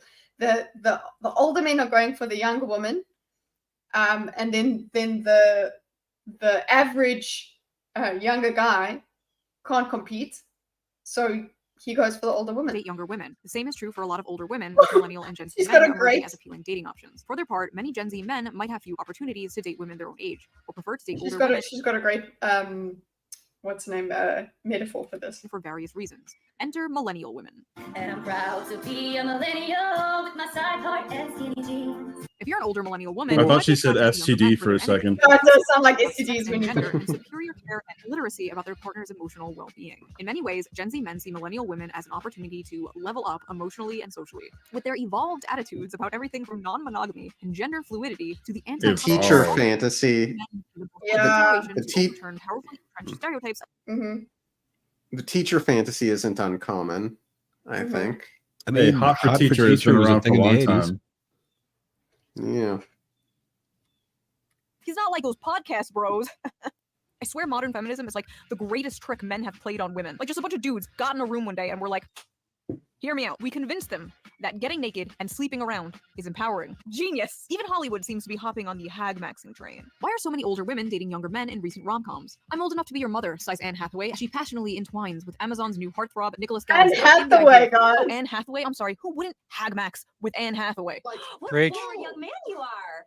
My goodness. This phenomenon is a groundbreaking shift, considering She Hollywood's looks so reputation for young perpetuating still. the male gaze and old men's uncanny obsession with younger women. You know, I really don't care about this shit, but it is so funny how much of this equality stuff is just, okay, now it's women's turn to do the thing we said was bad. All the new strong female leads in movies that are just kind of assholes, celebrating of billionaire female CEOs. Like, did you actually want change? Or was it really all just penis envy? Older women partnering with younger men. It's always There's that. no problem with that. Every That's why women will help interaction use this with stigma. everyone, French president's wife, everywhere, Brigitte at all Macron, times. is It's almost that. 25 years older. I like your glasses. Well, you have penis envy. They say that another factor is mommy issues. I like how it's saying Gen Z women right there. Gen Z. Gen Z woman. I'm 16. I'm not attracted to anyone below. Based? Okay, this is the more minivan and bang you in the back seat and take you to your lack of college degree. Karen wants to pick you up in her 2013 Toyota minivan and bang you in the back seat and take you Hey, to Olive Garden. hey, Let's break don't it down. talk shit about the minivan. That's a good Based on all of human minivan. history, the most prevalent age gap was older man and younger woman. But why? Well, it's because men are all disgusting creeps who should be thrown into work camps and castrated and forced to make us pumpkin spice lattes. But also, it's because younger women are more fertile, and the whole point of relationships is to make babies, or at least it used to be. Well, at least in our lizard brains. That's the whole point. I don't know what the point of modern relationships are anymore. I just learned recently that people purposely get into short-term relationships, which is bizarre. Is to me, that a what's the thing? point? As well as Which is a weird one. situationships. Yes, that is a thing. Okay, what is it that I don't get that? What do you mean? That they go, oh, okay, we're just gonna have a short-term relationship. You're just having fun. You don't want to commit. You're just having fun. So then it's not really a relationship, Just a really. booty Like, call, right? No. Yeah. Am I I too old? think Am I it using used to be Not called quite a dating. one-night boomer stand, terminology? what yeah, did you say, dating. Greg? I think it used to be called dating. Like, I don't know. People dated around. Like, I wouldn't say I was in open relationships, but I knew that a few of the women that I was seeing were dating around. Like, nothing was like official or whatever. I think it's just changing of terms, but it's like, Yeah. it doesn't sound that weird. Like, I knew this isn't exactly something that I want to be committed to right now. So I don't know. Charles, Okay. I He has have a upset ton of him, music and about he it. is now looking around, No. trying to. I know there was something flying, and you tried to kill it. There we Did go. you get it? Got him. I don't think I did. No Well done. dice. Oh, never mind. Good attempt. I tried. Situationship is one that really gets me. It's like, okay, but if you ask her, are you guys dating? No, don't ask her. Please don't ask her. The question is, if you found out I was going out with someone else and doing the exact same thing that I'm doing with you, would you be upset about that, or would you be? How many okay? I other know I people are personally you would- doing podcasts with, Kitty? Imagine labels didn't matter. Then what? Then they nothing do would matter. matter. I think for us in our parlance in South Africa in my day, dating was, if you said dating, it meant that was your boyfriend or girlfriend. But if you say I'm dating around, then somebody would understand what around. You mean You you're mean sleeping around? going steady? Oh my we god. never said Yeah. going steady. No, we never. Yeah, did it seemed that. a little bit outdated, but that's kind of the thing. Like, we haven't like had a talk as to where, like, we haven't made it official or whatever. Used to be like the parlance at the time. But the joke is the what are we question, right? Yeah, that's, and I think that's the thing that always before happens. just- Culture's fucked. In Denmark, they fuck first. They bang to see if there's a next step for them. The first step is to bung. Well, it sounds crazy, but Oh, it's I not don't know. funny. We're getting back to the topic. Yeah, I got to finish it off to see if I like you afterwards. Yeah, I got to see if this is just lust or not. So All apparently right. that's So, just what's your us. favorite Okay. color? Purple. Oh, this will never work. things. The world is very confusing. It turns out people are different than me. Now, let's be real. Hagmaxing simply does not make any sense from a evolutionary biological standpoint. But it's 2024. We have surpassed the need for evolutionary biology. We can grow babies in pods and also kill ourselves in them. Our brains are full of plastic now. Men wanting to be with younger women makes sense when Our babies balls were are full growing. of plastic Babies now. don't seem to be the goal anymore. For many older women who simply don't want to have them, and for many younger Gen Z men who think they can't afford them, or even worse, are scared that having kids will contribute to climate change. It's like every other week I see an article, fear-mongering Gen Z, don't have kids, it will increase the carbon It emissions. really has gone up. Like I thought I was unique. There are way more women now these days that don't want children. I was a rare kind of person. Now, a lot of young women just they realize that having children is a choice, which is what I wanted when I was younger. But they don't need to necessarily now just hate on children. No little kittens. No little kittens. Have kids. Blah, blah, blah. You have to go save the planet. broke. And first of all, I gotta ask, who the fuck are we saving the planet for if not future generations? So if Gen Z does not want kids, if they think they can't afford kids, For us right why now. does being with a fertile woman even matter? Might as well date an older woman. Might as well scramble those rotten eggs. Cooked Ugh. eggs. Editor. Edit that out. Edit that out. No.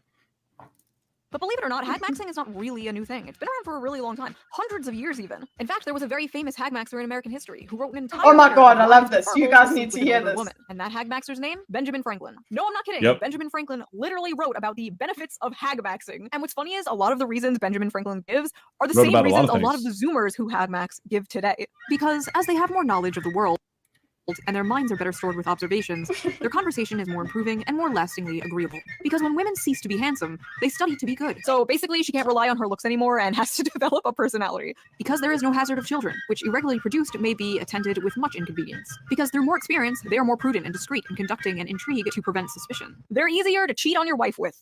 Lovely, because in every animal that walks upright, the deficiency of the fluids that fill the muscles appears Oh first in the my. highest part. The face first grows lank and wrinkled, then the neck, then the breast and arms, the lower parts continuing to the last, as plump as ever. Benjamin Wow. Franklin really just said, the ass is still fat.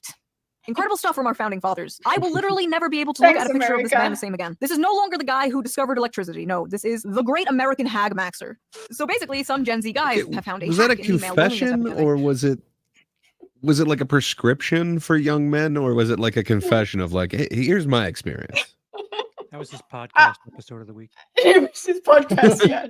It was his it was He actually was the his true long thinker tweet. of the time. Has So, I anyone mean- seen the HBO series John Adams? Nope. Yeah, Mm. it's There's, pretty um, intense. Yeah, it's a excellent Past series tense or worth the present watch. tense? Present, well- present company excluded. It's past tense. Presidential sense? Ben Franklin dating the gets women. it. Hmm. A lot. Who are suffering from the female loneliness epidemic, like the two unwanted ends of a bread loaf coming together to make a sandwich. That's all I wanted you guys Two to people who see. believe they are the leftovers of society. Two people using each other to temporarily numb the pain. Or maybe it's not that fucking deep and it's just a funny meme. To be honest, I don't think this is an epidemic like the internet makes it seem like it is. All the data basically says that women prefer to date men slightly older than them or around the same age as them, and men tend to date women younger than them or around the same age as them. Large age gaps, for the most part, are rare. In relationships where the man is older, he's usually only older by 1 It's to 2 not an years. epidemic, In it's relationships just- where the woman is there's a older, 2 name to for 3 it years. now. It's a In all funny Western meme. countries, only Okay. 8% of couples have an age gap of 10 or more, and couples with a larger age gap have more of a chance of getting a divorce. But it is a rising no. trend to think about and keep an eye on. As the social landscape continues to change, so will gender dynamics, and I find that very interesting. But that's enough of my yapping. What do you guys think? What do you think of hagmaxing? Have you ever hagmaxed? Would you hagmax? Personally, I am married to someone younger than me. He was graduating middle school while I was going to college. Well, to be clear, I did not know him when he was in middle school. I am not married to a middle schooler, not a groomer, folks. Do not put in the newspaper that I am a groomer. If you like this video, please consider supporting me on Patreon, link down. Editor, Okay, cut that so out. answer her question, guys. What do you think of hagmaxing? I've dated women way older than me. For I- a reason, you just like them? Yeah. I mean, it didn't last very long, but yeah. Yeah. It's like I've dated a 40-year-old before. with the fluids at the bottom. No. I'm not going there. Thanks, Ben. Yeah, Dorkus. I'm not going to judge more or less who other people want to date. Hmm. Personally, given my age range, and the fact that I do want kids, I'm looking at a bit younger than me, but I mean, if someone wants to date a 40-year-old, if it go for it. Mhm. And it was just Yeah, dating. It was not looking for a relationship at that time. Oh. BMO Franklin. BMO Franklin. Charles? Ha. What happened? Would you Pro hag or Max? anti-hag? Have you hag maxed? Yes. When my sexual peak was most prevalent, I was going out with a woman who was considerably older than me. But I don't. Well, consider I'm married now. Since my spinal surgery 12 years ago, I've become kept a sexual peak. No, I've been something quite the opposite, actually. There's a good period where I thought I was asexual, but it turns out I'm demisexual. So, the physical thing just doesn't matter anymore. Interesting. Do you know what demisexual is? Yes. Okay. What's this channel about? I don't have time to engage my brain and mind using energy. You know what?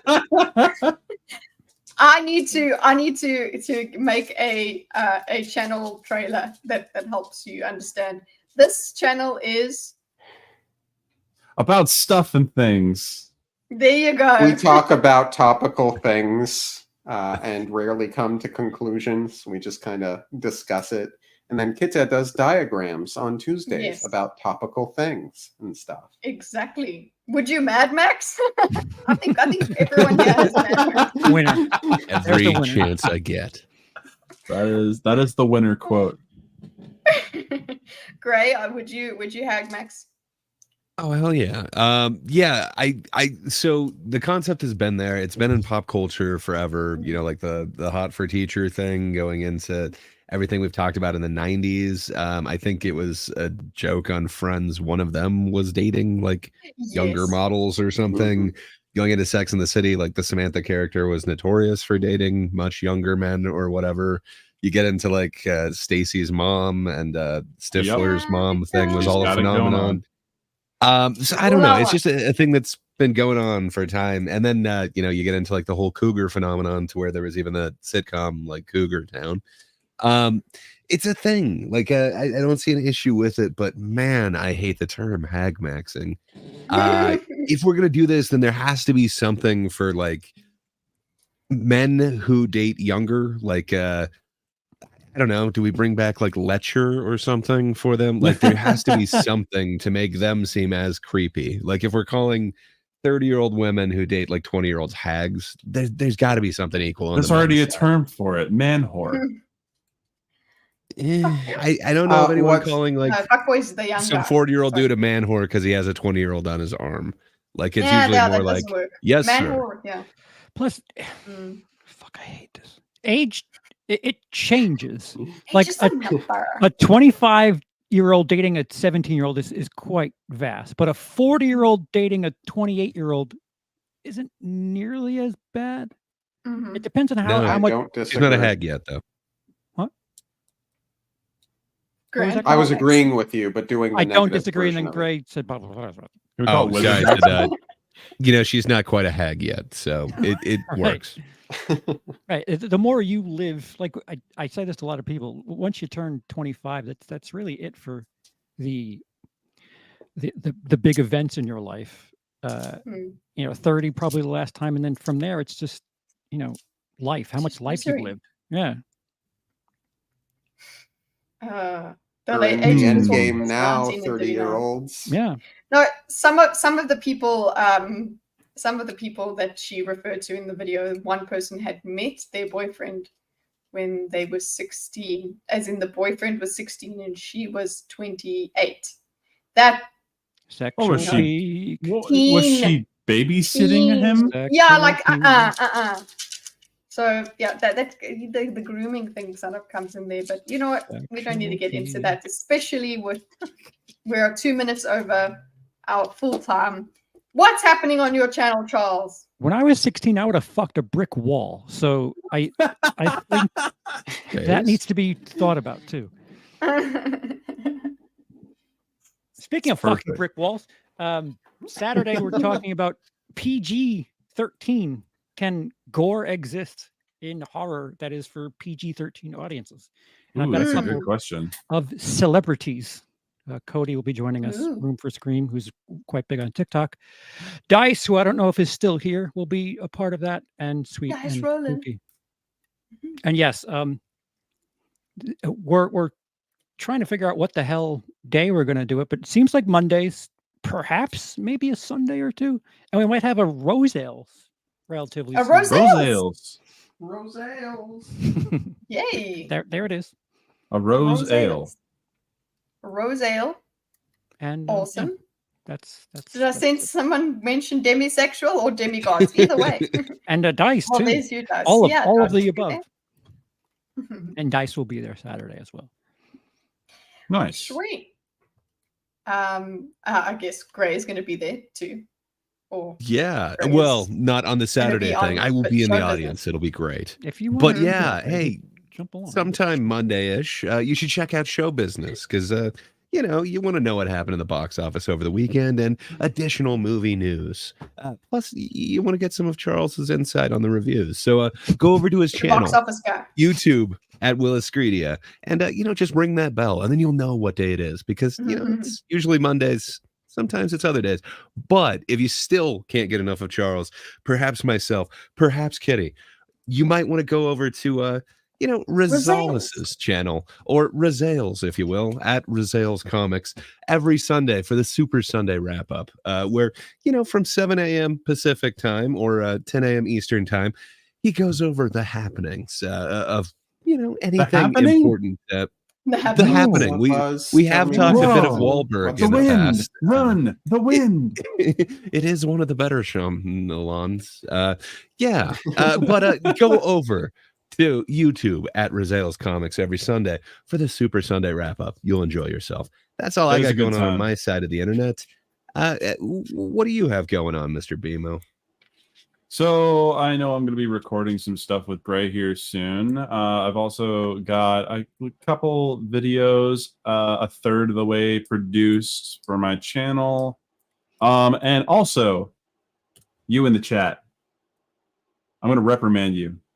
I put an event in the Discord for Concord redesign contest with $50 Steam gift card on the line, and only 2 of you participated. So now what I need you guys to do, what I need you guys to do is to join that darn kitty Discord. I will be putting those up for votes. It's between Romeo and Darling, who are the only people who have participated. It's a pretty good art battle. Vote. It is. It's an art battle. Okay. And I need you guys to vote for who just at least wins. vote, you bitches.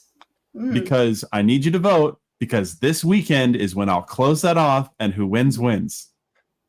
Listen, I didn't participate because I can't draw. So there's that. I can't art either. Exactly, Wallace. I can't art either. Gardic or nothing, as far as I'm concerned. Yeah. If you can Gardic, you can draw a chill character. But yeah, just go to the Discord and vote for, and be ready to vote. I'll create an event for it. But yeah, join Kitty's Discord. It's a fun place to talk about random things and stuff. So if you like random things and stuff like this place. But yeah, that's what's going on with me. Mr. Dorkus, what are you doing? Hello. I've got quite a number of things going on and a number of things planned. First and foremost, you've got Ascension Unleashed airing on Sundays and Storming the Archives airing on Tuesdays. And we have a lot of live streams planned. We've got some more fan casting streams with a number of guests. We're going to get Gray back for some more Ascension castings. We've got BMO for some Way of Kings castings. We've got Libralita for some short story castings. We've got another blind live read-through coming up by Halloween. And so in my personal life, I'll be moving at the end of this week. And once I get to my new location, I'll be enlisting Geek Squad's help to build a You're new moving to Best Buy? computer. I'm moving to Best Buy. Yes. Let's go. Once all of that is set up, I think what I plan to do is to read the second book in the Memory, Sorrow, and Thorn series, and I'll probably do a few more live streams, perhaps one per part in the book. So keep an eye out. Lots of content. Yes, Dorcas's live streams are actually pretty fun. You guys should join them, especially when they do the live read-throughs, because that was such a fun thing to listen to Sixth of the Dusk. Like, they do it live, guys. It's hard to beat read stories that. live. We nerd hard. And I'd say that's saying we, but Dorkus does his own thing as well. It's Dorkus's channel. I'm just there sometimes for comic relief. I don't know. For actually to fill the dead air. To fill the dead air. Pretty much that. Where I'm the chair that when Dorkus goes to the bathroom, I'm the chair. Yeah. I could make a joke about sitting on you, but I'll just leave it there. Let's not. Well, guys, that's it. The timing for Thinkers might be changing. I think it is. Yes, it is changing. Okay, it's going to be. I don't know. We'll figure it out, but it might. Maybe we'll have to change the day. It might not be Thursdays because I do want everybody to be able to make it. But it seems like that's going to be impossible with the time that I'm proposing.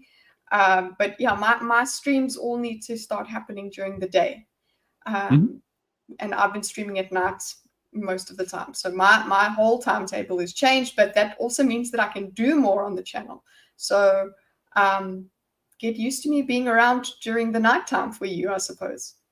Gordon is 17 years old, younger than, yeah, exactly. Absolutely. He's like a whole 2.5 months older than me. So he's got all that experience. Gross. You beat me to it, Charles. Jeez, I think Kitty was hag maxing. Yeah, I'm totally. Anyway, no. That's about it. So just keep an eye out. When the time changes, I'll let you know when that's going to be, and then you got to share that far and wide and let everybody know when we are going live the next time. Okay, so just look out for that. Put on notifications, and we'll see you then. Until then, let us. I've Don't automatically forget to love each other. Don't forget to love each other. Let me see. It says it puts automatic. It says it puts automatic outro. So I don't know. I haven't figured out how it works. Let's try it. Slow wave. I hate how animatronic you look, Charles. So scary. If I click in stream, so amazing. Skills. Have a good one, guys.